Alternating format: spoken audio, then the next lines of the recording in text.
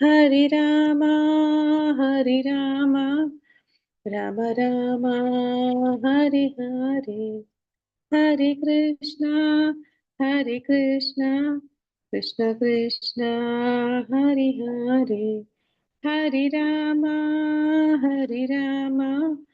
राम राम हरे हरे हरे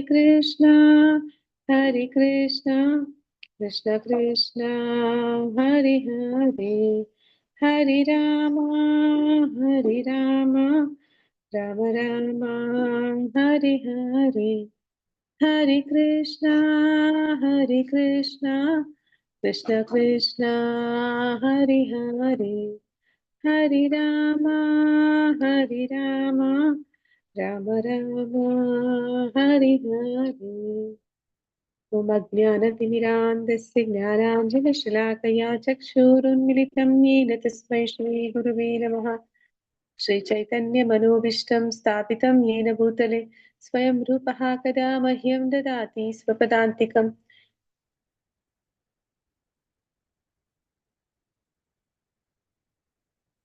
ज्ञानतिमिरान्धस्य ज्ञानाञ्जनशलाकया चक्षुरुन्मिलितं येन तस्मै श्रीगुरुवे नमः श्रीचैतन्यमनोभीष्टं स्थापितं येन भूतले स्वयं रूपः कदा मह्यं ददाति स्वपदान्तिकं श्रीगुरु श्री वन्देऽहं श्रीगुरो श्रीयुतपदकमलं श्रीगुरुं वैष्णवांशात् निरूपं साध्वजातं सहगणललिता श्रीशाखान्वितांशात् हे कृष्णा करुणा सिन्धो दीनबन्धो जगत्पते गोपेश वत्सकान्ता राधाकान्ता नमस्ते तप्तकाञ्चन गौराङ्गी राधे वृन्दावनेश्वरी वृषभानुसुते देवी प्रणमामि हरिप्रिये पञ्चाकल्पतरुभ्यश्च कृपासिन्धुभ्यैव च पतितानां पावनेभ्यो वैष्णवेभ्यो नमो नमः नमामो विष्णुपादाय कृष्णकृष्णाय भूतले श्रीमते भक्तिवेदान्ता स्वामिनिधिनामिने नमस्ते सरस्वती देवी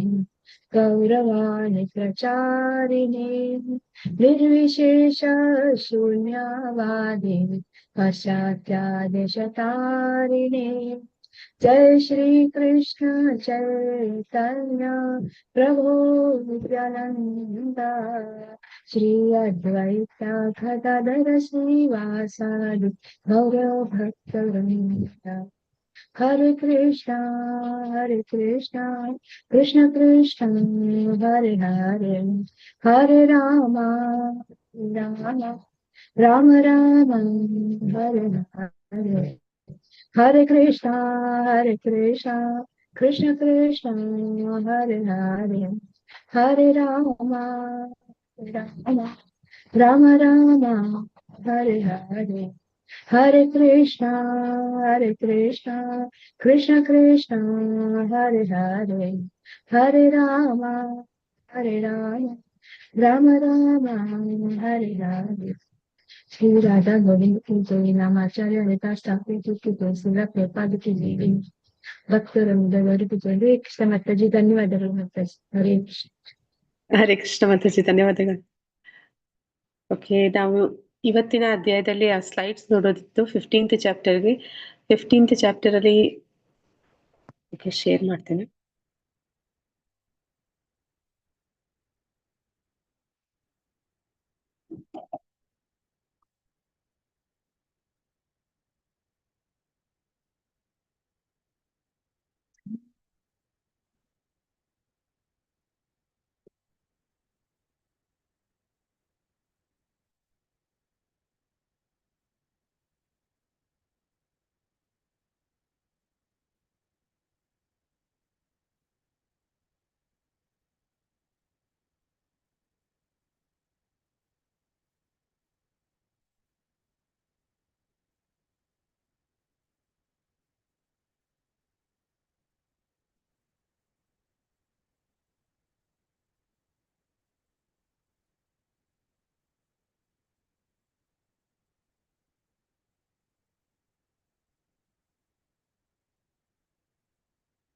ಶ್ರೀ ರಾಧಾ ಗೋವಿಂದ್ ಕಿ ಜೈ ಶ್ರೀ ಪ್ರಭುಪಾದ್ ಕಿ ಜೈ ಎಲ್ಲರಿಗೂ ಶ್ರೀ ರಾಧಾ ಗೋವಿಂದ ಮಂಗಳೂರು ಇಸ್ಕಾನ್ನಿಂದ ನವನಿಷ್ಠ ಪ್ರಭುಗಳು ಆಯೋಜಿಸಿರುವ ಭಕ್ತಿ ಶಾಸ್ತ್ರೀಯ ತರಗತಿಗೆ ಸ್ವಾಗತ. ಹರಿ ಕೃಷ್ಣ. ಹರೇ ಕೃಷ್ಣ. ಕೃಷ್ಣ ಪ್ರಣಾಮಗಳು. ಹರೇ ಕೃಷ್ಣ ಮಾತಾಜಿ ಪ್ರಣಾಮ. ಹರೇ ಕೃಷ್ಣ ಮಾತಾಜಿ. ಹರೇ ಕೃಷ್ಣ ಪ್ರಣಾಮಗಳು.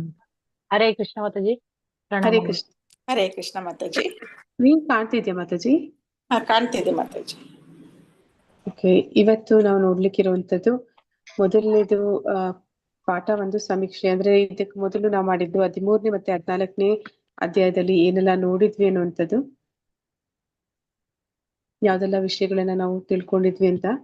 13 ಮತ್ತೆ 14ನೇ ಅಧ್ಯಾಯದಲ್ಲಿ ಉಲ್ಲೇಖಿಸಿ ಪ್ರಕೃತಿ ಗುಣಗಳಲ್ಲಿ ಜೀವಿಯ ಬಂಧನ ಮತ್ತೆ ಗುಣಗಳನ್ನು ಹೇಗೆ ಮೀರುವುದು ಎಂಬುದರ ವಿವರಣೆ.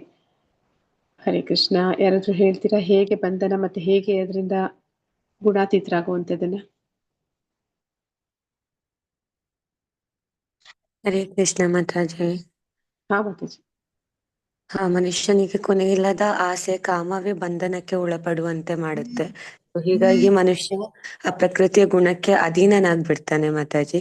ಸೊ ಬಂಧನದಿಂದ ಮುಕ್ತನಾಗ್ಲಿಕ್ಕೆ ಒಂದೇ ಒಂದು ದಾರಿ ಇರೋದು. ಸೊ ದೈವಿ ಹೇಷ ಗುಣಮಯಿ ಮಮ ಮಾಯಾ ದುರತ್ಯಯ ಅಂತ ಭಗವಂತ ಹೇಳ್ತಾನೆ. ಆ ಮಾಯೆ ಅನ್ನುವಂಥದ್ದು ಭಗವಂತನ ಬಹಿರಂಗ ಶಕ್ತಿ. ಸೊ ಅದ್ರಿಂದ ಹೊರಬರೋದು ತುಂಬಾ ಕಷ್ಟ, ದುರತ್ಯಯ. ಆದ್ರೆ ದಾರಿ ಇದೆ, ದಾರಿ ಇಲ್ಲ ಅಂತ ಇಲ್ಲ. ಹೇಗೆ ಅಂತ ಹೇಳಿದ್ರೆ ಭಗವಂತನಿಗೆ ಪೂರ್ಣ ರೀತಿಯಲ್ಲಿ ಶರಣಾಗತರಾಗ್ಬೇಕು ಅಂತ. ಯಾರು ಭಗವಂತನಿಗೆ ಪೂರ್ಣ ರೀತಿಯಲ್ಲಿ ಶರಣಾಗುತ್ತಾರೋ ಅವರು ಈ ಮಾಯೆಯಿಂದ ಹೊರಬರಬಹುದು ಅಂತ ಭಗವಂತ ಹೇಳ್ತಾನೆ. ಅಂದ್ರೆ ಬಂಧನದಿಂದ ಮುಕ್ತರಾಗಬಹುದು ಅಂತ.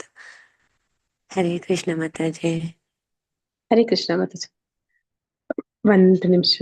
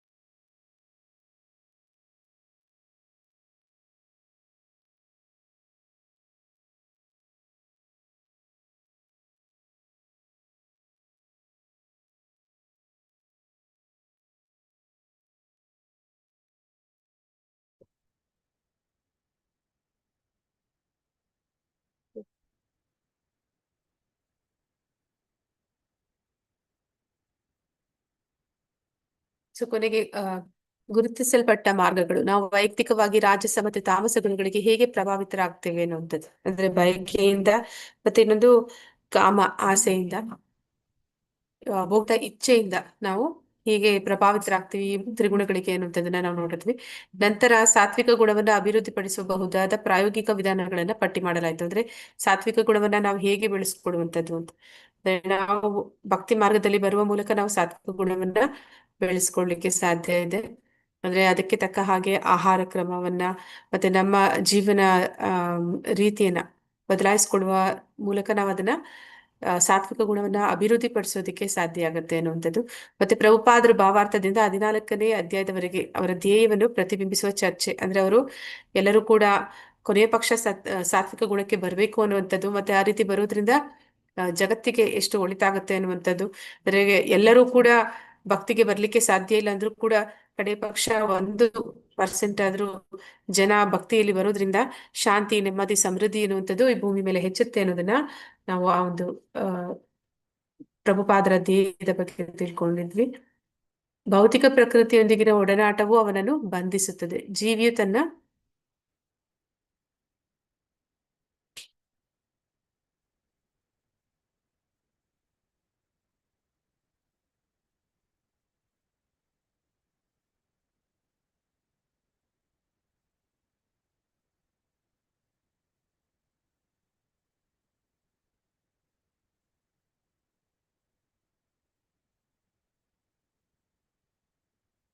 ತನ್ನ ಸ್ವರೂಪದಲ್ಲಿ ಐಹಿಕ ಪ್ರಕೃತಿಯ ಗುಣತ್ರಯಗಳನ್ನು ಮೀರಿದವನು. ಆದರೆ ಐಹಿಕ ಪ್ರಕೃತಿಯ ಸಹವಾಸವು ಅವನನ್ನು ಸತ್ವ, ರಜಸ್ಸು, ತಮಸ್ಸುಗಳೆಂಬ ಐಹಿಕ ಪ್ರಕೃತಿಯ ಗುಣಗಳಲ್ಲಿ ಸಿಕ್ಕಿಸುತ್ತದೆ. ಈ ಗುಣತ್ರಯಗಳ ಸಹವಾಸದಿಂದ ಅವನಲ್ಲಿ ಐಹಿಕ ಜಗತ್ತಿನ ಮೇಲೆ ಯಜಮಾನಿಕೆ ನಡೆಸುವ ಬಯಕೆ ಬರುತ್ತದೆ. ಅಂದ್ರೆ ಮೊದಲಿಗೆ ನಾವು ಎಲ್ಲರೂ ಕೂಡ ಸ್ವರೂಪ ಅಂದ್ರೆ ನಾವೆಲ್ಲರೂ ಕೂಡ ಭಗವಂತನ ಶುದ್ಧ ಭಕ್ತರು. ಅಂದ್ರೆ ಅವನ ಜೊತೆಯಲ್ಲಿ ಆ ಒಂದು ವೈಕುಂಠ ಲೋಕಗಳು ಇದ್ದಂಥವರು.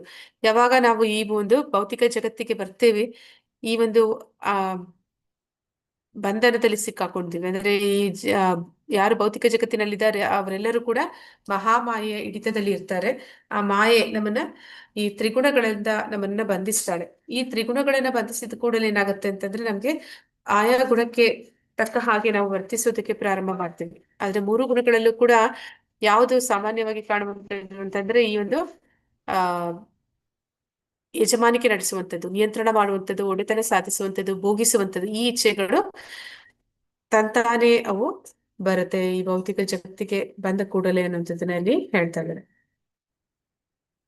ಘಟಕ 3 ಅಧ್ಯಾಯ 2 ಆಲದ ಮರ ಮತ್ತು ಪುರುಷೋತ್ತಮ ಯೋಗ. ಅಂದ್ರೆ ಈಗ ನಾವು ನೋಡ್ತಾ ಇರುವಂತದ್ದು ಒಂದು ಆಲದ ಮರ ಅಥವಾ ಪುರುಷೋತ್ತಮ ಯೋಗ ಅಂದ್ರೆ ಎರಡರಲ್ಲೂ ಕೂಡ ಆ ಮರ ಅನ್ನುವಂಥದ್ದು ಹೇಗೆ ವಿಶಾಲವಾಗಿರುತ್ತೆ, ಮತ್ತೆ ಅದರಲ್ಲಿ 2 ರೀತಿಯ ಬೇರುಗಳು ಇರುತ್ತೆ. ಅಂದ್ರೆ ಕೆಳಮುಖ ಬೇರು ಮತ್ತೆ ಮೇಲ್ಮುಖ ಬೇರು. ಮತ್ತೆ ಅದು ಜಟಿಲವಾದ ಮರ ಆಗಿರುತ್ತೆ. ಅಂದ್ರೆ ಅದು ಎಲ್ಲಿ ಪ್ರಾರಂಭ ಆಗುತ್ತೆ, ಎಲ್ಲಿಗೆ ಕೊನೆಗೊಳ್ಳುತ್ತೆ ಅನ್ನುವಂಥದ್ದನ್ನೇ ನಾವು ತಿಳ್ಕೊಳ್ಳಿಕ್ಕೆ ಸಾಧ್ಯ ಆಗೋದಿಲ್ಲ.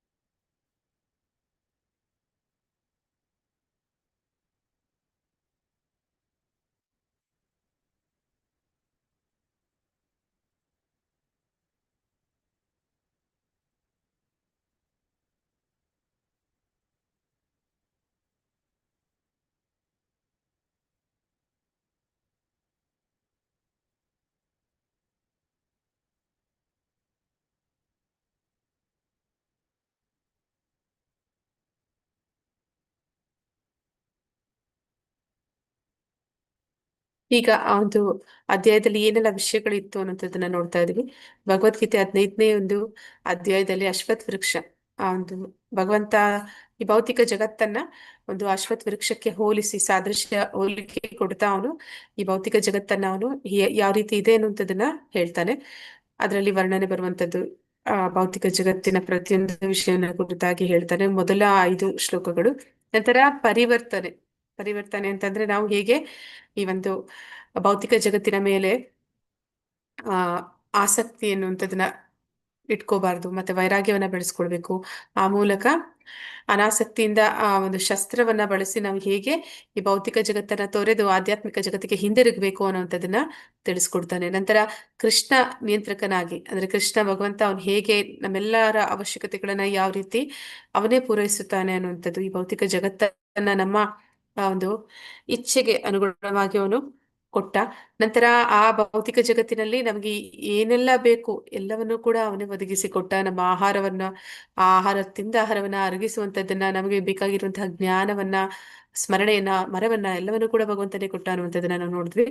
ನಂತರ ವೇದಾಂತ ಸೂತ್ರದ ಸಾರಾಂಶ, ಕೊನೆಯಲ್ಲಿ ಆ ಒಂದು ವೇದಾಂತ ಸೂತ್ರದ ಸಾರಾಂಶವನ್ನು ಕೂಡ 16ರಿಂದ 20ನೇ ಶ್ಲೋಕದವರೆಗೆ ನಾವು ತಿಳ್ಕೊಳ್ಬೇಕಿದ್ದೀವಿ ಈ ಒಂದು ಅಧ್ಯಾಯದಲ್ಲಿ. ಇಲ್ಲಿ ನಾವು ನೋಡ್ತಾ ಇದ್ದೀವಿ ಭೌತಿಕ ಪ್ರಪಂಚದ ಜಟಿಲತೆ, ಈ ಭೌತಿಕ ಪ್ರಪಂಚ ಹೇಗಿದೆ ಅನ್ನುವಂಥದ್ದನ್ನ. ಒಂದು ನಿಮಿಷ.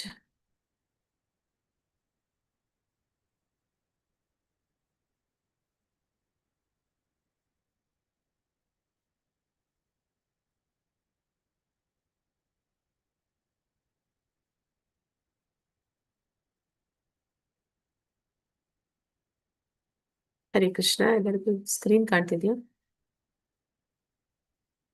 Yes, Mataji. Okay. ಈ ಒಂದು ಅಶ್ವತ್ಥ ವೃಕ್ಷ ಅಥವಾ ಆಲದ ಮರದ ಒಂದು ವಿವರಣೆಯನ್ನ ಭಗವಂತ ಕೊಡ್ತಾ ಇದ್ದಾನೆ ಅಲ್ಲಿ.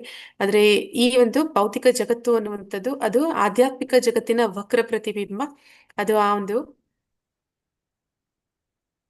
ಆಸೆ, ಡಿಸೈರ್, ಬಯಕೆ ಅನ್ನುವಂತಹ ನೀರಿನ ಮೇಲೆ ಕಾಣ್ತಾ ಇರುವಂತಹ ಒಂದು ಮರ. ಅದು ವಾಸ್ತವದಲ್ಲಿ ಇರುವಂತದ್ದು ಆಧ್ಯಾತ್ಮಿಕ ಜಗತ್ತಿನಲ್ಲಿ. ಇಲ್ಲಿ ಕಾಣ್ತಾ ಇರುವಂತದ್ದು ಅದರ ಒಂದು ಛಾಯೆ ಅಷ್ಟೇ. ಆ ಛಾಯೆ ಯಾವ ರೀತಿ ಇದೆ ಅಂತಂದ್ರೆ, ಬೇರುಗಳು ಮೇಲ್ಮುಖವಾಗಿ ಮತ್ತೆ ರೆಂಬೆ ಕೊಂಬೆಗಳು ಕೆಳಮುಖವಾಗಿ ಇದೆ. ಆ ಮೂಲ ಬೇರು ಎಲ್ಲಿಂದ ಪ್ರಾರಂಭ ಆಗ್ತಿದೆ, ಅದು ಬ್ರಹ್ಮನಿಂದ ಶುರುವಾಗ್ತಿದೆ. ನಾವು ನೋಡ್ತಾ ಇದ್ವಿ ಇಲ್ಲಿ. ನಿಮ್ಗೆ ಕಾಣ್ತಿದೆ ಅನ್ಕೋತೀನಿ ಚಿತ್ರ. ಬ್ರಹ್ಮನಿಂದ ಪ್ರಾರಂಭ ಆಗ್ತಾ ಇದೆ. ನಂತರ ಈ ಭೌತಿಕ ಜಗತ್ತು, ಬ್ರಹ್ಮಾಂಡ ಯಾವ ರೀತಿ ಇದೆ ಅಂತಂದ್ರೆ, 7 ಊರ್ಧ್ವ ಲೋಕಗಳು ಮತ್ತೆ 7 ಅಧೋಲೋಕಗಳು ಬರುತ್ತೆ. ಎಲ್ಲ ಆ ಒಂದು ಲೋಕದ ಜೀವಿಗಳನ್ನ ಇಲ್ಲಿ ತೋರಿಸ್ತಾ ಇದ್ದಾರೆ. ಮೊದಲಿಗೆ ಪ್ರಾರಂಭ ಆಗಿ ಬ್ರಹ್ಮನಿಂದ ಎಲ್ಲ ದೇವತೆಗಳನ್ನ ತೋರಿಸ್ತಿದ್ದಾನೆ. ನಂತರ ಕೆಳಗಡೆ ಬರ್ತಾ ನಾವು ನೋಡ್ತೀವಿ ಇಲ್ಲಿ ಮರ್ತ್ಯ ಲೋಕ ಅಂದ್ರೆ ನಮ್ಮ ಒಂದು ಏನು ಭೂಮಿ ಇದೆ, ಅಲ್ಲಿ ಕೂಡ ವರ್ಣಾಶ್ರಮ ಧರ್ಮಕ್ಕೆ ಅನುಗುಣವಾಗಿ 4 ವರ್ಣದ ಜನರನ್ನ ಕೂಡ ನಾವಿಲ್ಲಿ ನೋಡ್ತಾ ಇದ್ದೀವಿ. ಇಲ್ಲಿ ಬ್ರಾಹ್ಮಣ ಭಗವಂತನನ್ನ ಆರಾಧನೆ ಮಾಡುವಂತವನು. ನಂತರ ಆ ಕ್ಷತ್ರಿಯ ಬೇಟೆಯಾಡುವಂತವನು. ಅಂದ್ರೆ ನಂತರ ಬರುವಂತದ್ದು ವೈಶ್ಯ ವ್ಯಾಪಾರ ಮಾಡುವಂತವನು. ಹೀಗೆ ಎಲ್ಲಾ ವರ್ಗದ ಜನರನ್ನ ನಾವು ನೋಡ್ತಾ ಇದ್ದೀವಿ. ನಂತರ ಅದಕ್ಕಿಂತ ಕೆಳಗಡೆ ಹೋಗ್ತಾ ಇರ್ಬೇಕಾದ್ರೆ ನಮ್ಗೆ ಕಾಣುವಂಥದ್ದು ಈ ಪ್ರಾಣಿಗಳು, ಸಹಿಸೃಪಗಳು, ಇವೆಲ್ಲವನ್ನು ಕೂಡ ನಾವು ಇಲ್ಲಿ ಕಾಣ್ತೀವಿ. ಮತ್ತೆ ಈ ಮರದ ಎಲೆಗಳು ಏನನ್ನ ಸೂಚಿಸುತ್ತೆ ಹರಿಕೃಷ್ಣ, ನೆನಪಿದೆಯಾ ಯಾರಿಗಾದ್ರೂ? ವೇದ ಮಾತಾಜಿ. ಆ ವೇದ ಮಂತ್ರಗಳು. ವೇದಗಳು. ವೇದಗಳು ಅಂದ್ರೆ ಏನಂತ ತಿಳ್ಕೊಂಡಿದ್ವಿ ಹರಿಕೃಷ್ಣ? ಅದು ಲೈಫ್ ಮ್ಯಾನುವಲ್ ಮಾತಾಜಿ. ಏನ್ ಮಾಡ್ಬೇಕು, ಯಾವ್ದು ಕರ್ಮ, ಯಾವ್ದನ್ನ ಆಚರಿಸ್ಬೇಕು, ಯಾವ್ದನ್ನ ಆಚರಿಸಬಾರ್ದು ಅಂತ ತಿಳಿಸ್ಕೊಡೋದು. ಮಾನವ ಯಾವ ತರ ಬದುಕಬೇಕು ಅಂತ ಮಾತಾಜಿ. ಹಾ, ಈ ಈ ಒಂದು ಬ್ರಹ್ಮಾಂಡವನ್ನು ಸೃಷ್ಟಿಸಿದಂತ ಭಗವಂತ ಈಗಿನ ಕಾಲದಲ್ಲಿ ಜನ ಏನಾದ್ರೂ ಒಂದು ಗ್ಯಾಜೆಟ್ ಅದ್ ಮಾಡ್ತಾರೆ ಅಂದ್ರೆ ಅದ್ರದ್ದು ಬಗ್ಗೆ ಒಂದು ಮ್ಯಾನ್ಯುಯಲ್ ಕೊಡ್ತಾರೆ. ಆದ್ರೆ ಆ ಭಗವಂತ ಮೊದಲೇ ಆಗ್ಲೇ ಅವನು ಯಾವಾಗ ಸೃಷ್ಟಿ ಮಾಡ್ದ ಆಗ್ಲೇ ಈ ಒಂದು ವೇದಗಳನ್ನ ನಮ್ಗೆ ನೀಡಿದ್ದಾನೆ. ಆದ್ರೆ ಈ ಒಂದು ಭೌತಿಕ ಜಗತ್ತು ಯಾವ ರೀತಿ ಇದೆ ಮತ್ತೆ ಅಲ್ಲಿ ನಾವು ಯಾವ ರೀತಿ ಬದುಕಬಹುದು ಅನ್ನುವಂಥದ್ದು, ಮತ್ತೆ ನಮ್ಮ ಆಸೆಗಳನ್ನ ಈಡೇರಿಸ್ಕೊಳ್ಬೇಕು ಅಂದ್ರೆ ಯಾವ ಒಂದು ಕ್ರಮದಲ್ಲಿ ನಾವು ಅದನ್ನ ಪಡ್ಕೊಳ್ಲಿಕ್ಕೆ ಸಾಧ್ಯ ಅನ್ನುವಂಥದ್ದು, ಮತ್ತೆ ಈ ಒಂದು ಭೌತಿಕ ಜಗತ್ತು ಅದು ಹೇಗೆ ಜಟಿಲವಾಗಿದೆ, ಇದನ್ನ ಈ ಒಂದು ಶ್ಲೋಕದಲ್ಲೇ ನೋಡ್ತಾ ಇದ್ವಿ. ಅಂದ್ರೆ ಈ ಒಂದು 15ನೇ ಅಧ್ಯಾಯದಲ್ಲೇ ನೋಡ್ತಾ ಇದೀವಿ. ಎಲ್ಲವನ್ನು ಕೂಡ ಈ ವೇದಗಳಲ್ಲಿ ನಮ್ಗೆ ತಿಳಿಸ್ಕೊಟ್ಟಿದ್ದಾನೆ. ಹಾಗೆ ಈ ಎಲೆಗಳನ್ನ ಅದಕ್ಕೆ ಹೋಲಿಸ್ತಾ ಇದ್ದಾರೆ. ಮತ್ತೆ ಅದರ ಒಂದು ಆ ಏನು ಕುಡಿಗಳು ಇದೆ, ಅದು ಇಂದ್ರಿಯ ವಸ್ತುಗಳು. ಮತ್ತೆ ಅದರ ಒಂದು ಇಂದ್ರಿಯ ವಸ್ತುಗಳು ಮತ್ತೆ ಇಂದ್ರಿಯಗಳು, ಇವುಗಳಿಗೆಲ್ಲ ಹೋಲಿಸ್ತಾ ಇದ್ದಾರೆ. ನಂತರ ಈ ಒಂದು ಬೇರುಗಳನ್ನ, ಮೇಲ್ಮುಖ ಹೋಗ್ತಾ ಇರುವಂತಹ ಬೇರುಗಳನ್ನ ಅಪಾಯಸ್ ಆಕ್ಟ್ಸ್ ಅಂದ್ರೆ ಪುಣ್ಯ ಮಾಡಿದಂತ ಪುಣ್ಯ ಕಾರ್ಯಗಳು, ಅದು ಪುಣ್ಯದ ಪ್ರತಿಕ್ರಿಯೆಗಳ ನಮ್ಮನ್ನ ಊರ್ಧ್ವ ಲೋಕಗಳಿಗೆ ಕರ್ಕೊಂಡು ಹೋಗುತ್ತೆ ಅನ್ನುವಂಥದ್ದನ್ನ. ಮತ್ತೆ ನಾವು ಪಾಪಕರ್ಮಗಳನ್ನ ಮಾಡಿದ್ರೆ ಅದೇನ್ ಮಾಡುತ್ತೆ, ನಮ್ಮನ್ನ ಅಧೋಲೋಕಗಳಿಗೆ ಅಂದ್ರೆ ಈ ಪ್ರಾಣಿಗಳು, ಪಕ್ಷಿಗಳು, ಕ್ರಿಮಿಕೀಟಗಳು ಆಗುವಂತಹ ಜನ್ಮ ಪಡೆಯುವಂತಹ ಲೋಕಗಳಿಗೆ ನಮ್ಮನ್ನ ಕರ್ಕೊಂಡು ಹೋಗುತ್ತೆ ಅನ್ನೋದನ್ನ ತೋರಿಸ್ತಾ ಇದ್ದಾರೆ. ಮತ್ತೆ ಇಲ್ಲಿ 4 ರೀತಿಯ ಹಣ್ಣುಗಳನ್ನ ತೋರಿಸ್ತಾ ಇದ್ದಾರೆ. ಯಾವ್ದೆಲ್ಲ ಹಣ್ಣುಗಳು, ಹಣ್ಣನ್ನ ಯಾವ್ದಕ್ಕೆ ಹೋಲಿಸಿದ್ದಾರೆ ಆ ಮರದ ಹಣ್ಣುಗಳನ್ನ? ಧರ್ಮ ಅರ್ಥ ಕಾಮ ಮೋಕ್ಷಕ್ಕೆ ಹೋಲಿಸಿದ್ದಾರೆ. ಹಾ ಮತ್ತೆ ಪುರುಷಾರ್ಥ. ಧರ್ಮ, ಅರ್ಥ, ಕಾಮ, ಇಲ್ಲಿ ಮೋಕ್ಷ. ಈ ಸಾರಿ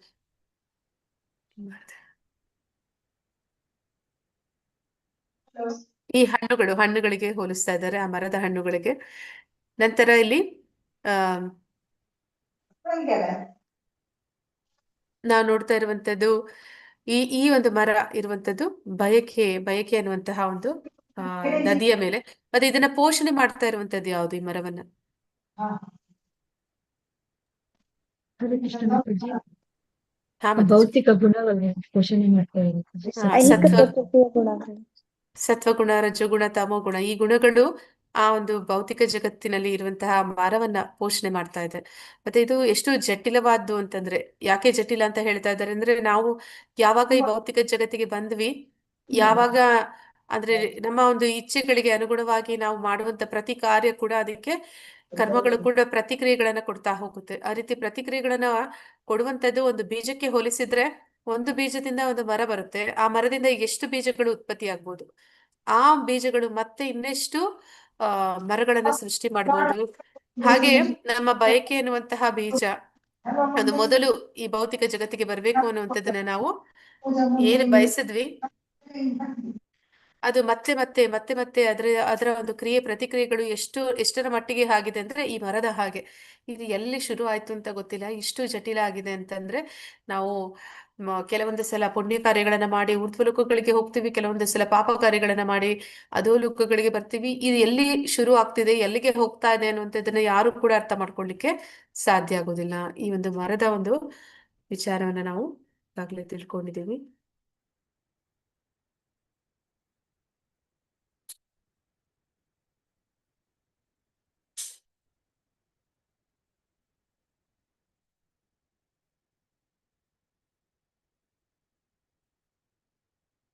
ಇದನ್ನ ಏನಂತ ಹೇಳಿದ್ದಾರೆ ಅಂದ್ರೆ ಅಲ್ಲಿ ಭಗವಂತ ಅಸಂಗ ಶಸ್ತ್ರೇನ ದೃಢೇನ ಚಿತ್ವ, ಅಂದ್ರೆ ದೃಢ ಮನಸ್ಸಿನಿಂದ ವೈರಾಗ್ಯವನ್ನ ಬೆಳೆಸ್ಕೊಳ್ಳುವ ಮೂಲಕ ಈ ಭೌತಿಕ ಜಗತ್ತನ್ನ ತಿಳ್ಕೊಂಡು, ಅಂದ್ರೆ ಈ ಭೌತಿಕ ಜಗತ್ತು ಇದು ದುಃಖಾಲಯ, ಇಲ್ಲಿ ನಮ್ಗೆ ನಿಜವಾದ ಆನಂದ ಅನ್ನುವಂಥದ್ದು ಇರುವಂಥದ್ದು, ಅಂದ್ರೆ ನಿಜವಾದದ್ದು ಇರುವಂಥದ್ದು ಅದು ಆಧ್ಯಾತ್ಮಿಕ ಜಗತ್ತಿನಲ್ಲಿ, ಇಲ್ಲಿ ಇರುವಂಥದ್ದು ಅದರ ಛಾಯೆ ಮಾತ್ರನೇ. ಹಾಗೆ ಇದು ಮರೀಚಿಕೆ ಅಷ್ಟೇ, ನಾವಿಲ್ಲಿ ಅದನ್ನ ಹುಡುಕುವಂಥದ್ದು ಮೂರ್ಖತನ. ಆದ್ರೆ ವಾಸ್ತವದಲ್ಲಿ ಇರುವಂತದ್ದು ನಮ್ಮ ಬದುಕು, ನಿಜವಾದ ಬದುಕು ಇರುವಂತದ್ದು ಆಧ್ಯಾತ್ಮಿಕ ಜಗತ್ತಿನಲ್ಲಿ. ಅಲ್ಲಿ ನಾವು ನೋಡಿದ್ವಿ ಇನ್ನೊಂದು ಏನಂದ್ರೆ, ಆಧ್ಯಾತ್ಮಿಕ ಜಗತ್ತಿನಲ್ಲಿ ಯಾವ್ದು ಉನ್ನತವಾದದ್ದಾಗಿರುತ್ತೋ ಅದೇ ಈ ಭೌತಿಕ ಜಗತ್ತಿನಲ್ಲಿ ಕೆಳಮಟ್ಟದ್ದಾಗಿರುತ್ತೆ. ಅಂದ್ರೆ ಅಲ್ಲಿ ಕೃಷ್ಣ ಪ್ರೇಮ ಅದು ಇಲ್ಲಿ ಭೌತಿಕ ಜಗತ್ತಿಗೆ ಬಂದ್ರೆ ಕಾಮವಾಗಿರುತ್ತೆ. ಹಾಗೆ ಅಲ್ಲಿ ದಾಸ ಅನ್ನಿಸ್ಕೊಳ್ಳುವಂಥದ್ದು ಶ್ರೇಷ್ಠ, ಆದ್ರೆ ಇಲ್ಲಿ ಆ ತಾನು ಬಾಸ್ ಆಗ್ಬೇಕು ಅನ್ನುವಂಥದ್ದೇ ಶ್ರೇಷ್ಠ ಆಗಿರುತ್ತೆ. ಹಾಗೆ ಎಲ್ಲವೂ ಕೂಡ ವಕ್ರ ಪ್ರತಿಬಿಂಬ, ಎಲ್ಲವೂ ಕೂಡ ತಲೆ ಕೆಳಗಾಗಿರುವಂತದ್ದು ಅನ್ನೋದನ್ನ ನಾವು ನೋಡಿದ್ವಿ.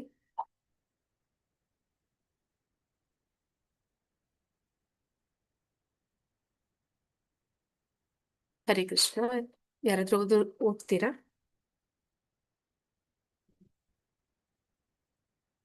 ಹರೇ ಕೃಷ್ಣ ಮಾತಾಜಿ. ಹಾ ಮಾತಾಜಿ. ಶಿಲಾಪ್ರಪಾದರಿಂದ ಶಿಲಾಪ್ರಪಾಜಿ ಊರ್ಧ್ವ ಮೂಲಂ, ಹೇಗೆಂದರೆ ಯಾರಾದರೂ ನಿಮ್ಮ ಕಾಲುಗಳನ್ನ ಮೇಲಕ್ಕೆ ಮತ್ತು ತಲೆಯನ್ನು ಕೆಳಕ್ಕೆ ಇರಿಸಿದರೆ ನೀವು ಎಷ್ಟು ಸಮಯದವರೆಗೆ ಹಾಯಾಗಿರುತ್ತೀರಿ. ಯಾರಾದರೂ ನಿಮ್ಮ ಕಾಲನ್ನು ಮತ್ತು ನಿಮ್ಮನ್ನು ಹಿಡಿದು ತಲೆಯನ್ನ ಕೆಳಕ್ಕೆ ಮಾಡಿದ್ರೆ ಅದು ತುಂಬಾ ಸ್ವಲ್ಪ ಮೇಲ್ ಮಾಡ್ಬೇಕು ಮಾತಾಜಿ. ಓಕೆ, ಅದು ತುಂಬಾ ಹಿತಕರವಾಗಿರುವುದಿಲ್ಲ. ಆದ್ದರಿಂದ ಈ ಸಂಪೂರ್ಣ ಭೌತಿಕ ಪ್ರಪಂಚವೂ ಹಾಗೆ ಊರ್ಧ್ವ ಮೂಲಂ ಕೆಳಗಿರಬೇಕಿತ್ತು, ಆದರೆ ಮೇಲಿದೆ. ಆದ್ದರಿಂದ ಇದು ಅಹಿತಕರವಾಗಿದೆ. ಹರೇ ಕೃಷ್ಣ ಮಾತಾಜಿ, ಧನ್ಯವಾದಗಳು. ಹರೇ ಕೃಷ್ಣ ಮಾತಾಜಿ. ಅಂದ್ರೆ ಪ್ರತಿಯೊಬ್ಬರು ಕೂಡ ಜೀವನದಲ್ಲಿ ಹುಡುಕ್ತಾ ಇರುವಂತದ್ದು ಆನಂದವಾಗಿರ್ಬೇಕು ಅಂತ. ಆ ಆನಂದ ಅನ್ನುವಂಥದ್ದು ಈ ಭೌತಿಕ ಜಗತ್ತಿನಲ್ಲಿ ಇರ್ಲಿಕ್ಕೆ ಸಾಧ್ಯ ಇಲ್ಲ. ಯಾಕೆ ಅಂತಂದ್ರೆ ಇದು ವಕ್ರ ಪ್ರತಿಬಿಂಬ, ಅಂದ್ರೆ ಏನಾಗಿರ್ಬೇಕಿತ್ತು ಅದಾಗಿಲ್ಲ, ಅದು ಅದಕ್ಕೆ ತದ್ವಿರುದ್ಧವಾಗಿದೆ. ಅದಕ್ಕೆ ಇಲ್ಲಿ ಹೇಳ್ತಾ ಇದ್ದಾರೆ, ನಿಮ್ಮ ಕಾಲನ್ನ ಯಾರಾದ್ರೂ ಈ ಒಂದು ಪೊಲೀಸ್ ಸ್ಟೇಷನ್ ಅಲ್ಲಿ ಕಳ್ಳರಿಗೆ ಶಿಕ್ಷೆ ಕೊಡುವಾಗ ಅವ್ರ ಕಾಲಿಗೆ ಹಗ್ಗ ಕಟ್ಟಿ ಅವರನ್ನ ತಲೆ ಕೆಳಗೆ ಮಾಡಿ ನಿಲ್ಲಿಸ್ತಾರಂತೆ. ಹಾಗೆ ಈ ಒಂದು ಭೌತಿಕ ಜಗತ್ತು ಕೂಡ ಅದು ಆ ರೀತಿ ಇದೆ. ಇಲ್ಲಿ ನಮಗೆ ದುಃಖ ಅನ್ನುವಂಥದ್ದು ಸಿಗುವಂತಹ ಜಾಗ ಆಗಿರೋದ್ರಿಂದ ಇಲ್ಲಿ ಆನಂದವನ್ನ ಹುಡುಕಿದ್ರೆ ನಮ್ಗೆ ಅದು ಸಿಗ್ಲಿಕ್ಕೆ ಸಾಧ್ಯ ಇಲ್ಲ. ಇಲ್ಲಿ ನಾವು ಏನಂತ ಹೇಳ್ತಾರೆ, ಕಂಫರ್ಟೇಬಲ್ ಆಗಿರೋದಕ್ಕೆ ಸಾಧ್ಯ ಇಲ್ಲ. ಅದನ್ನೇ ಇಲ್ಲಿ ಹೇಳ್ತಾ ಇದ್ರೆ ಅಹಿತಕರವಾಗಿದೆ ಅಂತ. ಅಂದ್ರೆ ಪ್ರಭುಪಾದ್ರು ಏನಂತ ಹೇಳ್ತಾರೆ ಅಂದ್ರೆ, ಈ ಭೌತಿಕ ಜಗತ್ತು ಅನ್ನುವಂಥದ್ದು ಇದು ಜೆಂಟಲ್ಮೆನ್ಗಳು ಇರುವುದಕ್ಕೆ ಇರುವಂತಹ ಜಾಗ, ಅಂತಹ ಜಾಗ ಅಲ್ಲ ಇದು ಅಂತ. ಹಾಗೆ ನೋಡಿದ್ರೆ ನಾವೆಲ್ಲರೂ ಕೂಡ ಕೃಷ್ಣ ಅಪರಾಧಿಗಳು. ಆ ಕಾರಣದಿಂದ ನಾವಿಲ್ಲಿ ಬಂದು ಈ ಒಂದು ಶಿಕ್ಷೆಗಳನ್ನ ಅನುಭವಿಸ್ತಾ ಇದ್ವಿ. ನಮ್ಮನ್ನು ಕೂಡ ತಲೆ ಕೆಳಗಾದಂತಹ ಒಂದು ಪರಿಸ್ಥಿತಿಯಲ್ಲಿ ಭಗವಂತ ಇಲ್ಲಿ ನಮ್ಗೆ ಒಂದು ಮಹಾಮಾಯೆಯ ಹಿಡಿತದಲ್ಲಿ ನಿಲ್ಲಿಸಿದ್ದಾನೆ. ಮಹಾಮಾಯೆ ನಮಗೆ ಪ್ರತಿ ಕ್ಷಣಕ್ಕೂ ಕೂಡ ಆ ಒಂದು ಶಿಕ್ಷೆಯನ್ನ ಕೊಡ್ತಾ ಇದ್ದಾಳೆ. ಆದ್ರೂ ಕೂಡ ಕೆಲವು ಜನ ಎಷ್ಟು ಆ ಒಂದು ಶಿಕ್ಷೆಯಲ್ಲಿಯೇ ಏನಂತ ಹೇಳ್ತಾರಂದ್ರೆ, ಇಂದ್ರ ಒಮ್ಮೆ ಅವನಿಗೆ ಶಾಪ ಸಿಕ್ಕಾಗ ಹಂದಿಯ ಜನ್ಮ ಪಡಿತಾನೆ ಅಂತ. ಹಂದಿಯ ಜನ್ಮವನ್ನು ಪಡೆದಂತಹ ಇಂದ್ರ ಒಂದು ಕೊಳಕಲ್ಲಿ ಅಂತಹ ಒಂದು ಪ್ರದೇಶದಲ್ಲಿ ಅವನು ತುಂಬಾ ಕಾಲ ತನ್ನ ಶಿಕ್ಷೆನ ಅನುಭವಿಸ್ತಾನೆ. ನಂತರ ಬ್ರಹ್ಮ ಬಂದೆ ಅವನ ಕರೀತಾನಂತೆ, ಆಯ್ತು ಬಾಪ ನಿಂದು ಮುಗೀತು, ವಾಪಸ್ ಬಾ. ಅಂದ್ರೆ ನಾನ್ ಯಾಕೆ ಬರ್ಲಿ, ನನಗೆ ಇಲ್ಲಿ ಸುಖಕರವಾಗಿದೆ, ಆನಂದವಾಗಿದ್ದೀನಿ, ನನ್ನ ಪರಿವಾರ, ನನ್ನ ಒಂದು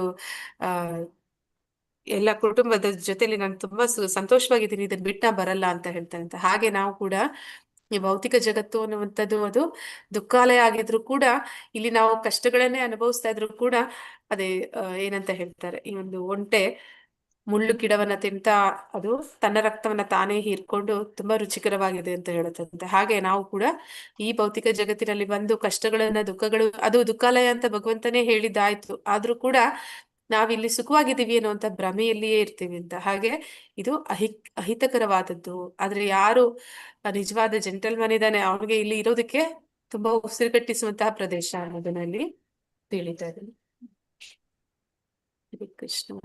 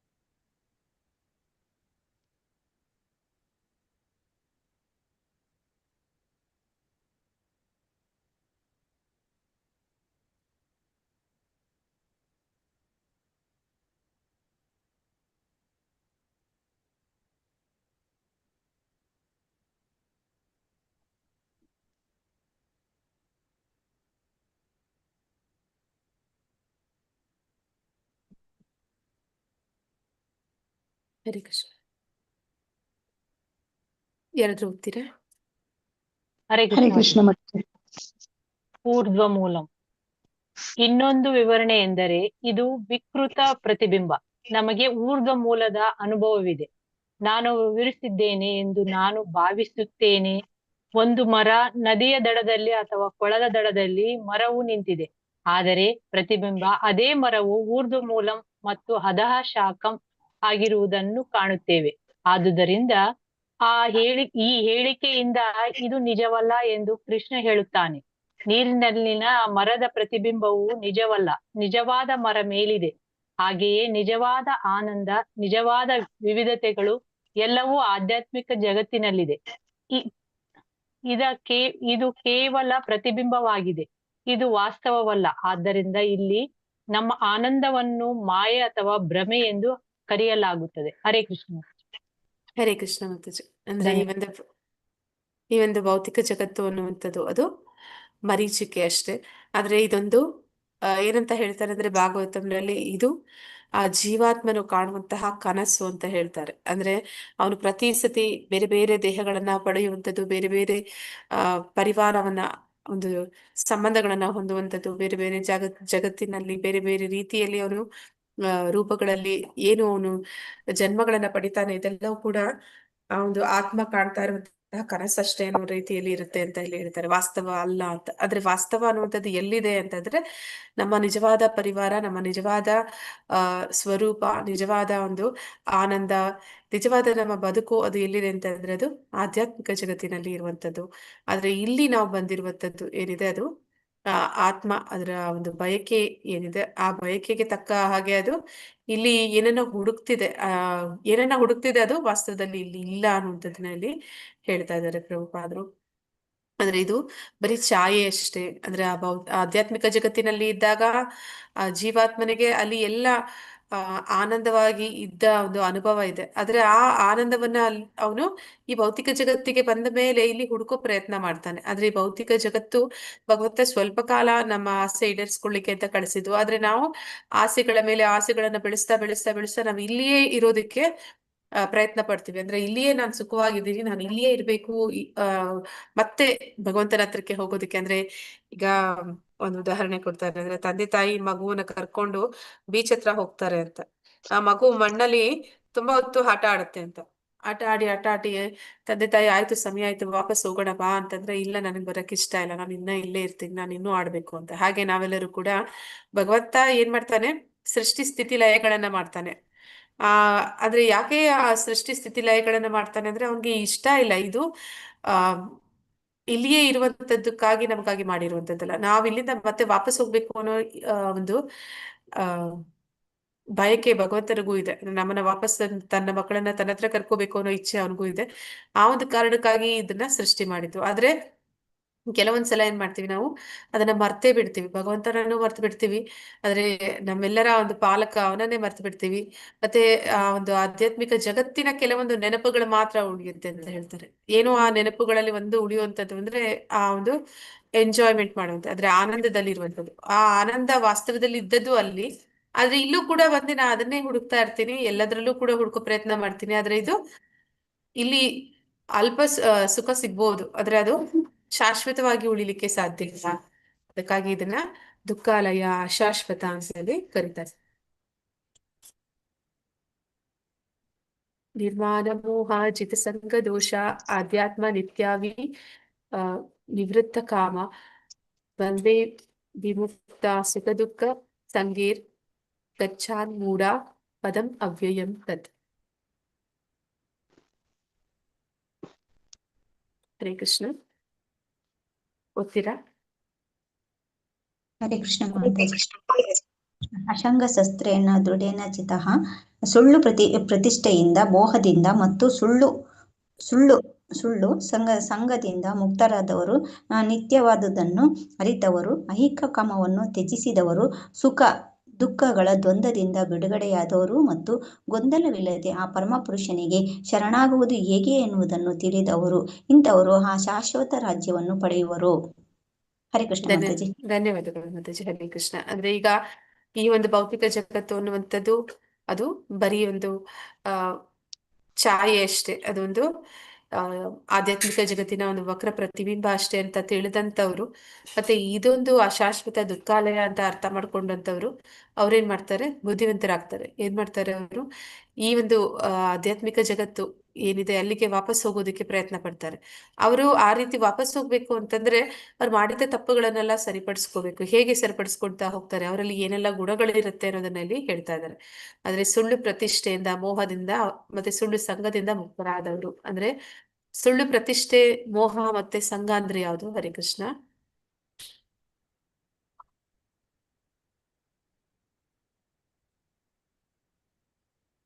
ಯಾವುದು ಸುಳ್ಳು ಮತ್ತೆ ಯಾವುದು ನಿತ್ಯವಾದದ್ದು? ಹರೇ ಕೃಷ್ಣ ಮಾತಾಜಿ. ಸುಳ್ಳು ಪ್ರತಿಷ್ಠೆ ಅಂದ್ರೆ ಯಾವುದು ತನ್ನದಲ್ಲೂ ಅದು ತನ್ನದು ಎಂದು ಹೇಳುವಂತೆ ಹೇಳಿ ಕಾಣಿಸುವುದು, ಅಂದ್ರೆ ಅದು ಅಧಿಕಾರ ಕಾಣಿಸುವಂತದ್ದು, ಅದು ಸುಳ್ಳು ಪ್ರತಿಷ್ಠೆ. ಅದಕ್ಕೆ ಮತ್ತೆ ಅಂದ್ರೆ ಅದ್ರೊಳಗೆ ಮತ್ತೆ ಯಾವ್ದು ಹೇಳಿದ್ರಿ ಮಾತಾಜಿ? ಸುಳ್ಳು ಪ್ರತಿಷ್ಠೆ ಮತ್ತೆ ಅಹಂಕಾರ. ಹರೇ ಕೃಷ್ಣ ಮಾತಾಜಿ. ಕೃಷ್ಣ ಹರೇ ಹಾ ಕೃಷ್ಣ. ಮಾತಾಜಿ. ಹರೇ ಕೃಷ್ಣ. ಏನು ಇಲ್ಲದೆ ಇದ್ರೂನು ಇದೆ ಅಂತ ಹೇಳ್ಕೊಳ್ಳೋದು. ಅಲ್ಲ ಮಾತಾಜಿ, ಅಂದ್ರೆ ಎಲ್ಲರೂ ನನ್ನನ್ನು ಹೊಗಳ್ಬೇಕು, ನಾನು ಏನ್ ಮಾಡಿದ್ರು ಆ ಫಲಾಪೇಕ್ಷೆಯಿಂದ ರಾಜಸ ಸ್ವಭಾವದಲ್ಲಿ ಮಾಡೋದು. ದಾನ ಕೊಟ್ರು ಹೊಗಳ್ಬೇಕು, ಆ ಇಮೇಜ್ ಬೇಕು ಅನ್ನುವಂತ ಉದ್ದೇಶದಲ್ಲಿ ಎಲ್ಲವನ್ನು ಮಾಡುವಂತದ್ದು. ಅದು ದಾನ ಆಗಿರ್ಲಿ, ಯಜ್ಞ ಆಗಿರ್ಲಿ, ತಪಸ್ಸಾಗಿರ್ಲಿ, ಏನೇ ಆಗಿದ್ರು ಕೂಡ ಆ ರಾಜಸ ಸ್ವಭಾವದಿಂದ ಮಾಡೋದು, ಆ ಒಂದು ಹೆಸರು ಸಿಕ್ಬೇಕು ಅನ್ನುವಂಥದ್ದಕ್ಕೆ. ಸುಳ್ಳು ಹರೇ ಕೃಷ್ಣ. ಪ್ರತಿಷ್ಠೆ, ಸುಳ್ಳು ಪ್ರತಿಷ್ಠೆ ಅಂತಂದ್ರೆ ಏನಂತ ಹೇಳ್ತಾರೆ ಅಂದ್ರೆ, ಎರಡು ರೀತಿಯ ಅಜ್ಞಾನದಲ್ಲಿ ಜನ ಇರ್ತಾರೆ ಯಾವಾಗ್ಲೂ. ಅಂತವ್ರು ಭಗವಂತನಿಗೆ ಶರಣಾಗೋದಿಲ್ಲ ಅಂತ. ಯಾರು ಅಂತವ್ರು ಅಂತಂದ್ರೆ ನಾನು ಮತ್ತೆ ನನ್ನದು ಅನ್ನೋಂಥವ್ರು. ಯಾರು ಕರ್ಮಿಗಳಿದ್ದಾರೆ ಅವ್ರಿಗೆ ನನ್ನದು ಅನ್ನೋಂಥದ್ದು ಇರುತ್ತೆ, ಆದ್ರೆ ಅವ್ರಿಗೆ ರಜಗುಣದಲ್ಲಿ ಇರ್ತಾರೆ ಕರ್ಮಿಗಳು. ಅವ್ರು ಏನ್ ಮಾಡ್ತಾರೆ, ಎಲ್ಲಾ ಸಂಪಾದನೆ ಮಾಡ್ಬೇಕು, ಕೂಡಿಡ್ಬೇಕು, ನಂದು ನಂದು ನಂದು ಅಂತ ಹೇಳ್ತಾ ಇರ್ಬೇಕು. ಅಂತವ್ರು ಕೂಡ ಯಾವತ್ತು ಈ ಒಂದು ಆಧ್ಯಾತ್ಮಿಕ ಜಗತ್ತಿನ ಒಂದು ವಿಚಾರಗಳನ್ನ ತಿಳ್ಕೊಳ್ಳೋ ಪ್ರಯತ್ನ ಮಾಡೋದಿಲ್ಲ. ಮತ್ತೆ ಇನ್ನೊಬ್ರು ನಾನು ಅನ್ನೋಂಥವ್ರು, ಈ ಜ್ಞಾನಿಗಳು ಯಾರಿದ್ದಾರೆ ಅವ್ರು ಯಾವಾಗ್ಲೂ ಕೂಡ ನಾನು ನಾನು ಅಂತ ಅವರಲ್ಲಿ ನಾನು ಭಾವ ಇರುತ್ತೆ. ಅಂದ್ರೆ ನಾನು ಅಂತಂದ್ರೆ ಏನಂದ್ರೆ ಈ ದೇಹ ಭಾವದಲ್ಲಿ ಇರುವಂತದ್ದು. ದೇಹ ಭಾವನೆಯಲ್ಲಿದ್ದಾಗ್ಲೂ ಕೂಡ ನಾನು ಅಂತಾರೆ. ಈ ದೇಹ ಅಲ್ಲ, ನಾನು ಆತ್ಮ ಆದಾಗ್ಲೂ ಕೂಡ ಏನಂತ ಯೋಚನೆ ಮಾಡ್ತಾರೆ, ನಾನು ಭಗವಂತನಲ್ಲಿ ಒಂದಾಗಿ ನಾನು ದೇವರಾಗ್ಬೇಕು ಅಂತ ಹೇಳ್ತಾರೆ. ಹಾಗೆ ಈ ಎರಡು ಸುಳ್ಳು ಪ್ರತಿಷ್ಠೆಗಳು, ಅಂದ್ರೆ ದೇಹ ಭಾವನೆಯಲ್ಲಿ ಇರುವಂತದ್ದು ಮತ್ತೆ ದೇಹಕ್ಕೆ ಸಂಬಂಧಪಟ್ಟದ್ದು ನನ್ನದು ಅನ್ನುವಂಥದ್ದು, ಅದರ ಮೇಲೆ ಮೋಹವನ್ನು ಬೆಳೆಸ್ಕೊಳ್ಳುವಂಥದ್ದು. ಆ ಒಂದು ಏನು ಅವರು ಸೇರಿಸಿರುವಂತ ಹಣ ಇರ್ಬೋದು, ಅಥವಾ ಅವರ ಒಂದು ಸ್ಥಳ ಇರ್ಬೋದು, ಅವರ ಒಂದು ಆಸ್ತಿ ಇರ್ಬೋದು, ಅಥವಾ ಅವರಿಗೆ ಸಂಬಂಧಪಟ್ಟ ಸಂಬಂಧಿಕರು ಇರ್ಬೋದು. ಆ ಸಂಘ, ಆ ಸುಳ್ಳು ಸಂಘ ಅಂತಂದ್ರೆ ಅವರ ಸಂಬಂಧಿಕರು, ಅಂದ್ರೆ ಆ ಒಂದು ಜನ್ಮದಲ್ಲಿ, ಆ ಒಂದು ಸಮಯದಲ್ಲಿ ಅವರಿಗೆ ಯಾರೆಲ್ಲ ತನ್ನವರು ಅಂತ ಅನ್ಕೋತಾರೆ, ಇಂತಹ ಒಂದು ಭ್ರಮೆ ಏನಿದೆ ಅದರಿಂದ ಮುಕ್ತರಾದವರು. ಹೇಗೆ ಅಂತಂದ್ರೆ ಕೆಲವೇ ಏನಾಗುತ್ತೆ ಅಂತಂದ್ರೆ ನಾವ್ ಅನ್ಕೊಳ್ತೀವಿ ನಮ್ದು ಆಯುಸ್ಸು ತುಂಬಾ ದೀರ್ಘವಾಗಿದೆ. ಆ ಒಂದು ಕಾಲದಲ್ಲಿ ನಾವೇನ್ ಅನ್ಕೊಳ್ತೀವಿ, ಎಲ್ಲ ನನ್ನದು ಮತ್ತೆ ನಾನು ಅನ್ನೋಂಥದ್ರಲ್ಲಿ ಅತಿಯಾಗಿ ನಮ್ಮನ್ನ ನಾವು ಮುಳುಗಿಸ್ಕೊಂಡ್ಬಿಡ್ತೀವಿ. ಆದ್ರೆ ಕ್ಷಣಿಕ ಮಾತ್ರ ಅಂತ ನಮ್ಮ ಜೀವನ ಅನ್ನುವಂಥದ್ದು. ನೀರಿನ ಮೇಲಿನ ಗುಳ್ಳೆ ಅಂತ ಹೇಳ್ತಾರೆ, ಹಾಗೆ ಅದು ತುಂಬಾ ಕ್ಷಣಿಕವಾದ ಜೀವನ. ಅಂದ್ರೆ 50 ಮೇಲೆ ಗ್ಯಾರಂಟಿ ಇಲ್ಲ ಅಂತ ಹೇಳ್ತಾರೆ. ಹಾಗೆ ಅಷ್ಟೇ ಸಮಯದಲ್ಲಿ ಮತ್ತೆ ನಾವು ಏನಾಗ್ತೀವಿ ಅಂತ ಹೇಳಕ್ಕಾಗಲ್ಲ. ಮತ್ತೆ ನಮ್ಮ ಮುಂದಿನ ಜನ್ಮ ಹೇಗಿರುತ್ತೆ, ಎಂತದ್ದು ಅಂತ ಗೊತ್ತಿರೋದಿಲ್ಲ. ಅಲ್ಲಿ ನನಗೆ ಮತ್ತೆ ಏನ್ ಈ ಪ್ರತಿಷ್ಠೆ ಇತ್ತು, ಮೋಹ ಇತ್ತು, ಇದೆಲ್ಲ ಆಯ್ತು, ಅದು ಮತ್ತೆ ನಾನು ಮುಂದುವರಿಸೋದಕ್ಕೆ ಸಾಧ್ಯ ಇಲ್ಲ. ಇದೆಲ್ಲವೂ ಕೂಡ ತಾತ್ಕಾಲಿಕವಾದದ್ದು. ಮತ್ತೆ ನಿತ್ಯವಾದದ್ದು ಯಾವುದು ಅಂತಂದ್ರೆ ಅದು ಭಗವಂತ, ಅವನ ಜೊತೆ ನಮ್ಗಿರುವಂತಹ ಸಂಬಂಧ. ಆ ನಿತ್ಯವಾದದ್ದನ್ನ ತಿಳಿದಿರ್ತಾರೆ. ಮತ್ತೆ ಈ ಒಂದು ಆ ಸುಳ್ಳು ಏನಿದೆ, ಆ ಒಂದು ಪ್ರತಿಷ್ಠೆ ಅಥವಾ ಆ ದೇಹ ಭಾವನೆ ಅನ್ನುವಂಥದ್ದು, ಮತ್ತೆ ದೇಹಕ್ಕೆ ಸಂಬಂಧಪಟ್ಟದ್ದು, ಇವುಗಳನ್ನು ನನ್ನದು ಅಂತ ಹೇಳುವಂಥದ್ದು, ಇದೆಲ್ಲವೂ ಕೂಡ ಅದರಿಂದ ಹೊರಗಡೆ ಬಂದಿರ್ತಾರೆ. ಯಾರು ಅಂದ್ರೆ ಅವರು ಭಗವಂತನ ಧಾಮಕ್ಕೆ ಹೋಗೋದಕ್ಕೆ ಯಾರು ಸಿದ್ಧರಾಗಿರ್ತಾರೆ ಅಂತವ್ರು. ಮತ್ತೆ ಅವ್ರು ಏನ್ ಮಾಡ್ತಾರೆ, ಐಹಿಕ ಕಾಮವನ್ನ ತ್ಯಜಿಸಿರ್ತಾರೆ, ಸುಖ ದುಃಖಗಳ ದ್ವಂದ್ವದಿಂದ ಬಿಡುಗಡೆನ. ಅಂದ್ರೆ ಏನು ಅಂತಂದ್ರೆ, ಈಗ ನನಗೆ ಇವಾಗ ಒಂದು ಮಗು ಅಳುತ್ತಿದೆ ಅಂತಂದ್ರೆ, ತಂದೆ ತಾಯಿಯಿಂದ ದೂರ ಆಗಿದೆ, ಮಗು ಅಳುತ್ತಿದೆ, ಆ ಮಗು ಅತ್ತಾಗ ಆ ಮಗುನ ಹೇಗೆ ಸಮಾಧಾನ ಮಾಡೋದು? ಹರೇ ಕೃಷ್ಣ. ಅಪ್ಪ ಅಮ್ಮಯಿಂದ ದೂರ ಆಗಿದೆ, ಜಾತ್ರೆಯಲ್ಲಿ ಕಳೆದೋಗಿದೆ, ಆ ಮಗುನ ಹೇಗೆ ನಾವು ಅಪ್ಪ ಸಮಾಧಾನ ಅಮ್ಮನ ಮಾಡೋದು? ಹತ್ರ ಸೇರಿಸಿ ಮಾತಾಜಿ. ಹಾ, ಸೇರಿಸುವೆ ಅಂತ. ಅಪ್ಪ ಅಮ್ಮ ಹತ್ರ ಕರ್ಕೊಂಡು ಹೋದ್ರೆ ಮತ್ತೆ ಅದ್ ಸಮಾಧಾನ ಆಗುತ್ತೆ ಹೊರತು, ಅದನ್ನ ಆ ರೀತಿ ಸಮಾಧಾನ ಪಡಿಸಿದ್ರೆ, ನಾವು ಬೇರೆ ಬೇರೆ ಅದಕ್ಕೆ ಇಷ್ಟ ಆಗೋ ಒಂಥರ ಏನೋ ಆಟ ಸಾಮಾನು ಕೊಡೋದು ಅಥವಾ ಏನೋ ಒಂದು ಸಿಹಿ ತಿಂಡಿ ಕೊಡೋದು, ಅದನ್ನ ಮಾಡಿದ್ರೆ ಅದು ಸ್ವಲ್ಪ ಸಮಯ ಹಂಗೆ ಸುಮ್ಮನೆ ಇರುತ್ತೆ. ಮತ್ತೆ ತಿರುಗಿ ಅದಕ್ಕೆ ಆ ಒಂದು ಆ ತಾಯಿ ತಂದೆ ಅವರ ನೆನಪಾಗುತ್ತಾ ಇರುತ್ತೆ. ಹಾಗೆ ಈ ಒಂದು ಯಾರು ನಿಜವಾಗ್ಲೂ ಕೂಡ ವಾಪಸ್ ಭಗವಂತನ ಹತ್ರ ಹೋಗ್ಬೇಕು ಅಂತ ಇದ್ದಾರೆ, ಅಂತವರಿಗೆ ಇಲ್ಲಿ ಬರುವಂತಹ ಸುಖ ದುಃಖಗಳು ದ್ವಂದ್ವಗಳು ಏನಿದೆ, ಅದೆಲ್ಲವೂ ಕೂಡ ಅದರಲ್ಲಿ ಯಾವುದೇ ಒಂದು ಆಸಕ್ತಿ ಅನ್ನೋದು ಇರೋದಿಲ್ಲ. ಅದರ ಮೇಲೆ ಅವ್ರಿಗೆ ಯಾವುದೇ ಒಂದು ಇಂಟ್ರೆಸ್ಟ್ ಇರೋದಿಲ್ಲ. ಇದೆಲ್ಲ ಬರುತ್ತೆ ಹೋಗುತ್ತೆ, ಆದ್ರೆ ಇದೆಲ್ಲ ನನ್ನ ನಿಜವಾದ ಧ್ಯೇಯ, ಇದೆಲ್ಲ ನಾನು ಪಡ್ಕೋಬೇಕು ಅಂತ ಇರುವಂತದ್ದು. ನಾನು ಪಡ್ಕೊಳ್ಳುವಂತಹ ಗುರಿ ಬೇರೆ ಕಡೆ ಇದೆ. ಇದೆಲ್ಲ ನನಗೆ ಸ್ವಲ್ಪ ಸಮಯಕ್ಕೆ ಬಂದು ಏನಂತ ಹೇಳ್ತಾರೆ, ನನ್ನನ್ನ ಹೇಗೆ ಆ ತಂದೆ ತಾಯಿ ಸಿಗೋವರೆಗೂ ಅವರು ಸಮಾಧಾನ ಪಡ್ಸಕ್ಕೆ ಏನೇನೋ ಕೊಡ್ತಾ ಇದ್ದಾರೆ, ಹಾಗೆ ಸಿಗ್ತಾ ಇರುವಂತದ್ದು. ನನ್ನನ್ನ ಆ ಸಮಾಧಾನ ಪಡ್ಸೋಕೆ, ಮರ್ಸೋದಕ್ಕೆ, ನನ್ನ ತಂದೆ ತಾಯಿನಿಂದ ನನ್ನ ನೋವು ಏನಿದೆ ಅದನ್ನ ಮರ್ಸೋದಕ್ಕೆ ಸಿಗ್ತಾ ಇರುವಂತದ್ದು ಅಂತ ಹೇಳಿ ಅವರು ಅದಕ್ಕೆ ಹೆಚ್ಚು ಪ್ರಾಧಾನ್ಯ ಕೊಡುವುದಿಲ್ಲ. ಮತ್ತೆ ಗೊಂದಲವಿಲ್ಲದೆ ಆ ಪರಮ ಪುರುಷನಿಗೆ ಶರಣಾಗುವುದು ಹೇಗೆ ಎನ್ನುವುದನ್ನು ತಿಳಿದವರು, ಅಂದ್ರೆ ಭಗವಂತನಿಗೆ ಶರಣಾಗತಿಯನ್ನ ಹೊಂದುವಂಥದ್ದು ಹೇಗೆ ಅಂತ ಯಾರು ತಿಳ್ಕೊಂಡಿದ್ದಾರೆ, ಅಂತವರು ಭಗವಂತನ ಧಾಮಕ್ಕೆ ಹೋಗ್ತಾರೆ ಅನ್ನೋದನ್ನ ಇಲ್ಲಿ ಹೇಳ್ತಾ ಇದ್ದಾರೆ. ಅಂದ್ರೆ ಭಗವಂತ ಹೇಳ್ತಾ ಇದ್ದಾನೆ ಹೇಗೆ ಅವನ ಧಾಮಕ್ಕೆ ಹೋಗ್ತಾರೆ, ಮತ್ತೆ ಅಂತವರ ಗುಣಲಕ್ಷಣಗಳು ಯಾವ ರೀತಿ ಇರುತ್ತೆ ಅನ್ನೋದನ್ನ ಇಲ್ಲಿ ತಿಳಿಸ್ತಾ ಇದ್ದಾನೆ. ಹರೇ ಕೃಷ್ಣ. ಓದ್ತೀರಾ ಏನಾದ್ರು? ಹರೇ ಕೃಷ್ಣ ಮಾತಾಜಿ. ಅಸನ್ನ ಶಸ್ತ್ರೇನ ದೃಢ ಚಿತ್ವ. ಆದುದರಿಂದ ಐಹಿಕ ಬದುಕಿನ ಈ ಬಲವಾದ ಅಶ್ವತ್ಥ ವೃಕ್ಷದ ತೊಡಕಿನಿಂದ ತಪ್ಪಿಸಿಕೊಳ್ಳಬೇಕಾದರೆ ಮನುಷ್ಯನು ಕೃಷ್ಣನಿಗೆ ಶರಣಾಗಬೇಕು. ಕೃಷ್ಣನಿಗೆ ಶರಣಾಗುತ್ತಲೇ ಮನುಷ್ಯನು ತಾನಾಗಿಯೇ ಈ ಐಹಿಕ ವಿಸ್ತರಣೆಯಿಂದ ದೂರವಾಗುತ್ತಾನೆ. ಹರೇ ಕೃಷ್ಣ ಮಾತಾಜಿ. ಧನ್ಯವಾದಗಳು ಮಾತಾಜಿ. ಧನ್ಯವಾದ. ಅಂದ್ರೆ ಇಲ್ಲಿ ಏನ್ ಹೇಳ್ತಾ ಇದ್ದಾರೆ ಅಂದ್ರೆ, ಈ ಐಹಿಕ ಜಗತ್ತು ಅನ್ನುವಂಥದ್ದು ನಮ್ಮನ್ನ ಆ ಸ್ವಲ್ಪ ಕಾಲ ಭಗವಂತನಿಂದ ದೂರ ಮಾಡಿರುವಂಥದ್ದು, ಅದು ನನ್ನದೇ ತಪ್ಪು. ಆದ್ರೆ ಈಗ ನಾನು ವಾಪಸ್ ಹೋಗ್ಬೇಕು, ಭಗವಂತನ ಹತ್ರ ವಾಪಸ್ ಹೋಗ್ಬೇಕು ಅಂದ್ರೆ ನಾನು ಏನ್ ಮಾಡ್ಬೇಕು ಅನ್ನೋಂಥದ್ದನ್ನ ಇಲ್ಲಿ ಹೇಳ್ತಾ ಇದ್ದಾರೆ. ಆ ಒಂದು ಮತ್ತೆ ಮನೆಗೆ ಹಿಂದಿರುಗ್ಬೇಕು ಅಂತಂದ್ರೆ ನಾವು ಭಗವಂತನಿಗೆ ಶರಣಾಗುವುದು ಅಂತ ಇಲ್ಲಿ ಹೇಳ್ತಾ ಇದ್ದಾರೆ. ಅಂದ್ರೆ ಇಲ್ಲಿ ಬಂದ್ಮೇಲೆ ಏನಂತ ಹೋಲಿಕೆ ಮಾಡ್ತಾರೆ ಅಂದ್ರೆ, ಕೃಷ್ಣ ಆ ನಮ್ಮ ತಂದೆ, ಅವನನ್ನ ಬಿಟ್ಟು ನಾವು ಬಂದಿದೀವಿ. ಎಲ್ಲಿಗೆ ಬಂದಿದೀವಿ ಅಂತಂದ್ರೆ, ಅವನು ನಮಗೋಸ್ಕರ ನಮ್ಮ ಆಸೆ ಈಡೇರಿಸೋದಕ್ಕಂತ ನಮ್ಮನ್ನ ಎಲ್ಲೋ ಕರ್ಕೊಂಡು ಹೋಗಿದ್ದಾನೆ. ಅವ್ನಿಗೆ ಅಂದ್ರೆ ನಿನ್ ಇಷ್ಟ ಬಂದ ಹಾಗೆ ನೀನು ಅಂತ ಹೇಳಿ ಸ್ವಲ್ಪ ದಿನ ನಾವು ಕೆಲವೊಂದ್ಸಲ ಹಾಲಿಡೇಸ್ ಅಲ್ಲಿ ಮಕ್ಕಳನ್ನ ಅತ್ತೆ ಮನೆಗೆ ಹತ್ರ ಕಳಿಸ್ತೀವಲ್ಲ, ಹಾಗೆ ಇದು ಅತ್ತೆ ಮನೆ ಅಂತ ಹೇಳ್ತಾರೆ. ಅಂದ್ರೆ ಕೃಷ್ಣನ ತಂಗಿ ದುರ್ಗಾದೇವಿ, ಅವಳ ಮನೆ, ಅಲ್ಲಿಗೆ ಕಳಿಸಿದ ನಮ್ಮನ್ನ. ಇಲ್ಲಿ ಅತ್ತೆ ಏನ್ ಮಾಡ್ತಾ ಇದ್ದಾರೆ, ಅಲ್ಲಿ ಅಪ್ಪನ ಮರ್ತು ಇಲ್ಲೇ ನನ್ ಜೊತೆಲೇ ಇದ್ದು ಬಿಡು ಅಂತ ಹೇಳ್ತಾ ಇಲ್ಲ. ಕೆಲವೊಂದು ಸಲ ನಮ್ಗೆ ಚುಚ್ಚಿ ಚುಚ್ಚಿ ತೋರಿಸ್ತಾ ಇದ್ದಾಳೆ, ಇದು ನಿನ್ ಜಾಗ ಅಲ್ಲ, ನೀನು ಇರ್ಬೇಕಾಗಿರುವಂತದ್ದು ನಿನ್ ಮನೆ, ನೀನ್ ವಾಪಸ್ ಹೋಗ್ಬೇಕು ಅಂತ ಹೇಳಿ ಇಲ್ಲಿ ನಮಗೆ ಕಷ್ಟಗಳನ್ನ ಕೊಡ್ತಾಳೆ, ಈ ಬಾಧೆಗಳನ್ನ ಕೊಡ್ತಾಳೆ. ಇಲ್ಲಿ ಅಪ್ಪನ ಅಮ್ಮನ ಬಿಟ್ಟು ನೀನ್ ಇಲ್ಲಿ ಸಂತೋಷವಾಗಿರೋದಕ್ಕೆ ಸಾಧ್ಯ ಇಲ್ಲ ಅನ್ನೋದನ್ನ ನಮ್ಗೆ ಅರ್ಥ ಮಾಡಿಸ್ತಾ ಹೋಗ್ತಾ ಇರ್ತಾಳೆ. ಹಾಗೆ ಎಲ್ಲಿವರೆಗೂ ಅವಳು ಈ ತರ ಮಾಡ್ತಾ ಇರ್ತಾಳೆ ಅಂತಂದ್ರೆ ನಾವು ಯಾವಾಗ ಒಪ್ಕೋತೀವಿ, ವಾಪಸ್ ಹೋಗೋದಕ್ಕೆ ನಾವು ಯಾವಾಗ ಅಪ್ಪ ಹತ್ರ ಹೋಗೋದಕ್ಕೆ ಒಪ್ಕೋತೀವಿ, ಆಗ ಅವಳು ನಮ್ಗೆ ಆ ಒಂದು ಹಿಂಸೆ ಕೊಡೋದನ್ನ ನಿಲ್ಲಿಸ್ಬಿಡ್ತಾಳೆ. ಅಂದ್ರೆ ನಮಗೆ ಓಕೆ, ಈಗ ನೆನಪಾಗಿದೆ ಇವನ್ಗೆ, ವಾಪಸ್ ಹೋಗ್ತಾನೆ, ಇವನ್ ಮತ್ತೆ ಇಲ್ಲೇ ಇರ್ಬೇಕು ಅನ್ನೋಂತಹ ಒಂದು ತಪ್ಪು ನಿರ್ಧಾರ ಮಾಡೋದಿಲ್ಲ ಅಂತ ಯಾವಾಗ ಗೊತ್ತಾಗುತ್ತೆ, ಆಗ ಅವಳು ಈ ಒಂದು ಐಹಿಕ ವಿಸ್ತರಣೆಯಿಂದ ಅಂದ್ರೆ ದೂರ ಆಗ್ತಾನೆ. ಅಂತಂದ್ರೆ ಈ ಒಂದು ತ್ರಿಗುಣಗಳು ನಮ್ಗೆ ಆ ದುರ್ಗಾದೇವಿ ಕೊಡುವಂತಹ ಒಂದು ಬಾಧೆಗಳೇನಿದೆ, ಆಧ್ಯಾತ್ಮಿಕ, ಆದಿಭೌತಿಕ ಮತ್ತೆ ಆದಿದೈವಿಕ ಕ್ಲೇಶಗಳು ಏನಿದೆ ಅವೆಲ್ಲವನ್ನು ಕೂಡ ಅವಳು ನಿಲ್ಲಿಸ್ತಾಳೆ. ಅದಕ್ಕೆ ನಾವೇನ್ ಮಾಡ್ಬೇಕು ಅಂತಂದ್ರೆ ಭಗವಂತನಿಗೆ ಶರಣಾಗ್ಬೇಕು ಅಂತ. ಯಾರು ಭಗವಂತನಿಗೆ ಶರಣಾಗಿದ್ದಾರೆ ಅಂತವರಿಗೆ ಈ ಮಾಯೆಯ ಒಂದು ದುಃಖಗಳಿಂದ ಅವರು ದೂರ ಆಗಿದ್ದಾರೆ ಅಂತ ಹಾಗೆ ಇಲ್ಲಿ ಹೇಳ್ತಾ ಇದ್ದಾರೆ. ಅದಕ್ಕೆ ನಾವು ಏನ್ ಮಾಡ್ಬೇಕು, ಭಗವಂತನ ಒಂದು ಇಚ್ಛೆಯ ಅನುಗುಣವಾಗಿ ಅವನ ಜೊತೆಯಲ್ಲಿ ಇರೋದಕ್ಕೆ ಒಪ್ಪಿ ನಾವು ವಾಪಸ್ ಹೋಗ್ಬೇಕು. ಅದಕ್ಕೆ ನಾವು ಯಾವಾಗ ಮನಸಾರೆ ಪ್ರಾಮಾಣಿಕವಾಗಿ ನಿಜವಾಗ್ಲೂ ಒಪ್ಪಿದೀವಿ, ಆ ಕೂಡಲೇ ಈ ಎಲ್ಲಾ ಶಿಕ್ಷೆಗಳಿಂದ ನಮ್ಗೆ ಇಲ್ಲಿ ಭೌತಿಕ ಜಗತ್ತಿನಲ್ಲಿ ಇರುವಾಗ್ಲೇ ನಾವು ಶಿಕ್ಷೆಗಳಿಂದ ಬಿಡುಗಡೆ ಆಗ್ತೀವಿ ಅನ್ನೋದನ್ನ ಇಲ್ಲಿ ಹೇಳ್ತಾ ಇದ್ದಾರೆ. ಅದಕ್ಕೆ ನಾವು ಏನ್ ಮಾಡ್ಬೇಕು ಅಂದ್ರೆ ಭಗವಂತನಿಗೆ ಶರಣಾಗ್ಬೇಕು. ಹರೇ ಕೃಷ್ಣ. ಯಾರಾದ್ರೂ ಹೋಗ್ತೀರಾ? ಹರೇ ಕೃಷ್ಣ ಮಾತಾಜಿ. ಹಾ ನ ತದ್ಭಾಸಯತೆ ಸೂರ್ಯೋ ನ ಶಶಾಂಕೋ ನ ಪಾವಕಃ ಯದ್ಗತ್ವಾ ನ ನಿವರ್ತಂತೆ ತದ್ದಾಮ ಪರಮಂ ಮಮ. ಹರೇ ಹರೇ ಕೃಷ್ಣ. ಕೃಷ್ಣ. ಹರೇ ಕೃಷ್ಣ ಮಾತಾಜಿ. ಅಂದ್ರೆ ಇಲ್ಲಿ ಭಗವಂತ ಹೇಳ್ತಾ ಇದ್ದಾನೆ, ಈಗ ಏನಂತ ಹೇಳ್ತಾರೆ ಅಂದ್ರೆ ಕೆಲವೊಬ್ಬರಿಗೆ ಆಮ್ ಅಪ್ಪ ಕರೀತಾನೆ ಮನೆಗೆ ವಾಪಸ್ ಬಾ ಅಂತ, ಇಲ್ಲಿ ಕಷ್ಟ ಇದೆ ಅನ್ನೋದನ್ನ ಅತ್ತೆ ತೋರಿಸ್ತಾ ಇದ್ದಾರೆ.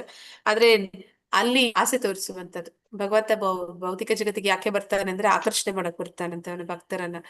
ನನ್ನ ಜಾಗ ಹೇಗಿದೆ, ನನ್ನ ಒಂದು ಬೃಂದಾವನ ಹೇಗಿದೆ ಅನ್ನೋದನ್ನ ಹೇಳೋದಕ್ಕೆ ಈ ಒಂದು ಶ್ಲೋಕದಲ್ಲಿ ನಮ್ಗೆ ಅದನ್ನ ಹೇಳ್ತಾ ಇದ್ದಾನೆ. ಅಲ್ಲಿಗೆ ಹೋದ್ರೆ, ನಾವು ಆಧ್ಯಾತ್ಮಿಕ ಜಗತ್ತಿಗೆ ಹೋದ್ರೆ ಅಲ್ಲಿ ನಮ್ಗೆ ಸೂರ್ಯ ಚಂದ್ರರ ಅವಶ್ಯಕತೆ ಇಲ್ಲ, ಅಲ್ಲಿ ನಮ್ಗೆ ಯಾವುದೇ ಒಂದು ಅಗ್ನಿ ವಿದ್ಯುತ್ ಶಕ್ತಿ ಯಾವ್ದು ಬೇಕಾಗಿಲ್ಲ. ಯಾಕಂದ್ರೆ ಅಲ್ಲಿ ಸ್ವಯಂ ಪ್ರಭೆ ಅನ್ನುವಂಥದ್ದು ಇದೆ. ಮತ್ತೆ ನಮ್ಗೆ ಏನು ಬೇಕು ಅದೆಲ್ಲವೂ ಕೂಡ ಕೊಡುವಂತಹ ಅದು ಕಲ್ಪ ವೃಕ್ಷಗಳು, ಕಾಮಧೇನು ಎಲ್ಲವೂ ಕೂಡ ಅಲ್ಲಿ ಇದೆ.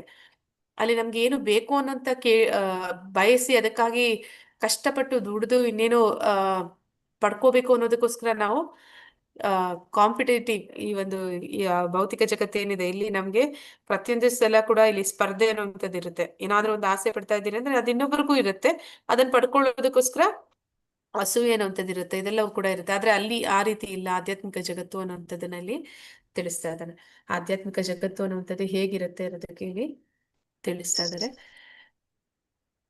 ನನ್ನ ಆ ಪರಮಧಾಮವನ್ನು ಸೂರ್ಯ ಚಂದ್ರನಾಗಲಿ ಅಗ್ನಿ ವಿದ್ಯುತ್ ಶಕ್ತಿಗಳಾಗಲಿ ಬೆಳಗುವುದಿಲ್ಲ. ಅದನ್ನು ತಲುಪಿದವರು ಈ ಐಹಿಕ ಜಗತ್ತಿಗೆ ಮತ್ತೆ ಬರುವುದೇ ಇಲ್ಲ. ಅಂದ್ರೆ ಒಂದು ಸತಿ ನಾವು ಅಲ್ಲಿಗೆ ವಾಪಸ್ ಹೋದ್ವಿ ಅಂತಂದ್ರೆ ಮತ್ತೆ ಈ ಒಂದು ಭೌತಿಕ ಜಗತ್ತಿಗೆ ಬರೋದಿಲ್ಲ ಅಂತ. ಇದಕ್ಕೆ ಕಾರಣ ಏನು ಅಂತಂದ್ರೆ ಆಗ್ಲೇ ನಾವು ಇಲ್ಲಿ ಭೌತಿಕ ಜಗತ್ತಿನ ಅನುಭವ ಆಗಿದೆ ನಮ್ಗೆ. ಈ ಭೌತಿಕ ಜಗತ್ತಿನ ಅನುಭವ ಆದಂತವ್ರು ಅಂದ್ರೆ ಈಗ ಹೇಗೆ ಹೇಳ್ತಾರೆ ಅಂತಂದ್ರೆ, ಒಬ್ಬ ವ್ಯಕ್ತಿ ಯಾತ್ರೆಗೆ ಹೋಗ್ತಾನೆ. ಯಾತ್ರೆಗೆ ಹೋದಾಗ ಅವನು ಎಷ್ಟೆಲ್ಲ ಬಾಧೆಗಳನ್ನ ಅನುಭವಿಸ್ತಾನೆ ಅಂತಂದ್ರೆ ವಾಪಸ್ ಮನೆಗೆ ಬಂದಾಗ ಅವನ್ಗೆ ಒಂದ್ಸರ ಏನಂತ ಆಗುತ್ತೆ, ನಿರಾಳ ಅನ್ಸುತ್ತೆ. ಸಾಕಪ್ಪ, ಅಯ್ಯೋ ಯಾಕಾದ್ರೂ ಹೋಗಿದ್ನೋ, ಸಾಕು ಮನೆ ಸಿಕ್ತಲ್ಲ ಅನ್ನೋ ತರ ಆಗುತ್ತೆ. ಹಾಗೆ ನಮ್ಗೆ ಈ ಒಂದು ಭೌತಿಕ ಜಗತ್ತು ಅನ್ನುವಂಥದ್ದು ಇಲ್ಲಿ ನಮ್ಗೆ ಬಾಧೆಗಳು ಎಷ್ಟೆಲ್ಲ ಇರುತ್ತೆ ಅನ್ನೋದನ್ನ ಅನುಭವಿಸಿರ್ತಾರೆ. ಅಂತವ್ರಿಗೆ ಆಧ್ಯಾತ್ಮಿಕ ಜಗತ್ತು ಅಲ್ಲಿಗೆ ವಾಪಸ್ ಹೋದಾಗ ಮತ್ತೆ ಅವರು ಈ ಭೌತಿಕ ಜಗತ್ತಿಗೆ ಬರುವಂತಹ ಮನಸ್ಥಿತಿನೇ ಅವ್ರಿಗೆ ಬರುವುದಿಲ್ಲ. ಅಂತಹ ಮನಸ್ಥಿತಿ ಇಟ್ಕೊಂಡವ್ರನ್ನ ಅವರು ಅಲ್ಲಿಗೆ ಕಳಿಸೋದಿಲ್ಲ. ಅದು ಪರಿಪೂರ್ಣವಾಗಿ ಅದು ಹೋಗೋವರೆಗೂ ಕೂಡ ಇಲ್ಲಿ ಐಹಿಕ ಜಗತ್ತಿನಲ್ಲಿ ದುರ್ಗಾದೇವಿಯ ಒಂದು ತ್ರಿಶೂಲದ ತಿವಿತಕ್ಕೆ ಅವರು ಆ ಬಾಧೆಗಳಿಗೆ ಅವರು ಸಿಗ್ತಾನೆ ಇರ್ತಾರೆ. ಯಾವಾಗ ಅವ್ರಿಗೆ ನಿಜವಾದ ಶರಣಾಗತಿ ಭಾವ ಬರುತ್ತೆ, ಯಾವಾಗ ಅವ್ರಿಗೆ ನಿಜವಾಗ್ಲೂ ಇದು ಸಾಕು ಅನ್ಸುತ್ತೆ, ಆಗ ಅವರು ಆಧ್ಯಾತ್ಮಿಕ ಜಗತ್ತಿಗೆ ಹೋಗ್ತಾರೆ. ಮತ್ತೆ ಅಲ್ಲಿ ನಿಜವಾದ ಆನಂದವನ್ನ, ನಿಜವಾದ ಅವರ ಒಂದು ಸ್ವಂತ ಮನೆಯನ್ನ, ಒಂದು ಪ್ರೀತಿ, ನಿಜವಾದ ಒಂದು ಸ್ನೇಹ ಎಲ್ಲವನ್ನು ಕೂಡ ಅವ್ರು ಕಾಣ್ತಾರೆ. ಆ ಪ್ರೇಮ ಅಂದ್ರೆ ಏನು ಅನ್ನೋಂಥದ್ದು ಅವ್ರಿಗೆ ಅಲ್ಲಿ ಸಿಗುತ್ತೆ. ಅದನ್ನ ಪಡ್ಕೊಂಡಂತವ್ರು ಅಲ್ಲಿರುವಂತಹ ಒಂದು ಆಧ್ಯಾತ್ಮಿಕ ಜಗತ್ತು ಯಾವ ರೀತಿ ಇದೆ ಅಂತ ಹೇಳಿ ಈ ಒಂದು ಶ್ಲೋಕದ ಮೂಲಕ ಭಗವಂತ ನಮ್ಮನ್ನು ಕೂಡ ಅಲ್ಲಿಗೆ ಆಕರ್ಷಣೆ ಮಾಡ್ತಾ ಇದ್ದಾನೆ.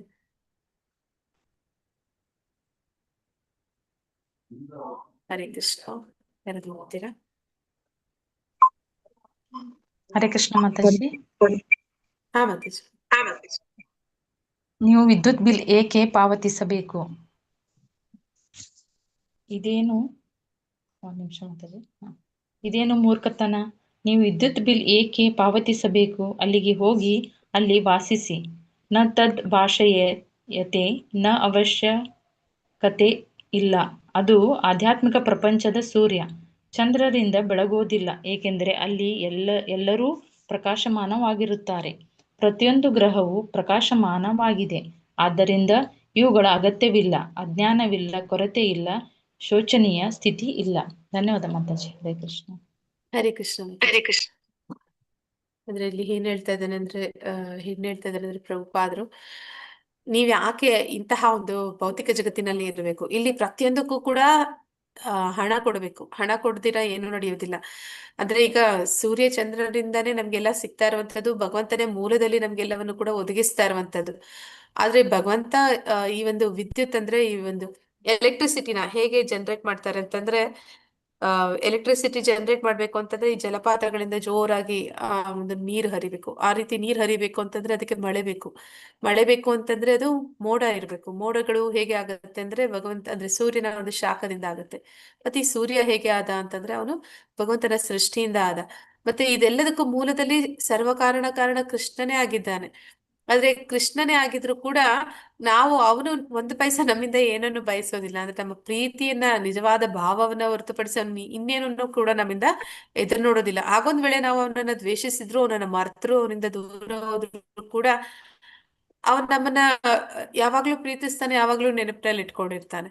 ಆದ್ರೆ ಈ ಒಂದು ಭೌತಿಕ ಜಗತ್ತಿನಲ್ಲಿ ಜನ ಹೇಗಿದ್ದಾರೆ ಅಂದ್ರೆ ಅವನನ್ನೇ ತಗೊಂಡು ಅದನ್ನ ತಮ್ದು ಅಂತ ಹೇಳ್ಕೊಂಡು ಅದಕ್ಕೆ ನಮ್ಮ ಹತ್ರದಿಂದ ಸುಲಿಗೆ ಮಾಡ್ತಾರೆ, ಹಣ ಕೇಳ್ತಾರೆ. ಹಾಗೆ ಈ ಒಂದು ಬಿಲ್ ಏನಂತ ಹೇಳ್ತಾ ಇದಾರೆ ಇಲ್ಲಿ, ಎಲೆಕ್ಟ್ರಿಕಲ್ ಬಿಲ್ಲು ಅಥವಾ ವಾಟರ್ ಬಿಲ್ ಇದೆಲ್ಲ ನಾವು ಕಟ್ಲಿಲ್ಲ ಅಂತಂದ್ರೆ ನಮಗೆ ಆ ಒಂದು ಇದಿರೋದಿಲ್ಲ, ಫೆಸಿಲಿಟೀಸ್ ಕೊಡೋದಿಲ್ಲ. ಹಾಗೆ ಇಂತಹ ಕಷ್ಟ ಕೊಡುವಂತ ಪ್ರಪಂಚ ನಿನ್ಗೆ ಯಾಕೆ ಬೇಕು ಅಂತ ಇಲ್ಲಿ ಪ್ರಭುಪಾದರು ಕೇಳ್ತಾ ಇದಾರೆ. ಅಂತಹ ಒಂದು ಜಾಗ ನಿನ್ಗೆ ಯಾಕೆ ಬೇಕು? ಅಲ್ಲಿ ಎಲ್ಲವೂ ಕೂಡ ನಿನ್ಗೆ ಸುಲಭವಾಗಿ ಸಿಗುತ್ತೆ. ಅಷ್ಟೆಲ್ಲ ಸುಲಭವಾಗಿ ಸಿಗ್ತಾ ಇರ್ಬೇಕಾದ್ರೆ ನೀನ್ ಯಾಕೆ ಇಲ್ಲಿ ಬಂದು ಈ ರೀತಿ ಶೋಚನೀಯವಾದ ಸ್ಥಿತಿಯಲ್ಲಿ ಇದೆಯಾ? ಯಾಕೆ ಇಂತಹ ಸ್ಥಿತಿಯಲ್ಲಿ ನೀನ್ ಇರ್ಬೇಕು ಅನ್ನೋದನ್ನಲ್ಲಿ ಕೇಳ್ತಾ ಇದಾರೆ. ಅಂದ್ರೆ ತಂದೆ ತಾಯಿಗಳಿಗೆ ಎದುರು ಮಾತಾಡಿ ಮನೆ ಬಿಟ್ಟು ಹೋದಂತ ಮಕ್ಕಳು ಹೆಂಗೆಲ್ಲ ಬಾಧೆ ಬೀಳ್ತಾರೆ ಅಂತವ್ರನ್ನ ಇಲ್ಲಿ ಪ್ರಭುಪಾದ್ರು ಹೇಳ್ತಾ ಇದಾರೆ. ಯಾಕೆ ನಿನ್ಗೆ ಯಾಕಿಂತ ಒಂದು ಪರಿಸ್ಥಿತಿಯಲ್ಲಿ ನೀನ್ ಯಾಕಿದ್ಯಾ? ವಾಪಸ್ ನೀನ್ ಹೋದ್ರೆ ನೀನ್ ಅಲ್ಲಿ ಸುಖವಾಗಿ ಇನ್ ಮುಂದೆ ಕೂಡ ಇರ್ತೀಯ. ಯಾಕೆ ಇಷ್ಟೆಲ್ಲ ನಿನ್ಗೆ ಬೇಕಾ? ಇಷ್ಟೆಲ್ಲ ಕಷ್ಟಗಳು ಅನುಭವಿಸ್ಬೇಕಾ ಅನ್ನೋದನ್ನ ಇಲ್ಲಿ ಕೇಳ್ತಾ ಇದಾರೆ. ಅಂದ್ರೆ ಈ ಭೌತಿಕ ಜಗತ್ತು ಅನ್ನುವಂಥದ್ದು ಅಲ್ಲಿ ಹೇಗೆಲ್ಲ ಇದೆ ಅನ್ನುವಂಥದ್ದು, ಆದ್ರೆ ನಿಜವಾದ ಒಂದು ಆಧ್ಯಾತ್ಮಿಕ ಜಗತ್ತು ಅದು ನಮ್ಮ ಮನೆ, ನಿಜವಾದ ಮನೆ ಹೇಗಿದೆ ಅನ್ನುವಂಥದ್ದು ಅದನ್ನ ನಮ್ಗೆ ಅರ್ಥ ಮಾಡಿಸೋ ಪ್ರಯತ್ನ ಮಾಡ್ತಾ ಇದ್ದಾರೆ ಪ್ರಭುಪಾದರು. ಈ ಮಾಹಿತಿಯನ್ನು ಒಬ್ಬನು ಅಳವಡಿಸಿಕೊಳ್ಳಬೇಕು. ಅವನು ತನ್ನನ್ನು ಆ ಶಾಶ್ವತವಾದ ಧಾಮಕ್ಕೆ ಹಿಂದಿರುಗಲು ಬಯಸಬೇಕು ಮತ್ತು ವಾಸ್ತವ ಎಂಬ ಈ ತಪ್ಪು ಪ್ರತಿಬಿಂಬದಿಂದ ಅವನು ಕಳಚಿಕೊಳ್ಳಬೇಕು. ಅಂದ್ರೆ ನಾವೆಲ್ಲರೂ ಕೂಡ ಯಾವ ರೀತಿ ಇದೀವಿ ಅಂದ್ರೆ ಕುರುಡರಾಗ್ಬಿಟ್ಟಿದೀವಿ, ಕಣ್ಣಿತು ಕುರುಡರಾಗ್ಬಿಟ್ಟಿದೀವಿ. ಅಂದ್ರೆ ಇಷ್ಟೆಲ್ಲ ಪ್ರಭುಪಾದರು ಹೇಳಿದ ಮೇಲೆ, ಅಂದ್ರೆ ಭಗವದ್ಗೀತೆ ಮೂಲಕ ನಾವು ತಿಳ್ಕೊಂಡ್ಮೇಲೆ ಇನ್ನೂ ಈ ಭೌತಿಕ ಜಗತ್ತಿನ ಮೇಲೆ ನಾವು ಮೋಹ ಇಟ್ಕೊಳ್ತೀವಿ ಅಂತಂದ್ರೆ ಮತ್ತೇನು ಹೇಳೋದಕ್ಕೆ ಆಗುತ್ತೆ ಅಂತ. ಅಂದ್ರೆ ನಾವು ಇಂತಹ ಒಂದು ಶೋಚನೀಯವಾದ ಪರಿಸ್ಥಿತಿಯಲ್ಲಿ ಮತ್ತೆ ಇಂತಹ ಒಂದು ದುಃಖಾಲಯದಲ್ಲಿ ಯಾವುದು ನಮ್ಗೆ ಸಿಗೋದಿಲ್ವೋ ಅದರಿಂದ ಮರೀಚಿಕೆ ಅನ್ನುವ ಹಾಗೆ ಅದರ ಒಂದು ಬಿಸಿಲು ಕುದುರೆ ಬೆನ್ನತ್ತಿ ಹೋದ್ರು ಅಂದ ಹಾಗೆ ನಾವು ಯಾಕೆ ಈ ಕಷ್ಟಗಳನ್ನೆಲ್ಲ, ಇಷ್ಟೆಲ್ಲ ಬಾಧೆಗಳನ್ನ ಅನುಭವಿಸ್ಬೇಕು ಅನ್ನೋದನ್ನಲ್ಲಿ ಕೇಳ್ತಾ ಇದ್ದಾರೆ. ಅದನ್ನ ನಾವು ಬಿಟ್ಟು ಮತ್ತೆ ಅಂದ್ರೆ ಈ ಒಂದು ಪ್ರತಿಬಿಂಬ ಅನ್ನುವಂಥದ್ದು, ಛಾಯೆ ಅನ್ನುವಂಥದ್ದು ಏನಿದೆ ಅದನ್ನ ಬಿಟ್ಟು ನಾವು ವಾಸ್ತವವಾದ ಒಂದು ಬದುಕನ್ನ ನಾವು ಮತ್ತೆ ಪಡಿಬೇಕು ಅನ್ನುವಂಥದ್ದು ಪ್ರಭುಪಾದರ ಇಚ್ಛೆ.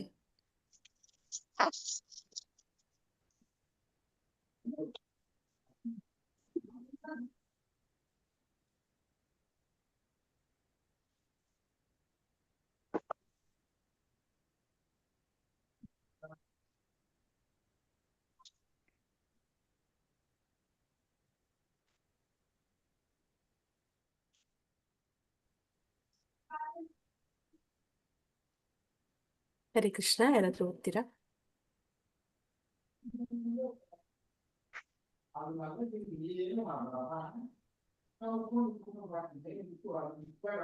ಹರೇ ಕೃಷ್ಣ. ಹರೇ ಕೃಷ್ಣ ಮಾತಾಜಿ. ಗಾಳಿಯು ಗಂಧಗಳನ್ನು ಒಯ್ಯುವಂತೆ ಐಹಿಕ ಜಗತ್ತಿನಲ್ಲಿ ಜೀವಿಯು ತನ್ನ ಜೀವನದ ವಿವಿಧ ಕಲ್ಪನೆಗಳನ್ನು ಒಂದು ದೇಹದಿಂದ ಮತ್ತೊಂದು ದೇಹಕ್ಕೆ ಒಯ್ಯುತ್ತಾನೆ. ಹೀಗೆ ಅವನು ಒಂದು ಬಗೆಯ ದೇಹವನ್ನು ಪಡೆಯುತ್ತಾನೆ, ಮತ್ತೊಂದು ದೇಹವನ್ನು ಪಡೆಯಲು ಮೊದಲಿನ ದೇಹವನ್ನು ಬಿಡುತ್ತಾನೆ.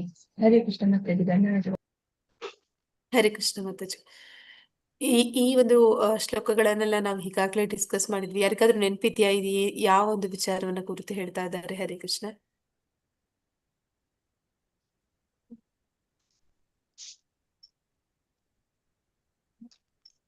ಹರೇ ಕೃಷ್ಣ ಮಾತಾಜಿ. 24 ಲಕ್ಷ ಜೀವರಾಶಿಗಳನ್ನು ಹರೇ ಬುದ್ಧಮಣಿ ಮಾತಾಜಿ ಹೇಳ್ತೀರಾ ಮಾತಾಜಿ? ಹೇಳಿ. ಹೇಳಿ ಮಾತಾಜಿ, ಹೇಳಿ. ಹರೇ ಕೃಷ್ಣ.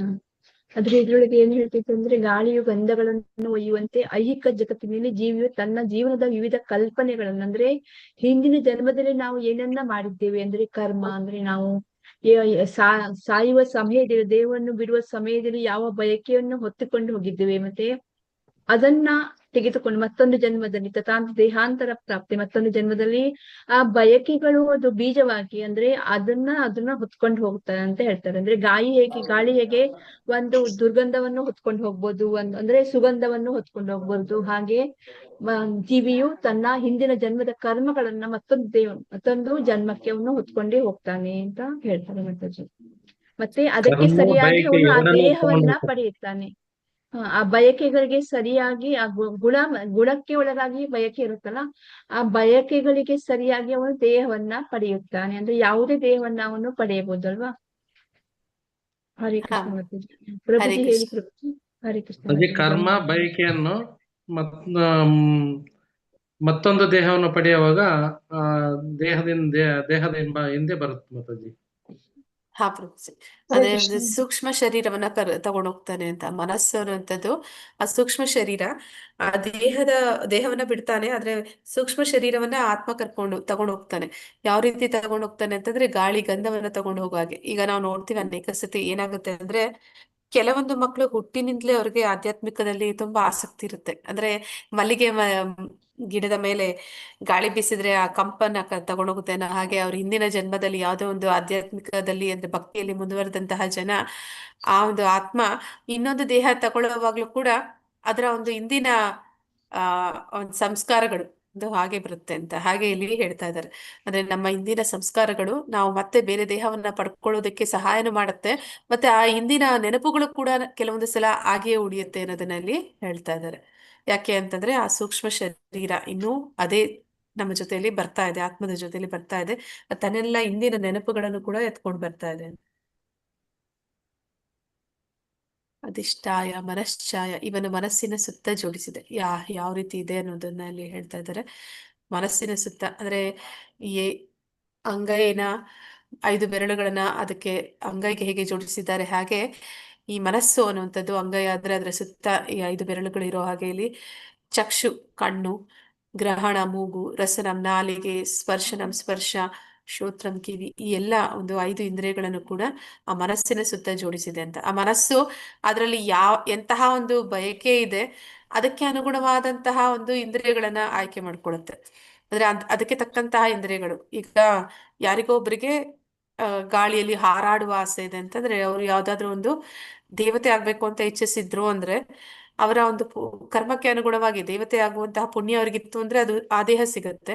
ಇಲ್ಲ ಅಂತಂದ್ರೆ ಅವ್ರಿಗೆ ಆರುವ ಇಚ್ಛೆ ಇತ್ತು, ಆ ಮನಸ್ಸಿನಲ್ಲಿ ಆರುವ ಬಯಕೆ ಇತ್ತು, ಆ ಕಾರಣದಿಂದ ಇನ್ಯಾವುದೋ ಒಂದು ಪಕ್ಷಿಯಾಗಿಯೋ, ಅಥವಾ ಅಷ್ಟು ಪುಣ್ಯ ಮಾಡಿಲ್ಲ ಅಂತಂದ್ರೆ ಇನ್ಯಾವುದೋ ಒಂದು ಏನಂತ ಹೇಳ್ತಾರೆ, ಒಂದು ನೊಣವಾಗಿಯೋ ಸೊಳ್ಳೆ ಆಗಿಯೋ ಯಾವುದೋ ಒಂದು ಜನ್ಮ ಸಿಗುತ್ತೆ ಅಂತ. ಹೀಗೆ ಆ ಮನಸ್ಸು ಅನ್ನುವಂಥದ್ದು ಅದಕ್ಕೆ ತಕ್ಕ ಆಸೆಗೆ ತಕ್ಕಂತೆ ಬಯಕೆಗೆ ತಕ್ಕಂತೆ ಒಂದು ಇಂದ್ರಿಯಗಳನ್ನ ಇರುವಂತಹ ಇನ್ನೊಂದು ದೇಹವನ್ನ ಅದು ಆಯ್ಕೆ ಮಾಡ್ಕೊಳುತ್ತೆ ಅನ್ನೋದ್ರಲ್ಲಿ ಹೇಳ್ತಾ ಇದ್ದಾರೆ. ಪರಿವರ್ತನೆಯ ಪ್ರಕ್ರಿಯೆ. ಹರಿಕೃಷ್ಣ ಓದ್ತೀರಾ? ಹರೇ ಕೃಷ್ಣ ಮಾತಾಜಿ. ಹರೇ ಕೃಷ್ಣ ಓದಿ ಮಾತಾಜಿ. ಹರೇ ಕೃಷ್ಣ. ಶ್ರುತ್ರಂ ಚಕ್ಷು ಸ್ಪರ್ಶನಂ ಚ ರಸನಂ ಗ್ರಾಣಮೇವ ಚ ಅಧಿಷ್ಠಾಯ ಮನಶ್ಚಾಯಂ ವಿಷಯಾನುಪಸೇವತೆ. ಜೀವಿ ಹೀಗೆ ಮತ್ತೊಂದು ಸ್ಥೂಲ ದೇಹವನ್ನು ತೆಗೆದುಕೊಳ್ಳುತ್ತಾನೆ. ಮನಸ್ಸಿನ ಬಗ್ಗೆ ಗುಂಪು ಮಾಡಲಾದ ಒಂದು ನಿರ್ದಿಷ್ಟ ರೀತಿಯ ಕಿವಿ, ಕಣ್ಣು, ನಾಲಿಗೆ, ಮೂಗು ಮತ್ತು ಸ್ಪರ್ಶ ಇಂದ್ರಿಯಗಳನ್ನು ಪಡೆಯುತ್ತಾನೆ. ಹೀಗೆ ಅವನು ನಿರ್ದಿಷ್ಟವಾದ ಇಂದ್ರಿಯ ವಸ್ತುಗಳ ಸಮೂಹವನ್ನು ಆನಂದಿಸುತ್ತಾನೆ. ಹರೇ ಕೃಷ್ಣ. ಧನ್ಯವಾದ. ಹರೇ ಕೃಷ್ಣ ಮಾತಾಜಿ. ಅಂದ್ರೆ ಇಲ್ಲಿ ಮನಸ್ಸು ಅದರಲ್ಲಿರುವಂತಹ ಬಯಕೆಗಳು, ಅಂದ್ರೆ ಇಂದಿನ ಜನ್ಮದಿಂದ ಅದಕ್ಕೆ ಏನೋ ಒಂದು ಆಸೆ ಇತ್ತು, ಆ ಆಸೆನ ಈಡೇರಿಸ್ಕೊಳ್ಳೋದಕ್ಕೆ ಈಗ ಇನ್ನೊಂದು ದೇಹವನ್ನ ಪಡಿತಾ ಇದೆ. ಆ ಆಸೆ ಎಂತದಿತ್ತು ಅದನ್ನ ಈಡೇರಿಸ್ಕೊಳ್ಳೋಕೆ ತನಗೆ ಎಂತಹ ದೇಹ ಇದ್ರೆ ಅದು ಆಗುತ್ತೋ ಅಂತಹ ಒಂದು ದೇಹವನ್ನ ಪಡ್ಕೊಳ್ಳುತ್ತೆ. ಒಂದು ಸತಿ ಆ ದೇಹವನ್ನ ಪಡೆದ ಮೇಲೆ ತನ್ನ ಆಸೆ ಇದ್ದದ್ದು ಆರ್ಲಿಕ್ಕೆ ಅಂತ ಅನ್ನೋದು ಮಾತ್ರ ಇದ್ದಿರ್ಬೋದು, ಅಥವಾ ಅದನ್ನ ಹಾರುವಂತ ಆಸೆ ಅಷ್ಟೇ ಇದ್ದದ್ದು. ಆದ್ರೆ ಅಂತಹ ಒಂದು ಅದಕ್ಕೆ ತಕ್ಕಂತ ಇಂದ್ರಿಯಗಳನ್ನ ಪಡ್ಕೊಂಡ್ಮೇಲೆ, ಅಂತಹ ಒಂದು ದೇಹವನ್ನ ಪಡ್ಕೊಂಡ್ಮೇಲೆ ಆ ದೇಹ ಏನು ಪಡ್ಕೊಂಡಿದೆ ಅದಕ್ಕೆ ತಕ್ಕ ಹಾಗೆ ಅದು ಇಡೀ ಜೀವನವನ್ನ ಅದು ಬದುಕ್ಬೇಕಾಗುತ್ತೆ. ಅಂದ್ರೆ ಈಗ ಅದಕ್ಕೆ ಆತ್ಮಕ್ಕೆ ಈಜುವ ಆಸೆ ಅಂತಂದ್ರೆ ಅದು ನೀರಿನಲ್ಲಿ ಮೀನಾಗಿ ಬರ್ಬೋದು. ಆ ಮೀನಿನಲ್ಲಿ ನೀರಿನಲ್ಲಿ ಆ ಮೀನು ಅನ್ನುವಂಥದ್ದು ನೀರಿನಿಂದ ಹೊರಗಡೆ ಬರೋದಕ್ಕೆ ಸಾಧ್ಯ ಇಲ್ಲ. ಆ ನೀರಿನಲ್ಲಿ ಯಾವಾಗ್ಲೂ ಇರ್ಬೇಕು. ಅಂತಹ ಒಂದು ಇಂದ್ರಿಯಗಳು, ಅದಕ್ಕೆ ಅಂತಹ ಒಂದು ದೇಹ, ಅದಕ್ಕೆ ಅಂತಹ ಒಂದು ರೂಪ ಸಿಗ್ಬೋದು. ಮತ್ತೆ ಅದಕ್ಕೆ ತಕ್ಕ ಹಾಗೆ ಅದು ತನ್ನ ಜೀವನವನ್ನ ಮುಂದುವರಿಸಿಕೊಂಡು ಹೋಗ್ಬೇಕಾಗತ್ತೆ. ಇಡೀ ಬದುಕು ಅಂತಹ ಒಂದು ದೇಹದಲ್ಲಿಯೇ ಇರ್ಬೇಕಾಗಿ ಬರುತ್ತೆ. ಅದಕ್ಕೆ ಪ್ರಭುಪಾದರು ಹೇಳ್ತಾ ಇದ್ರು, ಅಂದ್ರೆ ಕೆಲವೊಬ್ಬರಿಗೆ ಸ್ಪೋರ್ಟ್ಸ್ ಅಲ್ಲಿ ತುಂಬಾ ಇಂಟ್ರೆಸ್ಟ್ ಇರುತ್ತೆ, ಈಜ್ಬೇಕು ಅನ್ನೋದ್ರಲ್ಲಿ ಆಸೆ ಇರುತ್ತೆ. ಅದಕ್ಕೆ ಅವರು ಹೇಳ್ತಾ ಇದ್ರು, ಈಜ್ಬೇಕು ಅಂತಂದ್ರೆ ನೀನ್ ಯಾಕೆ ಆ ಕಲಿಯೋದಕ್ಕೆ ಹೋಗ್ತೀಯ, ನೀನು ಮುಂದಿನ ಜನ್ಮದಲ್ಲಿ ಮೀನಾಗ್ತೀಯ ಅಂತ. ಮೀನಾದ್ರೆ ನೀನಲ್ಲಿ ಯಾವಾಗ್ಲೂ ಕೂಡ ಈಜ್ಕೊಂಡಿರ್ಬೋದು ಅಂತ. ಹಾಗೆ ನಮ್ಮ ಒಂದು ಬಯಕೆಗಳು, ಆಸೆಗಳು ಏನಿದೆ, ಸಣ್ಣ ಸಣ್ಣ ವಿಷಯಗಳು ಅನ್ಕೊಳ್ತೀವಿ, ಅದು ಎಷ್ಟು ದೊಡ್ಡ ಗಂಭೀರವಾದ ಬದಲಾವಣೆಗಳನ್ನ ತರುತ್ತೆ ಅನ್ನುವಂಥದ್ದು. ಅಂದ್ರೆ ಭಗವಂತನ ಹಾಗೆ ನಾವು ಏನೋ ಒಂದು ಭೋಗಿಸುವ ಇಚ್ಛೆ ಮಾಡಿದೆ, ಒಡೆತನವನ್ನು ಸಾಧಿಸುವ ಬಯಕೆ ಇಟ್ಕೊಂಡೆ, ಭೌತಿಕ ಜಗತ್ತಿಗೆ ಬಂದು ಸಿಕ್ಕಾಕೊಂಡೆ. 84 ಲಕ್ಷ ಯೋನಿಗಳಲ್ಲಿ ಮತ್ತೆ ಮತ್ತೆ ಮತ್ತೆ ಮತ್ತೆ ಬೇರೆ ಬೇರೆ ರೂಪಗಳಲ್ಲಿ, ಬೇರೆ ಬೇರೆ ಸಂದರ್ಭಗಳಲ್ಲಿ, ಬೇರೆ ಬೇರೆ ಆಸೆಗಳು ಅದು ಹೆಚ್ಚುತ್ತಾ ಹೋಯ್ತು. ಅದಕ್ಕೆ ಕೊನೆ ಇಲ್ಲ ಅನ್ನೋ ಹಾಗೆ ಆಯ್ತು. ಕೊನೆಗೆ ನಾ ಮರ್ತೇ ಬಿಟ್ಟೆ, ನಾ ಎಲ್ಲಿಂದ ಬಂದೆ, ನಾನು ಯಾರಾಗಿದ್ದೆ, ನನ್ನ ನಿಜ ಸ್ವರೂಪ ಏನು, ಎಲ್ಲವನ್ನೂ ಮರ್ತೋದೆ. ಹಾಗೆ ಒಂದು ಮನಸ್ಸು, ಅದರಲ್ಲಿ ಇರುವಂತಹ ಬಯಕೆಗಳು ನಮಗೆ ಬೇರೆ ಬೇರೆ ರೂಪಗಳನ್ನ, ಅದರಲ್ಲಿ ರೂಪ ಪಡೆದ ಮೇಲೆ ಅದಕ್ಕೆ ತಕ್ಕ ಹಾಗೆ ಕಷ್ಟ ಸುಖಗಳನ್ನು ಕೂಡ ಕೊಡ್ತಾ ಹೋಗುತ್ತೆ. ಶ್ರೀ ಕೃಷ್ಣ ಓದ್ತೀರಾ? ಹರೇ ಕೃಷ್ಣ. ಹರೇ ಕೃಷ್ಣ. ಹಾ, ಮತ್ತೆ ಕೆಲವು ನಿರ್ದಿಷ್ಟ ರೀತಿಯ ದೇಹದಲ್ಲಿ ಒಮ್ಮೆ ಇರಿಸಿದರೆ ಅವನು ಪ್ರಕೃತಿಯ ನಿಯಂತ್ರಣಕ್ಕೆ ಬರುತ್ತಾನೆ. ಏಕೆಂದರೆ ದೇಹವು ವಸ್ತುವಾಗಿರುವುದರಿಂದ ಪ್ರಕೃತಿಯ ನಿಯಮಗಳ ಪ್ರಕಾರ ಕಾರ್ಯನಿರ್ವಹಿಸುತ್ತದೆ. ಆ ಸಮಯದಲ್ಲಿ ಜೀವಿಯು ಆ ಕಾನೂನನ್ನು ಬದಲಾಯಿಸುವ ಅಧಿಕಾರವನ್ನು ಹೊಂದುವುದಿಲ್ಲ. ಹರೇ ಕೃಷ್ಣ. ಧನ್ಯವಾದ. ಧನ್ಯವಾದಗಳು ಮಾತಾಜಿ. ಅಂದ್ರೆ ಈಗ ಒಂದು ಬಯಕೆ ಇತ್ತು, ಆ ಬಯಕೆಗೆ ಅನುಗುಣವಾಗಿ ಮನಸ್ಸು ಅದಕ್ಕೆ ತಕ್ಕಂತ ಒಂದು ದೇಹವನ್ನ ಆಯ್ಕೆ ಮಾಡ್ಕೋದು. ಆ ಒಂದು ದೇಹದಲ್ಲಿ ನಾನು ಹೋಗಿ ಸೇರ್ಕೊಂಡು ಆತ್ಮ ಅದೊಂದು ಜನ್ಮವನ್ನ ಪಡೀತು. ಆ ಜನ್ಮವನ್ನ ಪಡೆದ ಮೇಲೆ ಏನಾಗುತ್ತೆ ಅಂದ್ರೆ, ಯಾವುದೇ ಜನ್ಮವನ್ನ ಪಡೀರಿ, ಪ್ರತಿಯೊಂದು ದೇಹನೂ ಕೂಡ ಅದು ಏನದ್ರಿಂದ ಆಗಿದೆ ಅಂತಂದ್ರೆ ಅದು, ಹರೇ ಕೃಷ್ಣ, ಒಂದು ನಿಮಿಷ.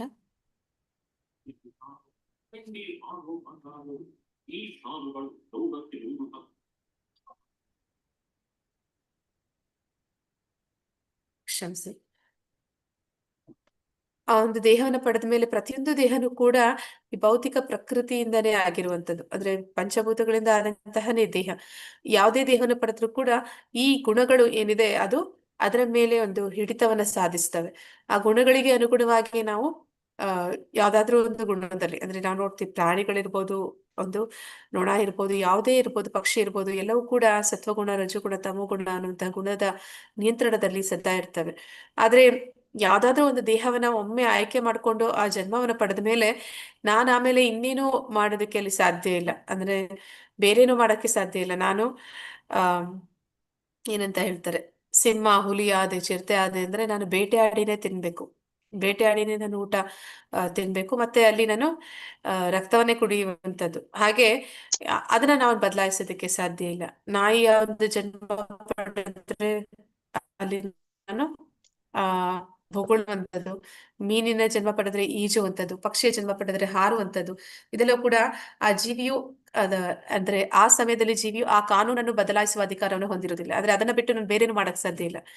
ಆ ಒಂದು ರೂಪ ನನಗೆ ಸಿಕ್ಕಿದ್ಮೇಲೆ ಅದಕ್ಕೆ ತಕ್ಕ ಹಾಗೆ, ಅಂದ್ರೆ ಏನಂತ ಹೇಳ್ತಾರೆ, ಡ್ರಾಮಾದಲ್ಲಿ ಅಲ್ಲಿ ಕೂಡ ಯಾರಾದ್ರೂ ಕೆಲವೊಂದ್ಸಲ ಬದಲಾಯಿಸಬಹುದು, ಆದ್ರೆ ಇಲ್ಲಿ ಕಾನೂನು ಏನಿದೆ, ಆ ಪ್ರಕೃತಿಯ ನಿಯಮ ಏನಿದೆ ಅದನ್ನು ಯಾರು ಬದಲಾಯಿಸೋದಕ್ಕೆ ಸಾಧ್ಯ ಇಲ್ಲ. ಹಾಗೆ ಒಂದು ದೇಹ ಸಿಕ್ಕಿದ ಮೇಲೆ ದೇಹದಲ್ಲಿ ಬರುವಂತಹ ಏನೆಲ್ಲ ಸುಖ ದುಃಖಗಳು ಇದೆ, ಒಂದು ಹಂದಿಯ ದೇಹ ಪಡೆದ್ರೆ ಮಲವನ್ನ ತಿನ್ನುವಂತಹ ಒಂದು ಮತ್ತೆ ಆ ಒಂದು ಕೊಚ್ಚೆ ಪ್ರದೇಶದಲ್ಲಿ ಇರುವಂತಹ ಒಂದು ಪರಿಸ್ಥಿತಿ, ಇದೆಲ್ಲವನ್ನು ಕೂಡ ನಾವು ಸ್ವೀಕಾರ ಮಾಡ್ಲೇಬೇಕಾಗಿ ಬರುತ್ತೆ ಅನ್ನೋದನ್ನಲ್ಲಿ ಹೇಳ್ತಾ ಇದ್ದಾರೆ.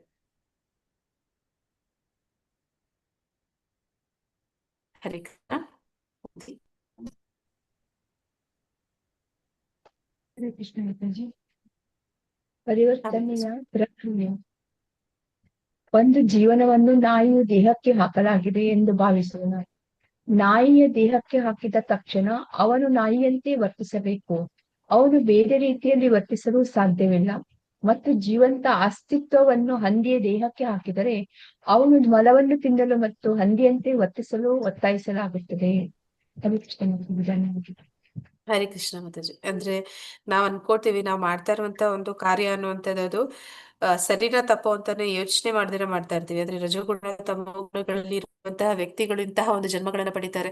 ಅವರಿಗೆ ಅದರ ಒಂದು ಪರಿವೇ ಇರೋದಿಲ್ಲ. ಅಂದ್ರೆ ಮುಂದಿನ ಜನ್ಮ ಇದೆ ಅನ್ನುವಂಥದ್ದನ್ನ ಅವರು ಆ ಜ್ಞಾನ ಅವರಲ್ಲಿ ಇರೋದಿಲ್ಲ. ಅದನ್ನ ಹೇಳಿದ್ರು ಕೂಡ ಅವ್ರು ಅದನ್ನ ಅರ್ಥ ಮಾಡ್ಕೊಳ್ಳೋದಿಲ್ಲ. ಅಂತಹ ಮೂಢರು ಅವ್ರು ಮಾಡುವಂತಹ ಕಾರ್ಯಗಳು, ಅದಕ್ಕೆ ಅವ್ರಿಗೆ ಸಿಗುವಂತಹ ಶಿಕ್ಷೆಗಳು ಎಂತ ಒಂದು ಶಿಕ್ಷೆ ಆಗಿರುತ್ತೆ ಅನ್ನೋದನ್ನ ಇಲ್ಲಿ ನಾವು ನೋಡ್ತಾ ಇದೀವಿ. ಅಂದ್ರೆ ನಾಯಿ ದೇಹ ಸಿಕ್ಬೋದು, ಹಂದಿಯ ದೇಹ ಸಿಕ್ಬೋದು, ಸಿಕ್ಕದ್ಮೇಲೆ ಏನೆಲ್ಲ ನಾವು ನಮ್ಮ ಒಂದು ಜೀವನ ಯಾವ ರೀತಿ ಇರುತ್ತೆ, ಬದುಕು ಹೇಗಿರುತ್ತೆ ಅನ್ನೋದನ್ನ ಇಲ್ಲಿ ಹೇಳ್ತಾ ಇದ್ದಾರೆ. ಅಂದ್ರೆ ಒಂದ್ಸತಿ ಆ ದೇಹ ಸಿಕ್ಕದ್ಮೇಲೆ ನಾನು ಅದನ್ನ ಮಾಡೋದಿಲ್ಲ ಅಂತ ಹೇಳೋದಕ್ಕೆ ಸಾಧ್ಯ ಇಲ್ಲ.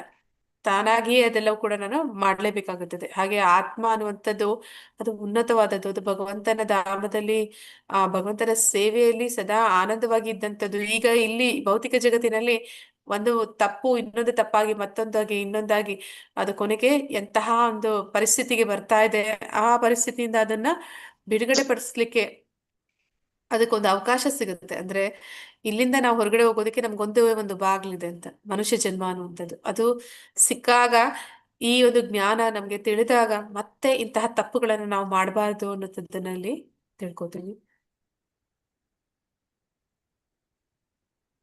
ಓಕೆ, ಇದು ಗ್ರೂಪ್ ಡಿಸ್ಕಷನ್ ಇತ್ತು, ಓದಿದ್ದೀರಿ ಅನ್ಕೋತೀನಿ ಈಗಾಗ್ಲೇ. ಓಕೆ, ಭಗವದ್ಗೀತೆಯ 15.7 ಮತ್ತು 15.15 ಶ್ಲೋಕಗಳು ಮತ್ತು ಭಾವಾರ್ಥಗಳಿಂದ ಕೃಷ್ಣ ಪ್ರಜ್ಞೆಯ ಬೋಧನೆಗೆ ಸಂಬಂಧಿಸಿದ ಮಹತ್ವದ ತಾತ್ವಿಕ ಅಂಶಗಳನ್ನ ಪಟ್ಟಿ ಮಾಡಿ. ಅಂದ್ರೆ ಆ ಒಂದು 2 ಶ್ಲೋಕಗಳಲ್ಲಿ ಏನೆಲ್ಲ ನಿಮ್ಗೆ ಪಾಯಿಂಟ್ಸ್ ಸಿಗುತ್ತೆ ಅದನ್ನೆಲ್ಲ ಪಟ್ಟಿ ಮಾಡಿ ಮತ್ತೆ ಅದನ್ನ ನೀವು ಪ್ರೆಸೆಂಟ್ ಮಾಡುವಂಥದ್ದು. ಒಂದು 5 ಮಿನಿಟ್ಸ್ ಡಿಸ್ಕಷನ್ಗೆ ಕೊಡ್ತೀನಿ. ಈಗಾಗ್ಲೇ ನೀವು ಓದಿದಿರಾ ಅಂದ್ರೆ ಸಾಕಲ್ವಾ? ಹರೇ ಕೃಷ್ಣ.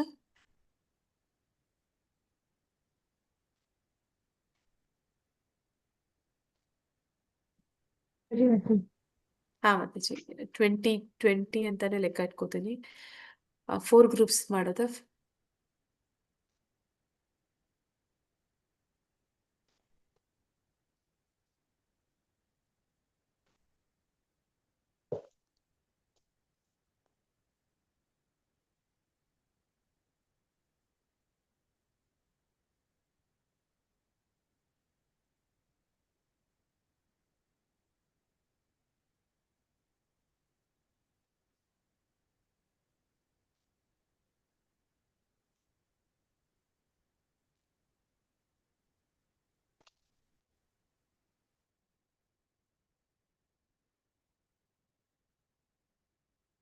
ಹರೇ ಕೃಷ್ಣ.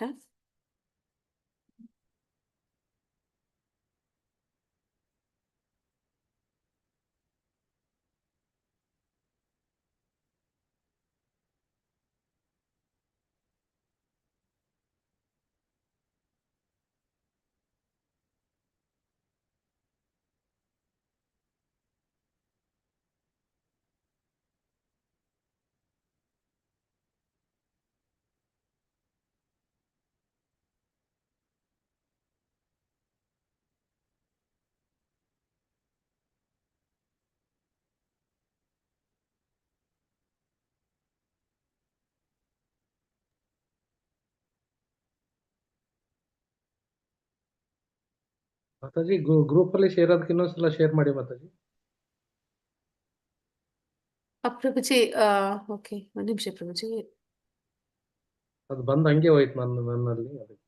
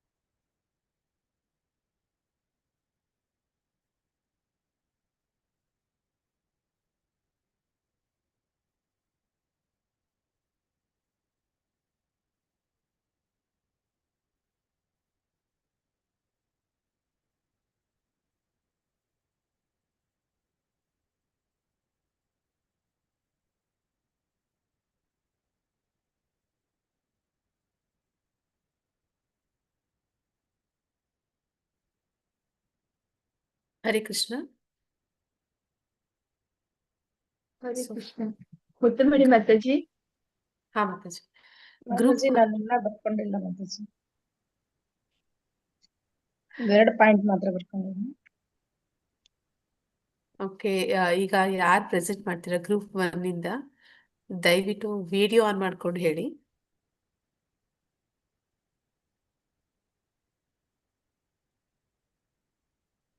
ಹರೇ ಕೃಷ್ಣ. ಹರೇ ಕೃಷ್ಣ ಮಾತಾಜಿ. ಹೇಳಿ, 2 ಪಾಯಿಂಟ್ ಹೇಳಿ, ನಂತರ ನಾನು ಹೇಳ್ತೇನೆ ಮಾತಾಜಿ. ಮುದ್ದುಮಣಿ ಮಾತಾಜಿ. ಓಕೆ ಮಾತಾಜಿ. ಅದು ಶ್ಲೋಕಗಳು 5ರಿಂದ 15 ಮಾತಾಜಿ. ಮಾತಾಜಿ ವಿಡಿಯೋ ಆನ್ ಇಟ್ಕೊಳ್ಳಿ ಮಾತಾಜಿ. ಅದರಲ್ಲಿ ಮತ್ತೆ ಭಗವಂತನೇ ಎಲ್ಲದರ ತಂದೆ ಅಂತ ಹೇಳ್ತಾರೆ ಮಾತಾಜಿ. ಮತ್ತೆ ಭಗವಂತ ಎಲ್ಲರನ್ನೂ ಒಂದೇ ತರ ನೋಡ್ತಾರೆ, ಯಾರಿಗೂ ಭೇದ ಭಾವ ಮಾಡಲ್ಲ. ಅದನ್ನ ನಾವು ತಿಳ್ಕೊಬೇಕು. ಯಾಕೆಂದ್ರೆ ಭಗವಂತ ಒಂದು ಹೆಜ್ಜೆ ನಾವ್ ಇಟ್ರೆ 10 ಹೆಜ್ಜೆ ನಮ್ಮ ಮುಂದೆ ಬರ್ತಾನೆ ಅಂತ ಹೇಳ್ತಾರಲ್ಲ, ಹಂಗಾಗಿ ಎಲ್ಲರಿಗೂ ಸಮನಾಗಿ ನೋಡ್ತಾನೆ. ಬಟ್ ನಾವು ಮುಂದಕ್ಕೆ ಹೋಗ್ತಾ ಇಲ್ಲ. ಅದನ್ನ ನಾವು ತಿಳ್ಕೊಬೇಕು, ಯಾರಿಗೂ ಭೇದ ಭಾವ ಮಾಡಲ್ಲ, ಸಮಾನವಾಗಿ ನೋಡ್ತಾನೆ ಅಂತ ಹೇಳ್ಬಿಟ್ಟು. ಮತ್ತೆ 15ನೇ ಶ್ಲೋಕ, ಎಲ್ಲ ಜ್ಞಾನಕ್ಕೂ ಮತ್ತು ಮರವಿಗೂ ನಾನೇ ಕಾರಣ ಅಂತ ಹೇಳ್ತಾನೆ ಮತ್ತೆ ಅದರಲ್ಲಿ. ಹಾಗಾಗಿ ನಾವು ಮರಿಬಾರ್ದು ಅಂದ್ರೆ ಯಾವಾಗ್ಲೂ ನಾವು ಅನನ್ಯ ಭಕ್ತಿ ಮಾಡ್ಬೇಕು. ಯಾಕೆಂದ್ರೆ ಸಾಯೋ ಟೈಮಲ್ಲಿ ಒಂದು ದೇಹದಲ್ಲಿ ಒಂದು ಅಸ್ತವ್ಯಸ್ತತೆ ಉಂಟಾಗಿರ್ತದೆ. ಅವಾಗ ನಮ್ಗೆ ಪರಮಾತ್ಮ ನೆನಪು ಬರುತ್ತೆ ಅಂತ ಹೇಳಕ್ಕಾಗಲ್ಲ. ಯಾಕಂದ್ರೆ ನಮ್ಮ ಮೇಲೆ ನಮ್ಗೇನೆ ಒಂಥರ ಟೆನ್ಷನ್ ಇರುತ್ತೆ. ಹಂಗಾಗಿ ನಾವು ಅಷ್ಟು ಸುಲಭವಾಗಿ ಭಗವಂತನ ಸ್ಮರಣೆ ಮಾಡ್ಕೊಳಕ್ ಆಗಲ್ಲ. ಬಟ್ ಇದು ಯಾವಾಗ ಸಾಧ್ಯ ಆಗುತ್ತೆ ಅಂದ್ರೆ ನಾವು ಅನನ್ಯ ಭಕ್ತಿ ಮಾಡಿದಾಗ ಅದು ತಾನೇ ತಾನಾಗಿ ಬರ್ತೈತಿ. ಬಟ್ ಎಲ್ಲದಕ್ಕೂ ಕಾರಣ ಭಗವಂತ ಅಂತ ಹೇಳ್ತಿದ್ದಾನೆ ಇಲ್ಲಿ. ಹಂಗಾಗಿ ನಾವು ಪರಮಾತ್ಮನೊಂದಿಗೆ ನಮ್ಮ ಸಂಬಂಧನ ಅರ್ಥ ಮಾಡ್ಕೋಬೇಕು. ನಾವು ಯಾವಾಗ್ಲೂ ಅವರ ಭಕ್ತಿ ಮಾಡ್ಬೇಕು. ಆ ಒಬ್ಬ ಮರವಿಗೂ ಮತ್ತೆ ಜ್ಞಾನಕ್ಕೂ ಕಾರಣ ನಾನೇ ಅಂತ ಹೇಳ್ತಿದ್ದೇನೆ. ಇಷ್ಟು. ಧನ್ಯವಾದಗಳು ಮಾತಾಜಿ. ಹರೇ ಹರೇ ಕೃಷ್ಣ. ನೆಕ್ಸ್ಟ್ ಮಾತಾಜಿ. ಹರೇ ಕೃಷ್ಣ ಮಾತಾಜಿ. ಹಾ ಮಾತಾಜಿ. ಗ್ರೂಪ್ 1 ಇಂದ ಹೇಳಿ ಮಾತಾಜಿ.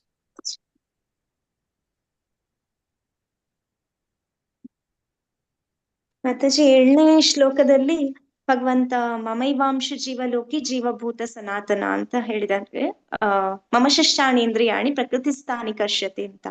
ಅಂದ್ರೆ ನಾವೆಲ್ಲರೂ, ಭಗವಂತ ಹೇಳ್ತಿದ್ದಾರೆ, ಜೀವಿಗಳೆಲ್ಲ ನನ್ನ ನಿತ್ಯವಾದ ಭಾಗಗಳು ಅಂತ. ಹಾಗಾದ್ರೆ ಭಗವಂತನ ಭಾಗಗಳಾದ್ರೆ ನಾವು ಇಲ್ಲಿ ಏನ್ ಮಾಡ್ತಿದ್ದೇವೆ ಐಹಿಕ ಜಗತ್ತಲ್ಲಿ ಅಂತ ಹೇಳಿದ್ರೆ, ಮನಸ್ಸು ಸೇರಿದಂತೆ 6 ಇಂದ್ರಿಯಗಳೊಂದಿಗೆ ನಾವು ಇಲ್ಲಿ ತುಂಬಾ ಕಷ್ಟ ಪಡ್ತಾ ಇದ್ದೇವೆ. ಭಗವಂತನಿಗೆ 2 ರೀತಿಯ ವಿಸ್ತರಣೆ ಇದೆ. ಒಂದು ವಿಷ್ಣು, ಒಂದು ಸ್ವಾಂಶ ವಿಸ್ತರಣೆ ಭಗವಂತನದು, ಇನ್ನೊಂದು ಭಗವಂತನ ವಿಭಿನ್ನಾಂಶ. ಈ ಭಗವಂತನ ವಿಭಿನ್ನಾಂಶದಲ್ಲಿ ನಾವು ಎಲ್ಲ ಜೀವಿಗಳು ಬರ್ತೇವೆ. ಅಂದ್ರೆ ಎಷ್ಟು ಜೀವಿಗಳಿದಾವೆ ಅವರೆಲ್ಲರೂ ಭಗವಂತನ ವಿಭಿನ್ನಾಂಶದಲ್ಲಿ ಬರ್ತೇವೆ. ಮತ್ತೆ ಗುಣದಲ್ಲಿ ಭಗವಂತನಿಗೆ ಸಮ ಆದ್ರೂನು ಪ್ರಮಾಣದಲ್ಲಿ ಬೇರೆ ಬೇರೆ ಆಗಿರ್ತದೆ. ಮತ್ತೆ ಅದರಲ್ಲಿ ಭಗವಂತ ಒಂದು ಸ್ವಾತಂತ್ರ್ಯ ನಮಗೆ ಜೀವಿಗಳಿಗೆ ಕೊಟ್ಟಿರ್ತಾರೆ. ಆ ಸ್ವಾತಂತ್ರ್ಯವನ್ನ ನಾವು ದುರುಪಯೋಗ ಮಾಡಿಕೊಂಡು ಇಲ್ಲಿ ಈ ಐಹಿಕ ಜಗತ್ತಲ್ಲಿ ಐಹಿಕ ಪ್ರಕೃತಿಯ ಗುಣಗಳಿಗೆ ಪ್ರಭಾವಕ್ಕೆ ಒಳಗಾಗಿ ನಾವು ಸತ್ವಗುಣದಲ್ಲಿದ್ರೆ ನಾವು ಏನು ಸತ್ವಗುಣದಲ್ಲಿ ಮತ್ತೆ ನಿಮಿಷ ಸತ್ವ, ರಜು ಮತ್ತೆ ತಮೋ ಗುಣದ ಪ್ರಭಾವಕ್ಕೆ ಒಳಗಾಗ್ತೇವೆ. ಮತ್ತೆ ಅದರ ಪ್ರಕಾರ ಈಗ ಸತ್ವಗುಣದಲ್ಲಿದ್ರೆ ಹೇಗೆ ಊರ್ಧ್ವ ಲೋಕಕ್ಕೆ ಹೋಗ್ತೇವೆ, ಹಾಗೆ ರಜು ಗುಣದಲ್ಲಿದ್ರೆ ಮತ್ತೆ ನಾವು ಈ ಭೂಮಿಯಲ್ಲಿ ಹುಟ್ಟುತ್ತೇವೆ. ಹಾಗೆ ತಮೋ ಗುಣದಲ್ಲಿ ನಾವು ಕೆಳಗಿನ ಜೀವಗಳಲ್ಲಿ ನಾವು ಹುಟ್ಟನ್ನ ಪಡ್ಕೊಳ್ತೇವೆ ಅಂತ ಹೇಳಿದ್ದಾರೆ ಮಾತಾಜಿ ಇದ್ರಲ್ಲಿ. ಮತ್ತೆ 15ನೇ ಶ್ಲೋಕದಲ್ಲಿ ಭಗವಂತ ಹೇಳ್ತಿದ್ದಾರೆ,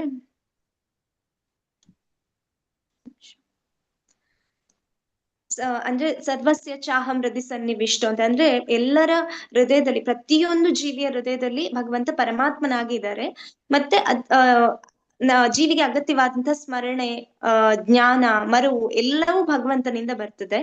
ಮತ್ತೆ ವೇದಾಂತ ಕರ್ತೃ ಭಗವಂತನೇ. ಆಮೇಲೆ ವೇದಗಳಿಂದ ತಿಳಿಬೇಕಾದದ್ದು ಭಗವಂತನನ್ನೇ ಅಂತ ಹೇಳ್ತಿದ್ದಾರೆ. ಅಂದ್ರೆ ಈಗ ಒಂದು ದೇಹ ಬಿಟ್ಟು ಇನ್ನೊಂದು ದೇಹಕ್ಕೆ ಪ್ರವೇಶ ಮಾಡುವಾಗ ಆತ್ಮ ಎಲ್ಲನೂ ಹಿಂದಿನ ಜನ್ಮದ ಏನು ಎಲ್ಲ ಮರ್ತು ಹೋಗಿರ್ತದೆ. ಆದ್ರೆ ಪರಮಾತ್ಮನಾಗಿ ಭಗವಂತ ಹೃದಯದಲ್ಲಿ ಇರ್ತಾರಲ್ಲ ಅವರಿಗೆಲ್ಲ ನೆನಪಿರ್ತದೆ. ಅವರು ನಮಗೆ ಅಗತ್ಯವಾದಂತಹ ಸ್ಮರಣೆ ಎಲ್ಲವನ್ನು ಕೊಡ್ತಾರೆ. ನಂತರ ಈ ಐಹಿಕ ಅಸ್ತಿತ್ವದಲ್ಲಿ ನಮ್ಗೆ ಸಿಕ್ಕಾಕೊಂಡ್ಮೇಲೆ ವೇದಗಳು ನಮಗೆ ಸರಿಯಾದ ದಾರಿಯನ್ನ ತೋರಿಸ್ತವೆ, ಹೇಗೆ ನಾವು ಈ ಐಹಿಕ ಅಸ್ತಿತ್ವದಿಂದ ತಪ್ಪಿಸ್ಕೊಂಡು ಭಗವಂತನ ಧಾಮವನ್ನ ಪ್ರವೇಶಿಸ್ಬೋದು ಅಂತ ಹೇಳಿ ಅಂತ. ಹಾಗೇನೆ ಮತ್ತೆ ಭಗವಂತ ನಮಗೆ ಇದರಲ್ಲಿ ಭಾವಾರ್ಥದಲ್ಲಿ ಹೇಳ್ತಿದ್ರೆ ಭಗವಂತ ನಮಗೆ ಆಹಾರವನ್ನು ನೀಡ್ತಾನೆ, ಮತ್ತೆ ಅದನ್ನ ಜೀರ್ಣನು ಮಾಡ್ತಾನೆ, ಅಂದ್ರೆ ಎಲ್ಲಾನು ಭಗವಂತನಿಂದನೇ ನಡೀತದೆ ಅಂತ ಹೇಳ್ತಿದ್ದಾರೆ ಮತ್ತೆ ಇದ್ರಲ್ಲಿ. ಮತ್ತೆ ನಾವು ವೇದದಿಂದ ಅಂದ್ರೆ ವೇದಾಂತ ಕರ್ತೃನು ಭಗವಂತನೇ, ಮತ್ತೆ ವೇದದಿಂದ ತಿಳಿಬೇಕಾದನ್ನು ಭಗವಂತನನ್ನೇ. ಭಗವಂತನನ್ನ ಹೀಗೆ ನಾವು ತಿಳ್ಕೊಂಡು ಭಗವಂತನ ಜೊತೆ ನಮ್ಮ ಸಂಬಂಧವನ್ನ ಅರ್ಥ ಮಾಡ್ಕೊಂಡು ನಾವು ಭಗವದ್ಧಾಮಕ್ಕೆ ಹಿಂದಿರುಗ್ಬೋದು ಅಂತ ಹೇಳ್ತಿದ್ದಾರೆ ಮಾತಾಜಿ. ಧನ್ಯವಾದಗಳು ಮಾತಾಜಿ. ಹರೇ ಕೃಷ್ಣ. ನೆಕ್ಸ್ಟ್ ಗ್ರೂಪ್ ಯಾರಿದ್ದೀರಾ? ಹರೇ ಕೃಷ್ಣ ಮಾತಾಜಿ. ವಿಡಿಯೋ ಆನ್ ಮಾಡ್ಲಿಕ್ಕೆ ಆಗಲ್ಲ ಮಾತಾಜಿ, ತೊಂದ್ರೆ ಇಲ್ವಾ ಮಾತಾಜಿ? ಓಕೆ, ಯಾಕೆ ಮಾತಾಜಿ ಮಾಡೋದಲ್ವಾ? ನಾನು ಅದೇ ಸ್ವಲ್ಪ ಔಟ್ಸೈಡ್ ಇದ್ದೀನಿ ಮಾತಾಜಿ ಇವಾಗ. ಓಕೆ ಮಾಡಿ ಮಾತಾಜಿ, ಹಾಗೆ ಮಾಡಿ. ಹರೇ ಕೃಷ್ಣ. ನಂದು ಗ್ರೂಪಲ್ಲಿ ಇವರು ಉಮಾ ಮಾತಾಜಿ ಅವರು ಇದ್ರು. ಸೊ ನಾವೇನ್ ಚರ್ಚೆ ಮಾಡ್ಕೊಂಡ್ವಿ ಅಂತ ಹೇಳಿದ್ರೆ, ಇಲ್ಲಿ ಶ್ಲೋಕ 15:7 ಮತ್ತೆ 15.15 ಶ್ಲೋಕಗಳಲ್ಲಿ ಆ ಮಾನವ ಜೀವನದ ತಾತ್ವಿಕ ಅರ್ಥವನ್ನು, ಭಗವಂತನೊಂದಿಗೆ ಜೀವಾತ್ಮನ ಸಂಬಂಧವನ್ನು ವಿವರಿಸ್ತಾ ಹೋಗ್ತಾರೆ. ಅಲ್ಲಿ ಹೇಳ್ತಾರೆ ಮಮೈವಾಂಶೋ ಜೀವಭೂತೆ ಅಂತ. ಹೇಗೆ 84 ಲಕ್ಷ ಜೀವರಾಶಿಗಳು ಕೂಡ ಆ ಭಗವಂತನ ಅಂಶಗಳು ಅಂತ. ಚಿನ್ನದ ಕಣಗಳೆಲ್ಲವೂ ಸೇರ್ಬೇಕಾಗಿರೋದು ಚಿನ್ನದ ಗಣಿಗೆ, ಅವಾಗ್ಲೇ ಚಿನ್ನದ ಗಣಿ ಅಂತ ಅಸ್ತಿತ್ವ ಅಂತ ಬರುತ್ತೆ.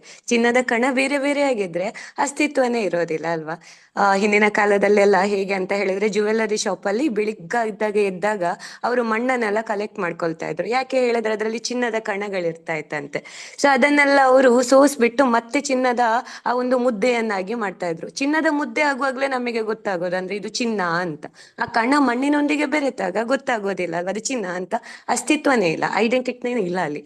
ಸೊ ಅದೇ ರೀತಿ ಭಗವಂತ ನಮ್ಮ ಪ್ರತಿಯೊಂದು ಜೀವಿ ಕೂಡ ಭಗವಂತನ ಭಾಗ ಅನ್ನೋದನ್ನು ನಮಗೆ ಮಮೈವಾಂಶೋ ಅನ್ನುವಂತ ಪದದಿಂದ ಹೇಳ್ತಾ ಇದ್ದಾರೆ ಆ 7ನೇ ಶ್ಲೋಕದಲ್ಲಿ.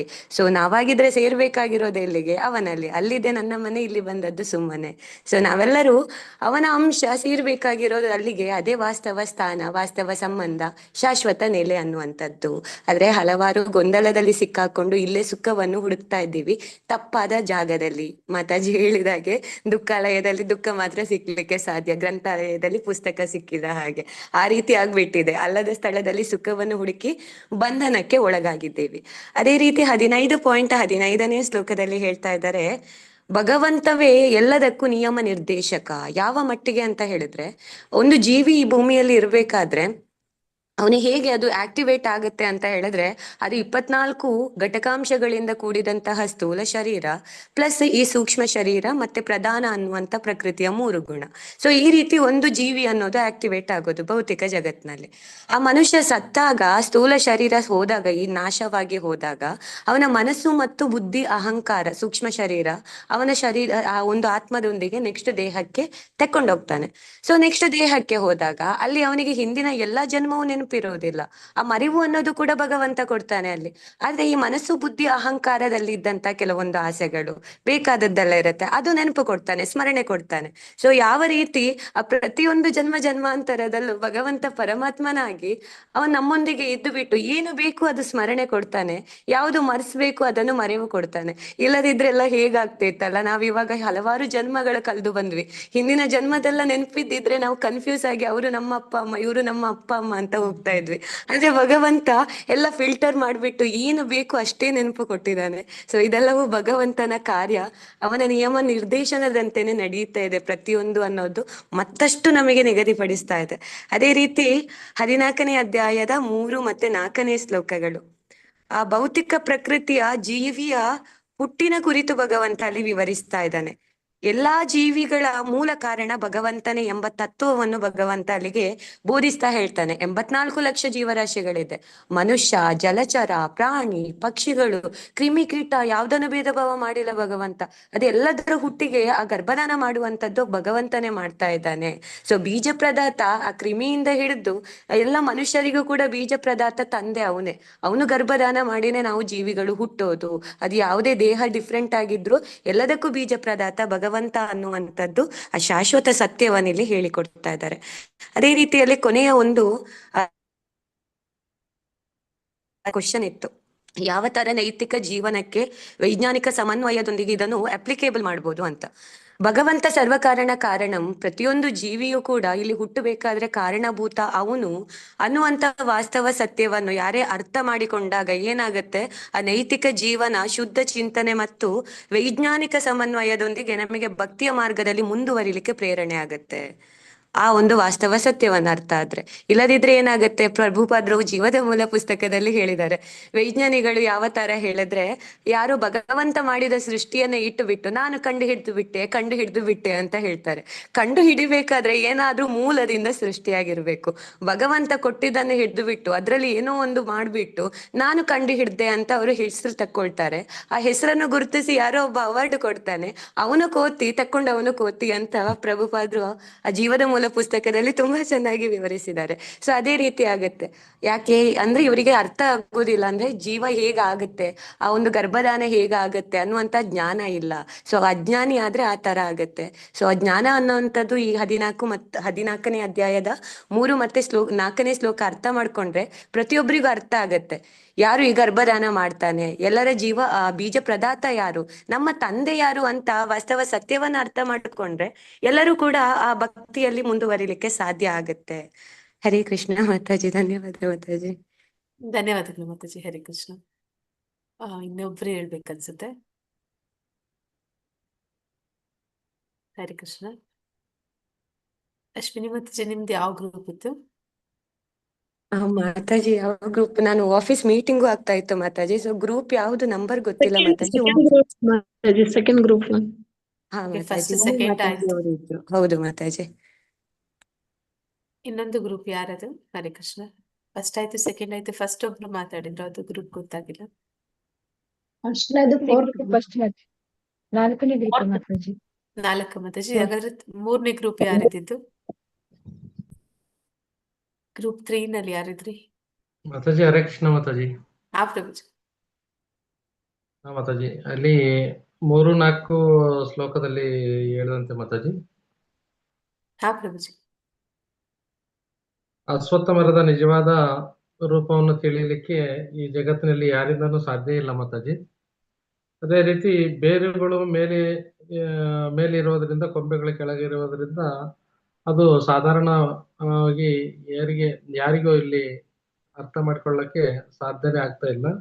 ಅದೇ ರೀತಿ ನಾವು ಈ ಭೌತಿಕ ಐಕಿಕ ಜಗತ್ತಿನಲ್ಲಿ ನಮ್ಮ ತಂದೆ ತಾಯಿ ಯಾರು ಅಂತಂದೇಳಿ ಇಲ್ಲಿ ಹುಡುಕ್ಲಿಕ್ಕೆ ಹುಡುಕಾಡ್ತಾ ಇದೀವಿ. ಅದೇ ಹುಡುಕಾಡ್ತಾ ನಾವು ಬ್ರಹ್ಮನನ್ನು ತಲುಪುತ್ತೀವಿ. ಅದೇ ರೀತಿ ಅಲ್ಲಿಂದ ಗರ್ಭೋದಯಕ ಸಾಯಿ ವಿಷ್ಣುವಿಂದ ಸೃಷ್ಟಿಯಾದ ಒಂದಂತ ಬ್ರಹ್ಮನು ಮತ್ತೆ ಕೊನೆಗೆ ಹುಡುಕಾಡುತ್ತಾ ಕೊನೆಗೆ ಎಲ್ಲಿ ಹೋಗ್ತೀವಿ ಅಂದ್ರೆ ದೇವತ್ವ ಪರಮಪುರುಷನಾದ ಭಗವಂತನ ಹತ್ರ ನಾವು ಹೋಗ್ತೀವಿ. ಅಲ್ಲಿ ಆ ದೇವೋತ್ತಮ ಪರಮಪುರುಷನನ್ನು ತಿಳಿದುಕೊಂಡಾದ್ಮೇಲೆ ಅಲ್ಲಿ ನಾವು ಈ ಐಕಿಕ ಜಗತ್ತಿನಿಂದ ಹೇಗೆ ಬಿಡುಗಡೆ ಆಗ್ಬೇಕು ಇಲ್ಲಿ ಅಂತ ಒಂದು ಪ್ರಯತ್ನದಲ್ಲಿ ಮಾಡಿದಾಗ, ಅವಾಗ ನಾವು ಇಲ್ಲಿಂದ ಒಂದು ಪ್ರಯತ್ನವನ್ನು ಮಾಡ್ಬೇಕು ಮತ್ತೆ. ಏನಂತಂದ್ರೆ ಅದು ಭಕ್ತರ ಸಹವಾಸದಲ್ಲಿ ಮಾತ್ರ ಇದು ಸಾಧ್ಯ ಆಗುತ್ತೆ ಮಾತಾಜಿ. ಇಲ್ಲಾಂದ್ರೆ ಮತ್ತೆ ಪತನ ಆಗ್ತೀವಿ ಮಾತಾಜಿ. ಹಾಗಾಗಿ ಇಲ್ಲಿ ಭಕ್ತಿ ಸೇವೆಯಲ್ಲಿ ತೊಡಗಿ ಶ್ರವಣ ಕೀರ್ತನ ಮಾಡುತ್ತಾ ಭಕ್ತರ ಸಂಘದಲ್ಲಿದ್ದು ಗುರುಗಳು ಹೇಳಿದಂತ, ಆಚಾರ್ಯರು ಹೇಳಿದಂತ ಮಾತುಗಳನ್ನು ಕೇಳಿ ಮತ್ತೆ ಭಕ್ತಿ ಪಥದಲ್ಲಿ ಯಾವಾಗ ಹೋಗ್ತೀವೋ ಅವಾಗ ಭಗವಂತನನ್ನು ತಲುಪಲಿಕ್ಕೆ ಸಾಧ್ಯ ಆಗ್ತದೆ ಅಂತಂದೇಳಿ ಈ ಅಶ್ವತ್ಥ ಮರದ ಒಂದು ಸೂಚನೆಯನ್ನು ನೀಡ್ತಿದೆ ಮಾತಾಜಿ. ಇಷ್ಟನ್ನು ಹೇಳಲಿಕ್ಕೆ ನಾನು ತಯಾರಾಗಿದ್ದೀನಿ ಮಾತಾಜಿ. ಹರೇ ಕೃಷ್ಣ ಮಾತಾಜಿ. ಹರೇ ಕೃಷ್ಣ ಪ್ರಭುಜಿ. ಧನ್ಯವಾದಗಳು. ಸೊ ಗ್ರೂಪ್ ಡಿಸ್ಕಷನ್ ಆಗಿದೆ, ಈಗ ಮುಂದುವರ್ಸೋಣ.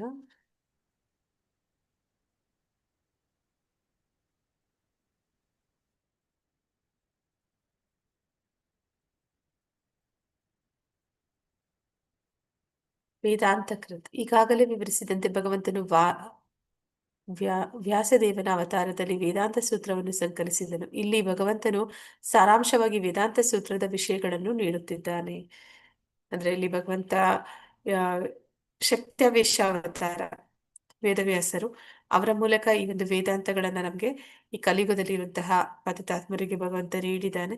ಮತ್ತೆ ಆ ಒಂದು ವೇದಾಂತ ಸೂತ್ರದ ಸಾರಾಂಶಗಳನ್ನ ಇಲ್ಲಿ ಮುಂದುವರಿಸ್ತಾ ಇದ್ದಾರೆ ಈ ಒಂದು ಅಧ್ಯಾಯದಲ್ಲಿ. ಏನೆಲ್ಲ ಇದೆ ವೇದಾಂತ ಸೂತ್ರದಲ್ಲಿ ಅಂತ. ತ್ರೈಲೋಕ್ಯ ಗೀತ ವೇದಗಳ ಸಾರವನ್ನು 3 ಶ್ಲೋಕಗಳಲ್ಲಿ ವಿವರಿಸಲಾಗಿದೆ. 15.16, 17, 18 ಈ ವೇದಾಂತ ಆ ವೇದಗಳ ಸಾರವನ್ನ ಏನು ಹೇಳ್ತಾ ಇದ್ದಾರೆ ಆ 3 ಶ್ಲೋಕಗಳಲ್ಲಿ ಅಂತ ನಾವು ನೋಡೋಣ. ಪುರುಷರಲ್ಲಿ 2 ವರ್ಗಗಳು, ಕ್ಷರರು ಮತ್ತು ಅಕ್ಷರರು. ಈ ಐಹಿಕ ಜಗತ್ತಿನಲ್ಲಿ ಎಲ್ಲಾ ಜೀವಿಗಳು ಕ್ಷರ, ಆಧ್ಯಾತ್ಮಿಕ ಜಗತ್ತಿನಲ್ಲಿ ಎಲ್ಲಾ ಜೀವಿಗಳು ಅಕ್ಷರ. ವಾಸ್ತವದಲ್ಲಿ ನಾವೆಲ್ಲರೂ ಅಕ್ಷರರೇ, ಆದ್ರೆ ಈ ಭೌತಿಕ ಜಗತ್ತಿಗೆ ಬಂದ ಕಾರಣದಿಂದ ನಾವೆಲ್ಲರೂ ಈಗ ಕ್ಷರರಾಗಿದ್ದೀವಿ. ಕ್ಷರ ಅಂತಂದ್ರೆ ನಾಶವನ್ನು ಹೊಂದುವಂಥದ್ದು. ನಾಶ ಅನ್ನುವಂಥದ್ದು ವಾಸ್ತವದಲ್ಲಿ ಆತ್ಮಕ್ಕೆ ಇಲ್ಲ, ಆದ್ರೆ ದೇಹಕ್ಕೆ ಇದೆ. ಆದ್ರೆ ನಾವು ದೇಹ ಭಾವನೆಯಲ್ಲಿ ಇರುವ ಕಾರಣ ನಮಗೆ ಅನ್ಸುತ್ತೆ ನಾವು ನಾಶ ಹೊಂದುತ್ತೀವಿ ಅಂತ. ಹಾಗೆ ಈ ಒಂದು 2 ರೀತಿಯ ಜೀವಿಗಳ ಬಗ್ಗೆ ಇಲ್ಲಿ ಹೇಳ್ತಾ ಇದ್ದಾರೆ. ಅಂದ್ರೆ ಭಗವಂತನ ವಿಭಿನ್ನಾಂಶ ಏನಿದ್ದಾರೆ ಜೀವಿಗಳು ಅವರೆಲ್ಲರೂ ಕೂಡ ಆಧ್ಯಾತ್ಮಿಕ ಜಗತ್ತಿನಲ್ಲಿ ಇರುವಾಗ ಅವರು ಅಕ್ಷರರಾಗಿರ್ತಾರೆ. ಆದ್ರೆ ಭೌತಿಕ ಜಗತ್ತಿನಲ್ಲಿ ಯಾರೆಲ್ಲ ಬಂದಿದ್ದಾರೆ ಅವರೆಲ್ಲರೂ ಕೂಡ ನಾಶವನ್ನ ಹೊಂದುತ್ತಾರೆ, ಕ್ಷರರು ಅನ್ನೋದನ್ನ ಇಲ್ಲಿ ತಿಳಿಸ್ತಾ ಇದ್ದಾರೆ. ಇದೆಲ್ಲವೂ ಕೂಡ ವೇದಗಳ ಸಾರ ಅಂತ ಹೇಳಿ ಹೇಳ್ತಾ ಇದ್ದಾರೆ. ಈ 3 ಶ್ಲೋಕಗಳು ಭಗವದ್ಗೀತೆಯ 3 ಪ್ರಮುಖ ಶ್ಲೋಕಗಳನ್ನ ಇಲ್ಲಿ ತಿಳಿಸ್ಕೊಡ್ತಾ ಇದ್ದಾರೆ. ತ್ರೈಲೋಕ್ಯ ಗೀತ ಅಂದ್ರೆ ಈ ಒಂದು 3 ಶ್ಲೋಕಗಳನ್ನ ತ್ರೈಲೋಕ್ಯ ಗೀತ ಅಂತ ಕರೀತಾರೆ. ಅಂದ್ರೆ 3 ಪ್ರಮುಖ ಆ ಭಗವದ್ಗೀತೆಯ ಶ್ಲೋಕಗಳು ಅಂತ. ಇವರಿಬ್ಬರಲ್ಲದೆ ಅತ್ಯುತ್ತಮವಾದ ಜೀವಂತ ವ್ಯಕ್ತಿಯಾದ ಪರಮಾತ್ಮನು ಸ್ವತಃ ಅವಿನಾಶಿ. ಅವನು 3 ಜಗತ್ತುಗಳನ್ನು ಪ್ರವೇಶಿಸಿದ್ದಾನೆ ಮತ್ತು ಅವುಗಳನ್ನು ಪಾಲಿಸುತ್ತಿದ್ದಾನೆ. ಅಂದ್ರೆ ಹರೇ ಕೃಷ್ಣ. ಯಾರು ಪರಮಾತ್ಮ ಅಂದ್ರೆ? ಕೃಷ್ಣ. ಹರೇ ಕೃಷ್ಣ. 84 ಲಕ್ಷ ಜೀವರಾಶಿಯಲ್ಲಿ ಭಗವಂತನ ಆ ಸ್ವಾಂಶ ಅಂತ ಹೇಳ್ಬೇಕಲ್ವಾ ಮಾತಾಜಿ? ಅದು ಹಾ ಭಗವಂತ ಯಾವ ಎಲ್ಲವನ್ನು ವಿಸ್ತರಣೆ? ಸ್ವಾಂಶ ವಿಸ್ತರಣೆಯಲ್ಲಿ ಯಾರು ಪರಮಾತ್ಮನಾಗಿರುವುದು? ಕರಣದ ಕೃಷ ವಿಷ್ಣು ಕ್ಷೀರೋದಕ ಶಾಹಿ ವಿಷ್ಣು.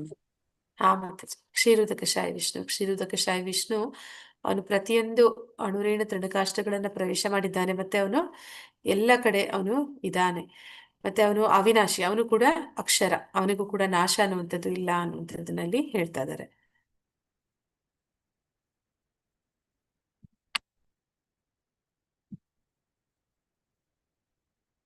ನಾನು ಕ್ಷರ ಮತ್ತೆ ಅಕ್ಷರಗಳಿಗೆ ಅತೀತನು ಮತ್ತು ಅತ್ಯುತ್ತಮನು. ಆದುದರಿಂದ ಪ್ರಪಂಚವು ವೇದಗಳು ಪುರುಷೋತ್ತಮನೆಂದು ನನ್ನನ್ನು ಪ್ರಾರ್ಥನೆ ಮಾಡುತ್ತವೆ. ಅಂದ್ರೆ ದೇವೋತ್ತಮ ಪರಮ ಪುರುಷ, ಅವನನ್ನ ದೇವೋತ್ತಮ ಪರಮ ಪುರುಷ ಅಂತ ಯಾಕೆ ನಾವು ಕರಿತೀವಿ ಅಂತಂದ್ರೆ, ಯಾರೆಲ್ಲ ಕ್ಷರ ಅಂತ ಕರಿತಾ ಇದ್ವಿ ಅಥವಾ ಅಕ್ಷರ ಅಂತ ಹೇಳ್ತಾ ಇದ್ವಿ, ಇವರೆಲ್ಲರೂ ಕೂಡ ಮೂಲದಲ್ಲಿ ಬಂದಿರುವಂತದ್ದು ಭಗವಂತನಿಂದ. ಭಗವಂತನಿಗೆ ತಂದೆ ತಾಯಿ ಅಂತ ಯಾರಾದ್ರೂ ಇದ್ದಿದ್ರೆ, ಅವರಿಂದ ಅವನು ಹುಟ್ಟಿದಾನೆ ಅಂತ ಗೊತ್ತಿದ್ರೆ ಅವರು ದೇವರಾಗ್ತಿದ್ರು. ಆದ್ರೆ ಭಗವಂತ ಅವನು ಅಜ, ಜನ್ಮ ಇಲ್ಲದಂತವನು. ಆದ್ರೆ ಅವನಿಂದ ಅನೇಕ ಅನೇಕ ಅನೇಕ ವಿಸ್ತರಣೆಗಳು, ಅಂದ್ರೆ ಸ್ವಾಂಶ ವಿಸ್ತರಣೆಗಳು ಅಥವಾ ವಿಷ್ಣು ತತ್ವ ಅಥವಾ ಜೀವತತ್ವ ಅಂತಂದ್ರೆ ಈ ಒಂದು ವಿಭಿನ್ನಾಂಶಗಳು ಅವರ ಒಂದು ಆವಿರ್ಭಾವ ಆಗುತ್ತೆ. ಅದನ್ನ ಇಲ್ಲಿ ಹೇಳ್ತಾ ಇದ್ದಾರೆ. ಎಲ್ಲದಕ್ಕೂ ಕೂಡ ಅವನೇ ಮೂಲನಾಗಿದ್ದಾನೆ. ಆ ಕಾರಣದಿಂದ ಅವನು ಕೂಡ ಅಕ್ಷರನಾಗಿದ್ದಾನೆ. ಮತ್ತೆ ಅವನನ್ನ ಎಲ್ಲ ತಿಳಿದಂತವರು ವೇದಗಳು ಮತ್ತೆ ಯಾರು ಭಕ್ತರಿದ್ದಾರೆ ಅವರೆಲ್ಲರೂ ಕೂಡ ಅವನನ್ನ ಉತ್ತಮ ಪುರುಷ, ದೇವೋತ್ತಮ ಪರಮ ಪುರುಷ ಅಂತ ಇಲ್ಲಿ ಪ್ರಾರ್ಥನೆ ಮಾಡುತ್ತದೆ ಅಂತ ಇಲ್ಲಿ ತಿಳಿಸ್ತಾ ಇದ್ದಾರೆ. ಈ 3 ಏನು ಕ್ಷರ ಅಂದ್ರೆ ಯಾರು, ಅಕ್ಷರ ಅಂದ್ರೆ ಯಾರು, ಕ್ಷರ ಮತ್ತೆ ಅಕ್ಷರನ್ನ ಮೀರಿದವನು ಯಾರು, ಈ 3 ವಿಚಾರಗಳನ್ನ ಇಲ್ಲಿ ತ್ರೈಲೋಕ್ಯ ಗೀತಾ ಅಂತ ಇಲ್ಲಿ ಈ ಒಂದು ಅಧ್ಯಾಯದಲ್ಲಿ ಕರಿತಾ ಇದ್ದಾರೆ. ಪುರುಷೋತ್ತಮ ಯುಗ ನಾ ಜಾನಾತಿ ಪುರುಷೋತ್ತಮಂ ಸಾ ಸರ್ವವಿದ್. ಯಾರು ನನ್ನನ್ನು ಸಂದೇಹವಿಲ್ಲದೆ ದೇವೋತ್ತಮ ಪರಮ ಪುರುಷನೆಂದು ತಿಳಿಯುತ್ತಾನೋ ಅವನು ಎಲ್ಲವನ್ನೂ ತಿಳಿದವನು. ಅಂದ್ರೆ ಏನಂತ ಹೇಳ್ತಾರಂದ್ರೆ, ಈಗ ನಮ್ಗೆ ನಿಜವಾದ ಮೂಲ ಯಾವುದು ಅಂತ ಗೊತ್ತಾಯ್ತು. ಯಾವಾಗ ಆ ಮೂಲ ಯಾವ್ದಂತ ಗೊತ್ತಾಯ್ತು ಆಗ ಎಲ್ಲವೂ ಗೊತ್ತಾಯ್ತು. ಹಾಗೆ ಇಲ್ಲಿ ದೇವೋತ್ತಮ ಪರಮ ಪುರುಷ ಕೃಷ್ಣನಿಂದಲೇ ಎಲ್ಲವೂ ಬಂದಿರುವಂತದ್ದು. ಅವನನ್ನ ತಿಳಿದ ಮೇಲೆ ಪ್ರತಿಯೊಂದನ್ನು ಅಂದ್ರೆ ಎಲ್ಲವನ್ನೂ ಪರಿಪೂರ್ಣವಾಗಿ ತಾನು ಅರ್ಥ ಮಾಡ್ಕೊಳ್ಳಿಕ್ಕೂ ಕೂಡ ಸಾಧ್ಯ ಆಗುತ್ತೆ. ಅಂದ್ರೆ ಕೃಷ್ಣ ದೇವೋತ್ತಮ ಪರಮ ಪುರುಷ, ಅವನ ಜೊತೆ ನನ್ನ ಸಂಬಂಧ ಏನು, ಮತ್ತೆ ಅವನು ಹೇಗೆ ಈ ಎಲ್ಲ ಸೃಷ್ಟಿಗೆ ಕಾರಣ, ಯಾಕೆ ಈ ಸೃಷ್ಟಿಯನ್ನೆಲ್ಲ ಅವನು ಮಾಡ್ದ, ಎಲ್ಲವನ್ನು ಕೂಡ ಒಬ್ಬ ವ್ಯಕ್ತಿ ಅವನನ್ನ ತಿಳ್ಕೊಳ್ಳೋ ಮೂಲಕ ತಿಳ್ಕೊತಾನೆ ಅಂತ. ಅಂದ್ರೆ ಭಾಗವತಂನಲ್ಲಿ ಏನ್ ನಮ್ಗೆ ತಿಳಿಸ್ಕೊಡ್ತಾರೆ ಅಂತಂದ್ರೆ, ಭಗವಂತ ಮತ್ತೆ ಭಗವಂತನ ಭಕ್ತರು, ಅವರ ಜೊತೆಲಿ ಅವನು ಮಾಡಿದ ಲೀಲೆಗಳು, ಮತ್ತೆ ಆ ಲೀಲೆಗಳ ಮೂಲಕ ಭಗವಂತನನ್ನ ನಾವು ತಿಳಿತೀವಿ, ಮತ್ತೆ ಭಕ್ತರನ್ನ ತಿಳಿತೀವಿ ಆ ಮೂಲಕ. ಆದ್ರೆ ಭಾಗವತಂ ಅನ್ನುವಂಥದ್ದು ಸಾಧಾರಣ ಆ ಗ್ರಂಥ ಅಲ್ಲ. ಅದ್ರಲ್ಲಿ ನಾವು ಎಲ್ಲ ಆದ್ರೆ ಏನಂತ ಹೇಳ್ತಾರೆ ಪ್ರಭುಪಾದರು ಅಂದ್ರೆ, ಒಬ್ಬ ವಿಜ್ಞಾನಿ ಆದವನಿಗೆ ಆ ವಿಜ್ಞಾನವನ್ನು ತಿಳ್ಕೋಬೇಕು ಅಂತಂದ್ರೆ, ನಿಜವಾದ ವಿಜ್ಞಾನವನ್ನ ತಿಳ್ಕೋಬೇಕು ಅಂದ್ರೆ, ಅಥವಾ ಯಾರಾದ್ರೂ ಒಬ್ರು ಇತಿಹಾಸವನ್ನ ತಿಳ್ಕೋಬೇಕು ಅಂತಂದ್ರೆ, ನೈಜವಾದ ಇತಿಹಾಸವನ್ನ ತಿಳ್ಕೋಬೇಕು ಅಂತಂದ್ರೆ, ಅಥವಾ ಇನ್ಯಾರಾದ್ರೂ ಒಬ್ಬ ಕವಿ ಇರ್ಬೋದು, ಯಾರೇ ಇರ್ಬೋದು, ಎಂಥದೇ ವ್ಯಕ್ತಿ ಇರ್ಬೋದು, ಪ್ರತಿಯೊಬ್ಬರಿಗೂ ಕೂಡ ಭಾಗವತದಲ್ಲಿ ಅವರಿಗೆ ಬೇಕಾದಂತಹ ವಿಷಯ ಎಲ್ಲವೂ ಕೂಡ ಸಿಗುತ್ತೆ ಅಂತ. ಆದ್ರೆ ಪ್ರತಿಯೊಂದನ್ನು ನಾವು ಭಗವಂತನನ್ನ ತಿಳ್ಕೊಳ್ಳುವ ಮೂಲಕ ತಿಳ್ಕೊಳ್ಳಿಕ್ಕೆ ಸಾಧ್ಯ ಇದೆ ಅಂತ. ಈ ಸೃಷ್ಟಿ ಹೇಗೆ ಆಯ್ತು, ಮತ್ತೆ ಆ ಸೃಷ್ಟಿನ ಭಗವಂತ ಯಾವ ರೀತಿ ಮಾಡ್ತಾನೆ, ನಂತರ ಅದನ್ನ ಯಾವ ರೀತಿ ಅವನು ಕಾಪಾಡ್ತಾನೆ, ಹೇಗೆ ಭಕ್ತರನ್ನ ಆಕರ್ಷಣೆ ಮಾಡ್ತಾನೆ, ಹೇಗೆ ಲೀಲೆಗಳನ್ನ ಮಾಡ್ತಾನೆ, ಮತ್ತೆ ಆ ಒಂದು ಸೃಷ್ಟಿಯನ್ನ ಅವನು ಹೇಗೆ ಲಯಗೊಳಿಸ್ತಾನೆ, ಪ್ರತಿಯೊಂದನ್ನು ಕೂಡ ನಾವು ಅವನನ್ನ ತಿಳ್ಕೊಳ್ಳೋ ಮೂಲಕ ತಿಳ್ಕೊಳ್ಳಿಕ್ಕೆ ಸಾಧ್ಯ ಆಗುತ್ತೆ ಅಂತ. ಭಾಗವತ ಅಂತಂದ್ರೆ ಸ್ವತಃ ಕೃಷ್ಣನೇ. ಆ ಭಾಗವತವನ್ನ ತಿಳ್ಕೊಳ್ಳುವ ಮೂಲಕ, ಅಂದ್ರೆ ಕೃಷ್ಣನನ್ನ ತಿಳಿಯುವ ಮೂಲಕ ನಾವು ಎಲ್ಲವನ್ನ ತಿಳಿತೀವಿ ಅನ್ನೋದನ್ನ ಇಲ್ಲಿ ಹೇಳ್ತಾ ಇದ್ದಾರೆ. ಹೀಗೆ ಯಾರು ಸಂದೇಹ ಇಲ್ಲದೆ ಭಗವಂತನನ್ನ ಅರ್ಥ ಮಾಡ್ಕೋತಾರೆ, ಅವ್ರು ಎಲ್ಲವನ್ನು ತಿಳಿಯೋದಕ್ಕೆ ಸಾಧ್ಯ ಇದೆ ಅಂತ ಇಲ್ಲಿ ಹೇಳ್ತಾ ಇದ್ದಾರೆ. ಜನ್ಮ ಕರ್ಮಚ ದಿವ್ಯಂ ಅಂದ್ರೆ ಅವನ ಆ ಆವಿರ್ಭಾವ ಅಥವಾ ಅವನ ಒಂದು ಲೀಲೆಗಳು, ಅವನ ಗುಣಗಳು ಎಲ್ಲವನ್ನು ಕೂಡ ತಿಳಿಯುವಂತವನು, ಪ್ರತಿಯೊಂದನ್ನು ತಿಳಿದಿದ್ದಾನೆ ಅಂತವನು ಸಂದೇಹವಿಲ್ಲದೆ ಭಗವಂತನ ಧಾಮಕ್ಕೆ ಮತ್ತೆ ಹಿಂತಿರುಗ್ತಾನೆ ಅನ್ನೋದನ್ನ ಭಗವಂತ ಹೇಳ್ತಾರೆ.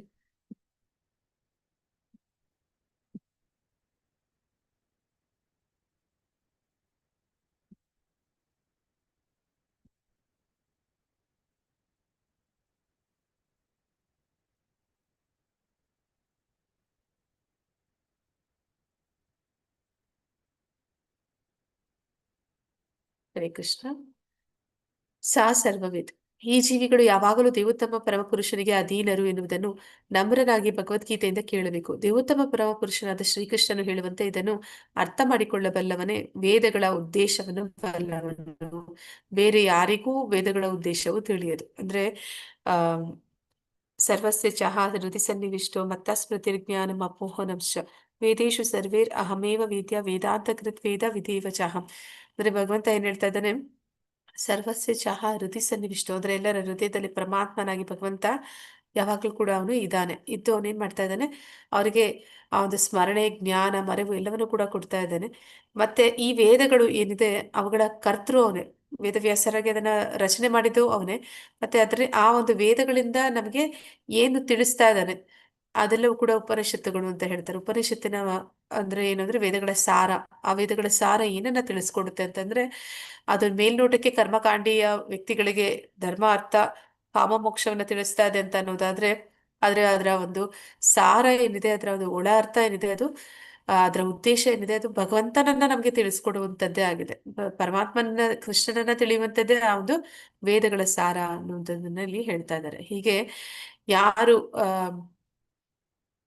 ಈ ವೇದಗಳನ್ನ ತಿಳಿದಿದ್ದಾರೆ ಅವರು ಭಗವಂತನನ್ನ ತಿಳಿದಿದ್ದಾರೆ ಅಂತ. ಅಥವಾ ಯಾರು ಭಗವಂತನ ಶುದ್ಧ ಭಕ್ತರಿದ್ದಾರೆ ಅವರು ವೇದಗಳ ಅಧ್ಯಯನ ಮಾಡುವ ಅವಶ್ಯಕತೆ ಇಲ್ಲ. ಯಾಕಂದ್ರೆ ಅವರು ಕೃಷ್ಣನನ್ನ ತಿಳಿಯುವ ಮೂಲಕ ಆ ವೇದಗಳ ಉದ್ದೇಶ ಏನಿದೆ ಅದು ಕೃಷ್ಣನನ್ನೇ ತಿಳಿಯುವಂಥದ್ದು.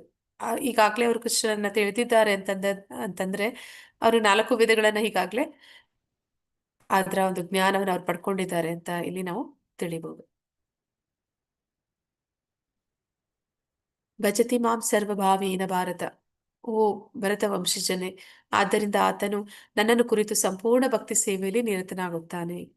ಯಾರು ಭಗವಂತನನ್ನ ಅರ್ಥ ಮಾಡ್ಕೋತಾರೆ ಅವರಿಗೆ ಎಲ್ಲವೂ ತಿಳಿಯಿತು. ಎಲ್ಲವನ್ನು ತಿಳಿದ ಮೇಲೆ ಅವನ ಬದುಕಿನ ಗುರಿ ತಿಳಿಯಿತು. ಅವನಿಗೆ ಆ ಬದುಕಿನ ಗುರಿಯನ್ನ ಸಾಧಿಸೋದಕ್ಕಾಗಿ ಅವನು ಸತತ ಪ್ರಯತ್ನ ಮಾಡ್ತಾನೆ.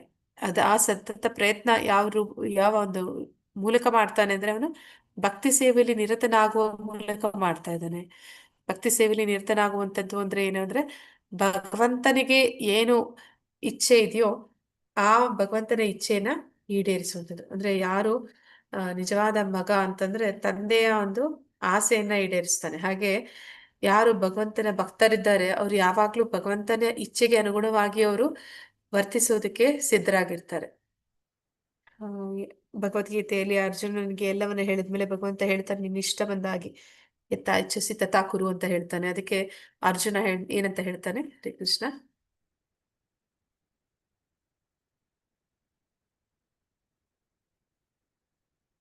ಏನಂತ ಹೇಳ್ತಾನೆ?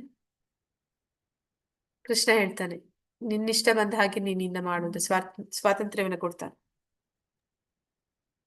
ಅರ್ಜುನ ಹೇಳ್ತಾನೆ ಮಾತಾಜಿ, ನಿನ್ನನ್ನು ಸಂಪೂರ್ಣವಾಗಿ ನಾನು ಅರ್ಥ ಮಾಡ್ಕೊಂಡಿದ್ದೀನಿ ಅಂತ ಹೇಳ್ತಾನೆ ಮಾತಾಜಿ. ಅದ್ರಲ್ಲಿ ಯಾವ ಅವನು ಸಂದೇಹ ಇಲ್ಲ ಅಂತ ಹೇಳ್ತಾರೆ ಭಗವಂತನಲ್ಲಿ. ಅವನು ಹೇಳ್ತಾನೆ, ಭಗವಂತ ನೀನೇನ್ ಹೇಳ್ತೀಯ ನಾನು ಅದನ್ನೇ ಮಾಡ್ತೇನೆ ಇನ್ನ ಅಂತ. ಹಾಗೆ ಯಾರು ಭಗವಂತನನ್ನ ತಿಳಿತಾರೆ ಅಂತವ್ರು ಭಗವಂತ ಏನು ಹೇಳ್ತಾನೆ, ಭಗವಂತ ನಮ್ಗೆ ಹೇಗೆ ನೇರವಾಗಿ ಬಂದು ಹೇಳ್ತಾನೆ, ಅಲ್ಲಿ ಅರ್ಜುನನಿಗೆ ಏನು ಭಗವದ್ಗೀತೆಯಲ್ಲಿ ಹೇಳ್ತಾ ಇದ್ದಾನೆ, ನಮ್ಗೆ ಹೇಗೆ ಹೇಳ್ತಾನೆ? ನಮ್ಮ ಭಗವಂತನ ಹೃದಯದಲ್ಲಿ ಬಿಟ್ಟು ಹೇಳ್ತಾನೆ ಮಾತಾಜಿ. ಮಾತಾಜಿ ಪರಮಾತ್ಮನಾಗಿ ಪ್ರತಿಯೊಬ್ಬರ ಹೃದಯದಲ್ಲಿ ಇದ್ದು ನಿರ್ದೇಶಕನಾಗಿ ನಿರ್ದೇಶಿಸ್ತಾ ಇರ್ತಾನೆ ಮಾತಾಜಿ. ಹಾ ಮಾತಾಜಿ. ಆದ್ರೆ ಭಗವಂತನ ಇಚ್ಛೆಗಳನ್ನ ನಾವು ಹೇಗೆ ಅರ್ಥ ಮಾಡ್ಕೊಳ್ಳೋದು? ಮಾತಾಜಿ ವೇದಗಳ ಗುರು ಮೂಲಕ. ಸಾಧು ಶಾಸ್ತ್ರದಿಂದ ಅರ್ಥ ಮಾಡ್ಕೊಳ್ಳೋದು. ನಮ್ಗೆ ಗುರುಗಳನ್ನ ಕೊಡ್ತಾನೆ, ಶಾಸ್ತ್ರವನ್ನ ಕೊಡ್ತಾನೆ, ಸಾಧುಗಳಿದ್ದಾರೆ, ಇವರು ಭಗವಂತನನ್ನ ತಿಳಿದಿದ್ದಾರೆ, ಅವರಿಗೆ ಗೊತ್ತಿದೆ ಭಗವಂತನಿಗೆ ಏನು ಬೇಕು, ಅವನೇನನ್ನ ಬಯಸ್ತಾನೆ ಅಂತ. ಆ ಮೂಲಕ ಅದನ್ನ ನಾವು ತಿಳ್ಕೊಂಡು ಅದಕ್ಕೆ ತಕ್ಕ ಹಾಗೆ ಯಾರು ಭಕ್ತಿಯಲ್ಲಿ ತೊಡಗ್ತಾರೆ ಅದನ್ನೇ ಸಂಪೂರ್ಣವಾದ ಭಕ್ತಿ ಸೇವೆ ಅಂತ ಇಲ್ಲಿ ಹೇಳ್ತಾರೆ. ಪಾಠ 2 ಭಾವಾರ್ಥಗಳು. ಆ ತಿಳುವಳಿಕೆ. ಭಗವದ್ಗೀತೆಯ ಅಧ್ಯಾಯ 15ರ ಅವಲೋಕನವನ್ನು ಪ್ರಸ್ತುತಪಡಿಸಲಾಗಿದೆ. ಅಂದ್ರೆ ಇಡೀ ಒಂದು ಭಗವದ್ಗೀತೆ ಅಧ್ಯಾಯದ 15 ನಾವು ಕಳೆದ ವಾರನೇ ನೋಡಿದ್ದೀವಿ. ಮತ್ತೆ ಇಲ್ಲಿ ಭಗವದ್ಗೀತೆ 15.1 ರಿಂದ 7 ಉಲ್ಲೇಖದೊಂದಿಗೆ ಆಲದ ಮರದ ಸಾದೃಶ್ಯದ ಅವಲೋಕನವನ್ನು ಪ್ರಸ್ತುತಪಡಿಸಲಾಗಿದೆ. ಅಂದ್ರೆ ಆ ಒಂದು ಆಲದ ಮರದ ಒಂದು ವಿವರಣೆಯನ್ನ ನಾವು ಈಗಾಗಲೇ ಆ ಚಿತ್ರಣದ ಮೂಲಕನೇ ನೋಡಿ ತಿಳ್ಕೊಂಡಿದ್ದೀವಿ. ಹೇಗೆ ಆ ಎಲೆಗಳು, ವೇದ ಮಂತ್ರಗಳು, ಫಲಗಳು, ಅದು ಧರ್ಮ, ಅರ್ಥ, ಕಾಮ, ಮೋಕ್ಷ ಅನ್ನುವಂಥದ್ದು, ಅದರ ಬೇರುಗಳು, ಮೇಲ್ಮುಖ ಕೆಳಮುಖ ಬೇರುಗಳು, ಅವು ನಾವು ಮಾಡುವಂತಹ ಒಂದು ಕರ್ಮದ ಪ್ರತಿಕ್ರಿಯೆಗಳು, ಮತ್ತೆ ಹೇಗೆ ಈ ಊರ್ಧ್ವ ಲೋಕಗಳು ಅದು ಪ್ರಾರಂಭ ಆಗುವಂಥದ್ದು, ಬೇರು, ಮೂಲ ಬೇರು ಬ್ರಹ್ಮನಿಂದ ಪ್ರಾರಂಭ ಆಗುತ್ತೆ, ಮತ್ತೆ ಎಲ್ಲ ರೆಂಬೆ ಕೊಂಬೆಗಳು ಅದು ಕೆಳಮುಖವಾಗಿ ಇದೆ ಅನ್ನುವಂಥದ್ದು, ಮತ್ತೆ ಅದರ ಕುಡಿಗಳು, ಅವು ಆ ಅದರ ಕುಡಿಗಳು ಇಂದ್ರಿಯ ವಸ್ತುಗಳು ಅನ್ನುವಂಥದ್ದು, ಮತ್ತೆ ಅದನ್ನ ಯಾರು ಆ ಪೋಷಣೆ ಮಾಡ್ತಾ ಇದ್ದಾರೆ ಅಂದ್ರೆ ಅದು ಸತ್ವಗುಣ, ರಜಗುಣ, ತಮೋ ಗುಣಗಳು. ಮತ್ತೆ ಈ ಒಂದು ಮರ ಅನ್ನುವಂಥದ್ದು ಆಧ್ಯಾತ್ಮಿಕ ಜಗತ್ತಿನ ವಕ್ರ ಪ್ರತಿಬಿಂಬ, ಅದು ಆಸೆ ಅನ್ನುವಂತಹ ಒಂದು ಬಯಕೆ ಅನ್ನುವಂತಹ ನದಿಯ ತೀರದಲ್ಲಿ ಇರುವಂತದ್ದು, ಆ ಒಂದು ಛಾಯೆ ಅಷ್ಟೇ, ಆಧ್ಯಾತ್ಮಿಕ ಜಗತ್ತಿನ ಛಾಯೆ ಎನ್ನುವಂಥದ್ದನ್ನ ನಾವು ನೋಡಿದ್ದೀವಿ. ಭಗವದ್ಗೀತೆ 15.16 ರಿಂದ 20 ಉಲ್ಲೇಖಿಸಿ ಪುರುಷೋತ್ತಮ ಯೋಗದ ಅರ್ಥವನ್ನ ವಿವರಿಸಲಾಯಿತು. ಅಂದ್ರೆ ಭಗವಂತ ದೇವೋತ್ತಮ ಪರಮ ಪುರುಷ ಅಂತ ಯಾಕೆ, ಉತ್ತಮ ಪುರುಷ ಅಂತ ನಾವು ಯಾಕೆ ಕರಿತೀವಿ ಅಂದ್ರೆ, ಒಂದು ಒಳ್ಳೆಯ ತಂದೆ ಹಾಗೆ ನಮ್ಮೆಲ್ಲ ಆಸೆಗಳನ್ನ ಈಡೇರಿಸ್ತಾನೆ ಭಗವಂತ. ಅದಕ್ಕೆ ನಾವ್ ಏನೆಲ್ಲ ಇಚ್ಛೆ ಇಟ್ಕೊಂಡಿದೀವಿ ಅದನ್ನ ಈಡೇರಿಸೋದಕ್ಕೆ ಈ ಭೌತಿಕ ಜಗತ್ತನ್ನ ಅವನು ಸೃಷ್ಟಿ ಮಾಡ್ತಾನೆ. ಮತ್ತೆ ಸೃಷ್ಟಿ ಮಾಡಿ ಇಲ್ಲಿ ನಮ್ಗೆ ಏನೆಲ್ಲ ಅವಶ್ಯಕತೆಗಳಿದೆ, ಮೂಲಭೂತ ಅವಶ್ಯಕತೆಗಳು ಎಲ್ಲವನ್ನು ಕೂಡ ಅವನೇ ಪೂರೈಸ್ತಾನೆ. ನಂತರ ಅವನು ನಮ್ಮ ಆಹಾರ ಮತ್ತೆ ನಮಗೆ ಅದನ್ನ ಅರಗಿಸಿಕೊಳ್ಳುವಂತ ಶಕ್ತಿ, ನಾವು ಉಸಿರಾಡುವಂತ ಗಾಳಿ, ಪ್ರತಿಯೊಂದನ್ನು ಕೂಡ ಭಗವಂತನೇ ನೀಡಿದ್ದಾನೆ. ಹೀಗೆ ಅವನು ದೇವೋತ್ತಮ ಪರಮಪುರುಷ, ಪುರುಷೋತ್ತಮ ಅನ್ನುವಂಥದ್ದನ್ನ ನಾವು ನೋಡ್ತೀವಿ. ಶ್ರೋತ್ರಂ ಚಕ್ಷುಷಃ. ಪ್ರಸ್ತುತ ಸಾಮಾಜಿಕ, ನೈತಿಕ ಮತ್ತೆ ಪರಿಸರ ಇತ್ಯಾದಿ ವಿಷಯಗಳಿಗೆ ಸಂಬಂಧಿಸಿದಂತೆ ಭಗವದ್ಗೀತೆ 14.3 ಮತ್ತೆ 4ರ ಪ್ರಸ್ತುತತೆಯನ್ನು ಚರ್ಚಿಸಲಾಗಿದೆ. ಇದನ್ನ ಅಶ್ವಿನಿ ಮಾತಾಜಿ ಹೇಳಿದ್ದಾರೆ ಆಗ್ಲೇ. ನಂತರ ಉಪದೇಶದ ಅನ್ವಯ. ಕೃಷ್ಣ ಪ್ರಜ್ಞೆಯನ್ನು ಬೋಧಿಸುವಲ್ಲಿ 15.7 ಮತ್ತೆ 15.15ರ ಚರ್ಚೆ ಅನ್ವಯ. ಅಂದ್ರೆ ಇಲ್ಲಿ 15.7 ಮತ್ತೆ 15 ಚೈತನ್ಯ ಮಾತಾಜಿ ಹೇಳಿದ್ದಾರೆ ಇದನ್ನ ಡೀಟೇಲ್ ಆಗಿ. ಅಂದ್ರೆ ಹೇಗೆ ನಾವೆಲ್ಲರೂ ಕೂಡ ಮೂಲದಲ್ಲಿ ಭಗವಂತನ ಅಂಶ ಅನ್ನುವಂಥದ್ದು. ಇನ್ನೊಂದು ಹೃದಯದಲ್ಲಿ ಪರಮಾತ್ಮ ಅವನು ಪ್ರತಿಯೊಂದು ಜೀವಿಯ ಹೃದಯದಲ್ಲಿ ಇದ್ಕೊಂಡು ಸ್ಮರಣೆ, ಜ್ಞಾನ, ಮರೆವನ್ನ ಕೊಡ್ತಾನೆ. ಮತ್ತೆ ಎಲ್ಲ ಒಂದು ವೇದಗಳ ಸಾರವನ್ನ, ವೇದಾಂತ ಎಲ್ಲವನ್ನು ಕೂಡ ಭಗವಂತ ಸ್ವತಃ ಅವನೇ ನೀಡಿದ್ದಾನೆ. ಆ ವೇದಗಳ ಮೂಲಕ ನಾವು ತಿಳ್ಕೊಳ್ಬೇಕಾಗಿರುವಂತದ್ದು ಪರಮಾತ್ಮನನ್ನೇ, ಅವನ ಕುರಿತಾಗಿ ಅನ್ನುವಂಥದ್ದನ್ನ. ಮತ್ತೆ 7ನೇ ಒಂದು ಶ್ಲೋಕದಲ್ಲಿ ಹೇಗೆ ಪ್ರತಿಯೊಂದು ಜೀವಿ ಕೂಡ ಭಗವಂತನ ವಿಷ್ಣು ತತ್ವ ಸ್ವಾಂಶ ವಿಸ್ತರಣೆ ಅಥವಾ ಅವನ ಒಂದು ಜೀವತತ್ವ ವಿಭಿನ್ನಾಂಶ ವಿಸ್ತರಣೆಗಳಾಗಿದ್ದಾರೆ. ಆದ್ರೆ ಭಗವಂತ ಹಿಟ್ಲರ್ ಹಾಗೆ ಅಲ್ಲ, ಎಲ್ಲರನ್ನೂ ಕೂಡ ಪ್ರೀತಿ ಭಾವ ಬಯಸ್ತಾನೆ ಹೊರತು ಯಾರ ಮೇಲೆ ಕೂಡ ಅವನು ಒತ್ತಾಯ ಮಾಡೋದಿಲ್ಲ. ಹಾಗೆ ಒಂದು ಅಲ್ಪ ಸ್ವಾತಂತ್ರ್ಯವನ್ನ ಪ್ರತಿಯೊಬ್ಬರಿಗೂ ನೀಡಿದ್ದಾನೆ. ಆ ಅಲ್ಪ ಸ್ವಾತಂತ್ರ್ಯವನ್ನ ಸದ್ಬಳಕೆ ಮಾಡ್ಕೊಂಡಂತವರು ಮುಕ್ತಾತ್ಮರು, ಅವರು ಏನ್ ಮಾಡ್ತಾರೆ, ಭಗವಂತನ ಧಾಮದಲ್ಲಿ ಸದಾ ಆನಂದವಾಗಿರ್ತಾರೆ. ಯಾರು ಆ ಒಂದು ಸ್ವಾತಂತ್ರ್ಯವನ್ನ ದುರ್ಬಳಕೆ ಮಾಡ್ಕೋತಾರೆ, ಅವ್ರೇನ್ ಮಾಡ್ತಾರೆ, ಈ ಭೌತಿಕ ಜಗತ್ತಿನಲ್ಲಿ ಬಂದು ಎಲ್ಲ ರೀತಿಯ ಕಷ್ಟಗಳನ್ನ ಅನುಭವಿಸೋದಕ್ಕೆ ಆ ಈ ಒಂದು ಭೌತಿಕ ದೇಹವನ್ನ ಪಡಿತಾರೆ ಅನ್ನುವಂಥದ್ದನ್ನ ತಿಳಿದೀವಿ.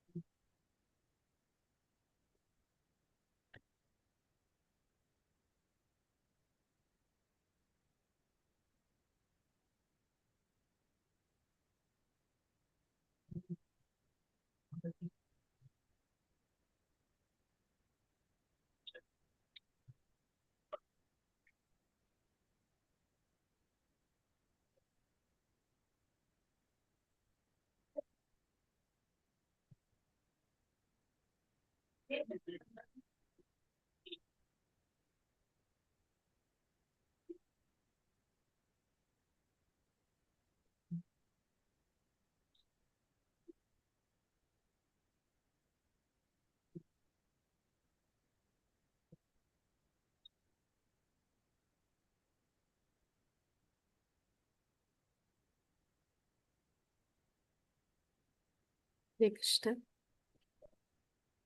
ಜೀವಿಯು ಈ ಕತ್ತಲು ಮುಸುಕಿದ ಐಹಿಕ ಜಗತ್ತಿನಲ್ಲಿ ಇರುವಷ್ಟು ಕಾಲವು ಬದ್ಧ ಜೀವನದಲ್ಲಿ ಇರುತ್ತಾನೆ. ಈ ಐಹಿಕ ಜಗತ್ತಿನ ಮಿಥ್ಯವಾದ ವಿಕೃತ ಮರವನ್ನು ಕತ್ತರಿಸಿಕೊಂಡು ಆಧ್ಯಾತ್ಮಿಕ ಗಗನವನ್ನು ತಲುಪುತ್ತಲೇ ಅವನು ಮುಕ್ತನಾಗುತ್ತಾನೆ.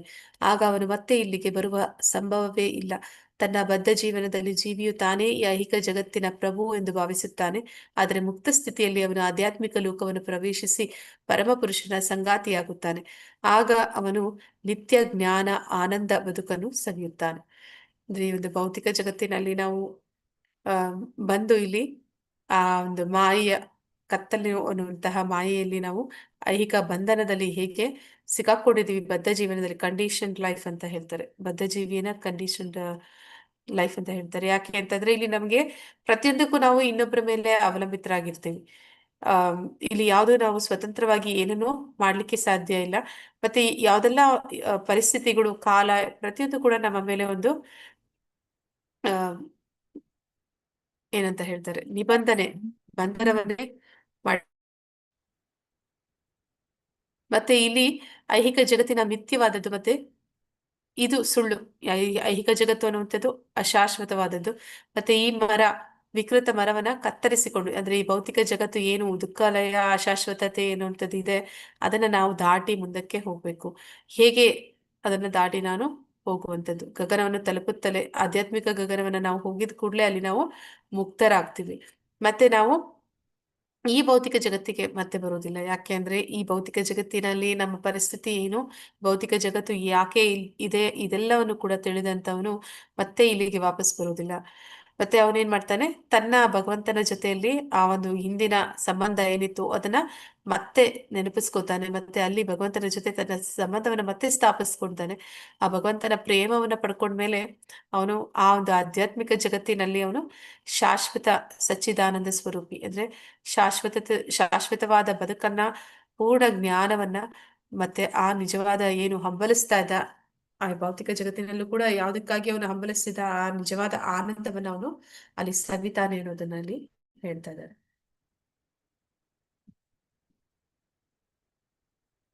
ಶ್ರೀ ಪ್ರಭುಪಾದ್ ಕಿ ಜೈ, ಶ್ರೀ ರಾಧಾ ಗೋವಿಂದ್ ಕಿ ಜೈ. ಆಯ್ತು, ಇಲ್ಲಿಗೆ ಈ ಒಂದು 2ನೇ ಅಧ್ಯಾಯ ಕೂಡ ನಮ್ಮದು ಮುಗ್ದಿದೆ. ಯಾರಿಗಾದ್ರೂ ಏನಾದ್ರೂ ಪ್ರಶ್ನೆಗಳಿದ್ರೆ ಕೇಳ್ಬೋದು. ವಾಂಛಾಕಲ್ಪತರುಭ್ಯಶ್ಚ ಕೃಪಾ ಸಿಂಧುಭ್ಯ ಏವ ಚ ಪತಿತನಾಂ ಪಾವನೇಭ್ಯೋ ವೈಷ್ಣವೇಭ್ಯೋ ನಮೋ ನಮಃ. ಅನಂತ ಕೋಟಿ ವೈಷ್ಣವೃಂದ ಕಿ ಜೈ. ನಾಮಾಚಾರಿ ಹರಿದಾಸ್ ಠಾಕೂರ್ ಕಿ ಜೈ. ಇಲ್ಲಿ ಬಂದಿರುವಂತ ಎಲ್ಲ ಭಕ್ತರಿಗೂ ಜೈ. ಹರೇ ಕೃಷ್ಣ. ಮತ್ತೆ ಯಾರಿಗಾದ್ರೂ ಏನಾದ್ರು ಹೇಳಲಿಕ್ಕೆ ಇದ್ರೆ ಇವತ್ತು ಚರ್ಚೆ ಮಾಡಿದ್ರಲ್ಲಿ ನಿಮ್ಗೆ ಏನಾದ್ರು ಇನ್ನು ಶೇರ್ ಮಾಡ್ಲಿಕ್ಕೆ ಇದ್ರೆ ಹೇಳ್ಬೋದು. ಹರೇ ಕೃಷ್ಣ. ಎಲ್ಲರೂ ಅಟೆಂಡೆನ್ಸ್ ಕೂಡ ಹಾಗೆ ಹಾಕ್ಬಿಡಿ. ಪ್ರಭುಜಿ ಹಾಕಿರ್ತಾರೆ ಅನ್ಕೋತೀನಿ. ಹಾಕಿದ್ದಾರೆ. ವಿನಯ್ ಪ್ರಭು ನಮ್ದು ಹಾಕಿ ಪ್ರಭು. ಹಾ ಮಾತಾಜಿ ಹಾಕಿದೀನಿ ಮಾತಾಜಿ. ಹರೇ ಕೃಷ್ಣ ಮಾತಾಜಿ ಹಾಕಿದೀನಿ ಮಾತಾಜಿ. ಹರೇ ಕೃಷ್ಣ ಮಾತಾಜಿ. ಗೀತಾ ಮಾತಾಜಿ ಹರೇ ಕೃಷ್ಣ. ಹರೇ ಕೃಷ್ಣ ಮಾತಾಜಿ. ಹೇಳಿ ಮಾತಾಜಿ. 13ನೇ chapter Mataji, 588 page number, last paragraph ದಲ್ಲಿ ಮಾತಾಜಿ. ಅದು ಎ ಪರಂ ಅಂತಿದೆ, ಅದ್ರ ಮೀನಿಂಗ್ ಗೊತ್ತಾಗಿಲ್ಲ ಮಾತಾಜಿ. 13ನೇ ಚಾಪ್ಟರ್ 588 ಪೇಜ್ ನಂಬರ್ ಏನ್ ಮಾತಾಜಿ? ಯಾವ ಶ್ಲೋಕ? ಸೆಕೆಂಡ್ ಅಲ್ಲಿ ಮಾತಾಜಿ. ಎಲ್ಲಿ ಮಾತಾಜಿ? ಫಸ್ಟ್ ಅಂಡ್ ಸೆಕೆಂಡ್ ಇದೆ 13ನೇ ಚಾಪ್ಟರ್ ದಲ್ಲಿ. 558 ಪೇಜ್ ನಂಬರ್, ಲಾಸ್ಟ್ ಪ್ಯಾರಾಗ್ರಾಫ್ ಅಲ್ಲಿ ಮಾತಾಜಿ. ಏನಿದೆ ಮಾತಾಜಿ? ಭಗವದ್ಗೀತೆಯ ಮೊದಲ 6 ಅಧ್ಯಾಯಗಳಲ್ಲಿ ಕ್ಷೇತ್ರಜ್ಞನನ್ನು ಜೀವಿ ಅವನು ಎ ಪರಂ ಪ್ರಭುವನ್ನು ಅರ್ಥ ಮಾಡಿಕೊಳ್ಳಲು ಸಾಧ್ಯವಾಗುವ ಸ್ಥಾನವನ್ನು ವರ್ಣಿಸಿದೆ. Last paragraph 588 page number. Mataji ಅದು ಸ್ಪೆಲ್ಲಿಂಗ್ ಮಿಸ್ಟೇಕ್ಸ್ ಇರ್ಬೋದು ಮಾತಾಜಿ. ಭಗವದ್ಗೀತೆಯ ಮೊದಲ 6 ಅಧ್ಯಾಯಗಳಲ್ಲಿ ಕ್ಷೇತ್ರಜ್ಞನನ್ನು ಜೀವಿ ಅವನು ಈ ಪರಮ ಪ್ರಭುವನ್ನು ಅರ್ಥ ಮಾಡಿಕೊಳ್ಳಲು ಸಾಧ್ಯವಾಗುವ ಸ್ಥಾನವನ್ನು ವರ್ಣಿಸಿದೆಯಾ? ಅದು ಪರಮ ಪ್ರಭುವನ್ನಷ್ಟೇ ಮಾತಾಜಿ. ಆದ್ರೆ ಅದು ಬೈ ಮಿಸ್ಟೇಕ್ ಏನಾದ್ರು ಆಗಿರುತ್ತೆ. ಓಕೆ ಮಾತಾಜಿ, ಓಕೆ, ಧನ್ಯವಾದ ಮಾತಾಜಿ. ಹರೇ ಕೃಷ್ಣ. ಹರೇ ಕೃಷ್ಣ. ಹರೇ ಕೃಷ್ಣ. ಹರೇ ಕೃಷ್ಣ ಮಾತಾಜಿ. ತ್ರೈಲೋಕ್ಯ ಗೀತಾ ಅನ್ನೋದು 15.6ರಿಂದ 8 ಅಲ್ವಾ ಮಾತಾಜಿ? 15.6 ಅಲ್ಲ ಮಾತಾಜಿ, 16ರಿಂದ. ಸಾರಿ, ಒಂದ್ ನಿಮಿಷ. 15, 16 ಅಲ್ಲ, 16, 17, 18. ಅದು ಮಿಸ್ ಮಾಡ್ಕೊಂಡೆ ಮಾತಾಜಿ, ಒಮ್ಮೆ ಹೇಳಿ ಮಾತಾಜಿ.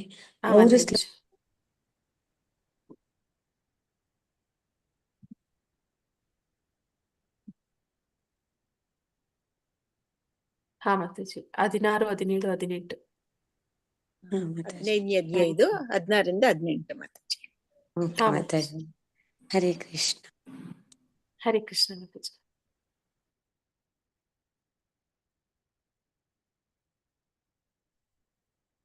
ಮತ್ತೆ ಯಾರಿಗಾದ್ರೂ ಏನಾದ್ರೂ ಹೇಳಲಿಕ್ಕೆ ಇದ್ರೆ ಹೇಳ್ಬೋದು. ಮತ್ತೆ ಏನಂತಂದ್ರೆ ಎಲ್ಲರೂ ಕೂಡ ಆರತಿ ನಲ್ಲಿ ಪಾಲ್ಗೊಳ್ಬೇಕು. ಆರತಿಯಲ್ಲಿ ಪಾಲ್ಗೊಳ್ಳುವಾಗ ನೀವು ಭಕ್ತಿ ಶಾಸ್ತ್ರಿ ಅನ್ನುವಂಥದ್ದನ್ನು ಕೂಡ ಅಲ್ಲಿ BS ಅಂತ ಹಾಕೋಬಹುದು, ಅಥವಾ ಲೆವೆಲ್ ಯಾವ್ದು ಇದು ಬರುತ್ತೆ 5 ಬರುತ್ತಲ್ವಾ ಭಕ್ತಿ ಶಾಸ್ತ್ರಿ, L5 ಅಂತಾನು ಹಾಕೋಬಹುದು. ಕನ್ನಡ ಅಂತ ಹಾಕೊಂಡು ಪ್ರತಿದಿನ ಆರತಿಯಲ್ಲಿ ಎಲ್ಲರೂ ಕಂಪಲ್ಸರಿ ಪಾಲ್ಗೊಳ್ಬೇಕು ಅಂತ ಹೇಳ್ತಾ ಇದ್ದಾರೆ.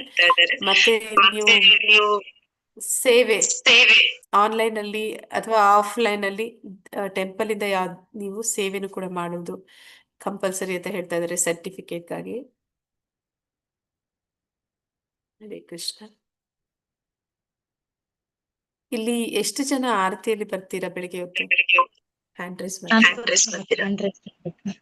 ಕೆಲವೊಮ್ಮೆ ಬರ್ಲಿಕ್ಕೆ ಆಗಲ್ಲ ಮಾತಾಜಿ, ಸೊ ಮನೆಯಲ್ಲೇ ಮಾಡ್ಕೊಳ್ತೀವಿ. ಸೊ ಕೆಲವೊಮ್ಮೆ ಬರ್ತೀನಿ ಮಾತಾಜಿ. ಹರೇ ಕೃಷ್ಣ ಮಾತಾಜಿ. ನಾನ್ ಮಾತಾಜಿ ಜಾಯಿನ್ ಆಗ್ಲಿಕ್ಕೆ ಆಗುದಿಲ್ಲ, 4:15ಗಲ್ಲ ಅದು. ನಾನು ಇಲ್ಲಿ ಅಬುದಾಬಿಯಲ್ಲಿ ಇದ್ದೇನೆ. ಸೊ 4:15 ಅಂತ ಹೇಳಿದ್ರೆ ಇಲ್ಲಿ 3 ಗಂಟೆ ಆಗ್ತದೆ ಮಾತಾಜಿ. ಹಾಗೆ ಜಾಯಿನ್ ಆಗೋದಿಲ್ಲ, ನಾನು ಮನೆಯಲ್ಲೇ ಮಾಡ್ತೇನೆ. ನಾವು ಮನೆಗೆ ಮಾಡ್ತೀವಿ ಮಾತಾಜಿ. ಅಲ್ಲೇ ಆಲ್ಟರ್ ಎಲ್ಲ ದೇವ್ರದ್ದು ಫೋಟೋ ಎಲ್ಲ ಇಟ್ಟಿದ್ದೇವೆ ರಾಧಾ ಮಾಧವಿದಲ್ಲಿ. ಹರೇ ಕೃಷ್ಣ ಮಾತಾಜಿ. ಹರೇ ಕೃಷ್ಣ ಮಾತಾಜಿ. ನಾನು ಡೈಲಿ ಬ್ರಹ್ಮ ಮುಹೂರ್ತಕ್ಕೆ ಎದ್ದು ಮಂಗಳಾರತಿ ಎಲ್ಲ ಮಾಡ್ತೀನಿ ಮಾತಾಜಿ, ಚಾಂಟಿಂಗು ಮಾಡ್ತೀನಿ. ಆದ್ರೆ ನಾನು ಅಟೆಂಡೆನ್ಸ್ ಕಳಿಸ್ತಾ ಇಲ್ಲ ಮಾತಾಜಿ. ಡೈಲಿ ನನಗೆ ಕಳ್ಸೋದು ಯಾವ್ದು ಕಳಿಸ್ಬೇಕು ಮಾತಾಜಿ? ಇದು ಬುಧವಾರದ್ದು ನಾನಾಗ್ಲಿ ವಿನಾಯಕ್ ಪ್ರಭುಜಿ ಆಗ್ಲಿ ಕಳಿಸ್ತಾರೆ. ಇದು ಡೈಲಿ ಅಟೆಂಡೆನ್ಸ್ ಕಳಿಸ್ತಾ ಇಲ್ಲ ಮಾತಾಜಿ ನಾನು. ಮತ್ತೆ ಹೆಂಗ್ ಮಾಡ್ಬೇಕು ಮಾತಾಜಿ? ಅಂದ್ರೆ ನೀವು ಅಟೆಂಡ್ ಮಾಡ್ತಾ ಇದ್ದೀರಾ ಮಾತಾಜಿ? ಮಾತಾಜಿ ಮನೆಯಲ್ಲೇನೆ ಮಾಡ್ತೀನಿ. ನಾವು ಅದೇ ಮಾತಾಜಿ ನಮ್ದು ಮುರಾರಿ ಪ್ರಭುಜಿಗಳ ಕ್ಲಾಸ್ ನಾವು ಬ್ರಹ್ಮ ಮುಹೂರ್ತಕ್ಕೆ ಬೆಂಗಳೂರು ಗಿರಿಧಾರಿ ಇಸ್ಕಾನ್ ಟೆಂಪಲ್ ನಿಂದ ನಾವು ಜಾಯಿನ್ ಆಗ್ತೀವಿ ಮಾತಾಜಿ. ಓಕೆ ಮಾತಾಜಿ. ಆ ಎಲ್ಲಾ ಕ್ಲಾಸ್ಗೂ ಜಾಯಿನ್ ಆಗ್ತೀನಿ ಮಾತಾಜಿ ನಾನು ಬ್ರಹ್ಮ ಸರಿ ಮುಹೂರ್ತದಿಂದನೂ. ಮಾತಾಜಿ. ಸರಿ ಮಾತಾಜಿ. ಹರೇ ಕೃಷ್ಣ. 4 ಇರುತ್ತೆ. ಹರೇ ಕೃಷ್ಣ ಪ್ರಭು. ಹರೇ ಕೃಷ್ಣ ಪ್ರಭು. ಬೈ ಮಿಸ್ಟೇಕ್ ಆಗಿರ್ಬೋದು ಮಾತಾಜಿ. ಮಾತಾಜಿ ನಾವು ಮನೇಲೆ ಮಾಡ್ತೀವಿ ಮಾತಾಜಿ ಬ್ರಹ್ಮ ಮುಹೂರ್ತ. ಹಾ ಮಾತಾಜಿ. ಮತ್ತೆ ಅದು ಸಾಧನಾ ಚಾರ್ಟ್ ಪ್ರಭುಜಿ ವಿನಯ್ ಪ್ರಭುಜಿ ಗ್ರೂಪ್ ಅಲ್ಲಿ ಹಾಕಿದ್ದಾರೆ ಅನ್ಕೋತೀನಿ. ಸಾಧನಾ ಚಾರ್ಟ್ ನೀವು ಫಿಲ್ ಮಾಡ್ತಾ ಇರ್ರಿ ರೆಗ್ಯುಲರ್ ಆಗಿ. ಓಕೆ ಮಾತಾಜಿ. ಮಾತಾಜಿ ಮತ್ತೆ ಸೇವಾ ಹೇಳಿದ್ರಿ ಮಾತಾಜಿ, ಅಂದ್ರೆ ಪ್ರತಿಯೊಬ್ಬರಿಗೂ ಸೇವೆ ಮಾಡುವಂತ ಅಪರ್ಚುನಿಟಿ ಸಿಗಲ್ಲ ಅಲ್ವಾ ಮಾತಾಜಿ? ಸೊ ಅವಾಗ ಸರ್ಟಿಫಿಕೇಶನ್ಗೆ ಏನಾಗುತ್ತೆ ಮಾತಾಜಿ? ಅಂದ್ರೆ ಏನಂತ ಇದ್ದಾರೆ ಮಾತಾಜಿ, ನೀವು ಏನ್ ಸೇವೆ ಮಾಡ್ತಾ ಇದ್ದೀರಾ ನೀವು ಅದನ್ನ ಮೆನ್ಷನ್ ಮಾಡ್ಬೇಕಾಗತ್ತೆ ಅದ್ರಲ್ಲಿ. ಮತ್ತೆ ಇನ್ನೊಂದು ಏನಂದ್ರೆ ಇಯರ್ಲಿ ಅಟ್ಲೀಸ್ಟ್ ಒಂದ್ಸತಿ ಆದ್ರೂ ನೀವು ಟೆಂಪಲ್ಗೆ ಆಫ್ಲೈನ್ ಹೋಗ್ಬೇಕಂತ, ಒಂದ್ಸತಿನಾದ್ರೂ. ಓಕೆ ಮಾತಾಜಿ. ಹರೇ ಕೃಷ್ಣ ಮಾತಾಜಿ. ಆನ್ಲೈನ್ ನಲ್ಲಿ ಸೇವೆ ಅಂದ್ರೆ ಸಿಂಗಿಂಗ್ ಸೇವೆ ಮಾತಾಜಿ ಮಂಗಳಾರತಿಗೆ? ಇಲ್ಲ ಎಲ್ಲ ಮಾತಾಜಿ, ಆಗುತ್ತೆ ಯಾವ್ದು ಬೇಕಾದ್ರೂ ನೀವು ಮಾಡ್ಬೋದು. ಅಂದ್ರೆ ಕೋ ಹೋಸ್ಟ್ ಮಾಡ್ತೀರಾ, ಅಡ್ಮಿನ್ ಮಾಡ್ತೀರಾ, ಅಥವಾ ಬೇರೆ ಏನಾದ್ರು ಕಾಲ್ ಮಾಡ್ತಾರೆ ವಾಲಂಟಿಯರ್ಸ್, ಆತರ ಯಾವ್ದಾದ್ರು ಮಾಡಿರ್ಬೋದು. ಯಾವ್ದು ಮಾಡಿರ್ತೀರಾ ಅದನ್ನ ಮೆನ್ಷನ್ ಮಾಡ್ಬೇಕಷ್ಟೇ. ಮಂಗಳಾರತಿ ಸೇವೆ ಅದು ಕೂಡ ನೀವು ಮಾಡ್ಬೋದು ಮಾತಾಜಿ, ಬಂದ್ರಿ ಅಂದ್ರೆ ನೀವು ಹೇಳ್ಬೋದು. ಅಂದ್ರೆ ಮಾತಾಜಿ ಅವರು ಚಾಂಟಿಂಗ್ ಮಾಡಕ್ಕೂ ಅದ್ ಕೊಡ್ತಾರಲ್ಲ ಅದ್ ಮಾಡಿರ್ತೀವಲ್ಲ ಅದನ್ನು ಹೇಳ್ಬೇಕಾ? ಪ್ರೀಚಿಂಗ್ ಎಲ್ಲ ಇರುತ್ತಲ್ವಾ ಮಾತಾಜಿ? ಪ್ರೀಚಿಂಗ್, ಹೋಸ್ಟ್ ಹಾ ಮಾಡೋದು, ಹಾ ಸೋಷಿಯಲ್ ಮೀಡಿಯಾದಲ್ಲಿ ವರ್ಕ್ ಮಾಡೋದು, ಮತ್ತೆ ಕಾಲ್ ಮಾಡ್ಲಿಕ್ಕೆ ಇರುತ್ತೆ ವಾಲಂಟಿಯರ್ಸ್ ಆಗಿ. ಸೊ ಇದೆಲ್ಲ ಸೇವೆ ಆಗುತ್ತೆ. ಪೋಸ್ಟರ್ ಕ್ರಿಯೇಟ್ ಮಾಡೋದಿರುತ್ತೆ, ಸೊ ವಿಡಿಯೋ ಕ್ರಿಯೇಟ್ ಮಾಡೋದಿರುತ್ತೆ, ಕೆಲವೊಂದು ಮೆಸೇಜಸ್ ವಾಲಂಟಿಯರ್ ಆಗಿ ಹಾಕ್ಲಿಕ್ಕಿರುತ್ತೆ. ಸೊ ಅದೆಲ್ಲ ಸೇವೆ ಆಗುತ್ತೆ ಮಾತಾಜಿ.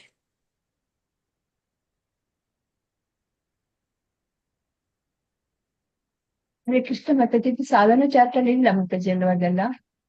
ಸಾಧನಾ ಚಾರ್ಟ್ ಇದೆಯಲ್ಲ ಮಾತಾಜಿ ಅದ್ರಲ್ಲಿ? ಇಲ್ಲ ಅದ್ರೊಳಗೆ ಈಗ ಇಲ್ಲ ಏನ್ ಸೇವೆ ಮಾಡ್ತಾ ಇದ್ರು ಅದೇನು ಇಲ್ಲ ಮಾತಾಜಿ. ಬರೀ ಯಾವ ಅದ್ರೊಳಗೆ ಪುಸ್ತಕವನ್ನು ಆರ್ತಿ ಓದ್ತೀವಿ ಅಂತ ಇದೆ ಅಷ್ಟೇ ಮಾತಾಜಿ. ಸಾಧನಾ ಚಾರ್ಟ್ ಯಾವ ಅಲ್ಲಿ ಪುಸ್ತಕ? ಬುಕ್ಸ್ ಓದೋದು, ಮತ್ತೆ ಆರತಿ ಮಂಗಳಾರತಿ ಅಟೆಂಡ್ ಮಾಡ್ತಾ ಇದ್ದೀರಾ ರೆಗ್ಯುಲರ್ ಆಗಿ ಅನ್ನುವಂಥದ್ದು, ಮತ್ತೆ ಇನ್ನೇನಿದೆ ಮಾತಾಜಿ? ಮತ್ತೆ ಎಷ್ಟು ಜಪ ಮಾಡ್ತೀರಾ, ಮತ್ತೆ ಆರ್ತಿಗೆ ಎಷ್ಟು ಜೂಮ್ ಅಲ್ಲಿ ಅಟೆಂಡ್ ಆಗ್ತೀರಾ ಅಥವಾ ಮನೆಯಲ್ಲಿ ಅಥವಾ ಯೂಟ್ಯೂಬ್ ನಲ್ಲಿ ಯಾವ್ದ್ರೊಳಗೆ ಅಟೆಂಡ್ ಆಗ್ತೀರಾ ಅದ್ರ ಬಗ್ಗೆ ಕೇಳಿದ್ದಾರೆ ಅವರು. ಮತ್ತೆ ಮೊಬೈಲ್ ನಂಬರ್ ಇಮೇಲ್ ಎಲ್ಲ ಕೇಳಿದ್ದಾರೆ ಅಷ್ಟೇ. ಇದು ನೀವು ಕೇಳಿದ್ರಲ್ಲ ಈಗ ಅದ್ರಲ್ಲೆಲ್ಲ ಕೇಳಿಲ್ಲ. ಅಂದ್ರೆ ಪ್ರೀವಿಯಸ್ ಇಯರ್ ಇದ್ದ ಹಾಗೆ ಇಲ್ಲ ಮಾತಾಜಿ ಅದು ಚಾರ್ಟ್. ಅವಾಗ ಇನ್ ಡೀಟೇಲ್ ಇದ್ರು ಮಾತಾಜಿ, ಅಂದ್ರೆ ಇಷ್ಟಿಷ್ಟು ಟೈಮಿಂಗ್ಸ್ ಇನ್ನೊಳಗೆ ಕಂಪ್ಲೀಟ್ ಮಾಡಿದ್ರೆ ಇಷ್ಟು ಅಂತ ಇತ್ತಲ್ವಾ ಮಾತಾಜಿ? ಅದು ಈಗ ಚೇಂಜ್, ಅಂದ್ರೆ ಈಗ ಹೊಸದಾಗಿ ಹೇಳ್ತಾ ಇದ್ದಾರೆ ಮಾತಾಜಿ. ಅಂದ್ರೆ ನಿಮ್ಗೆ ಅದನ್ನ ಕಂಪಲ್ಸರಿ ಅವರು ಆಫ್ಲೈನ್ ಒಂದ್ಸತಿನಾದ್ರೂ ಹೋಗ್ಬೇಕು, ಮತ್ತೆ ಯಾವ್ದಾದ್ರು ಒಂದು ಸೇವೆ ಏನ್ ಮಾಡ್ತಾ ಇದ್ದಾರೆ ಅದನ್ನ ಅವರು ಹೇಳಬೇಕು ಅಂತ. ಅಂದ್ರೆ ಸರ್ಟಿಫಿಕೇಟ್ಗೆ ಅವ್ರು ಏನು ಎಕ್ಸಾಮ್ ಆದ್ಮೇಲೆ ಫೈನಲ್ ಆಗಿ ಕೊಡ್ತಾರೆ, ಅದಕ್ಕೆ ಮುಂಚೆ ಕೇಳ್ತಾರೆ ಇದೆಲ್ಲ ಓಕೆ ಮಾತಾಜಿ. ಡೀಟೇಲ್ಸ್.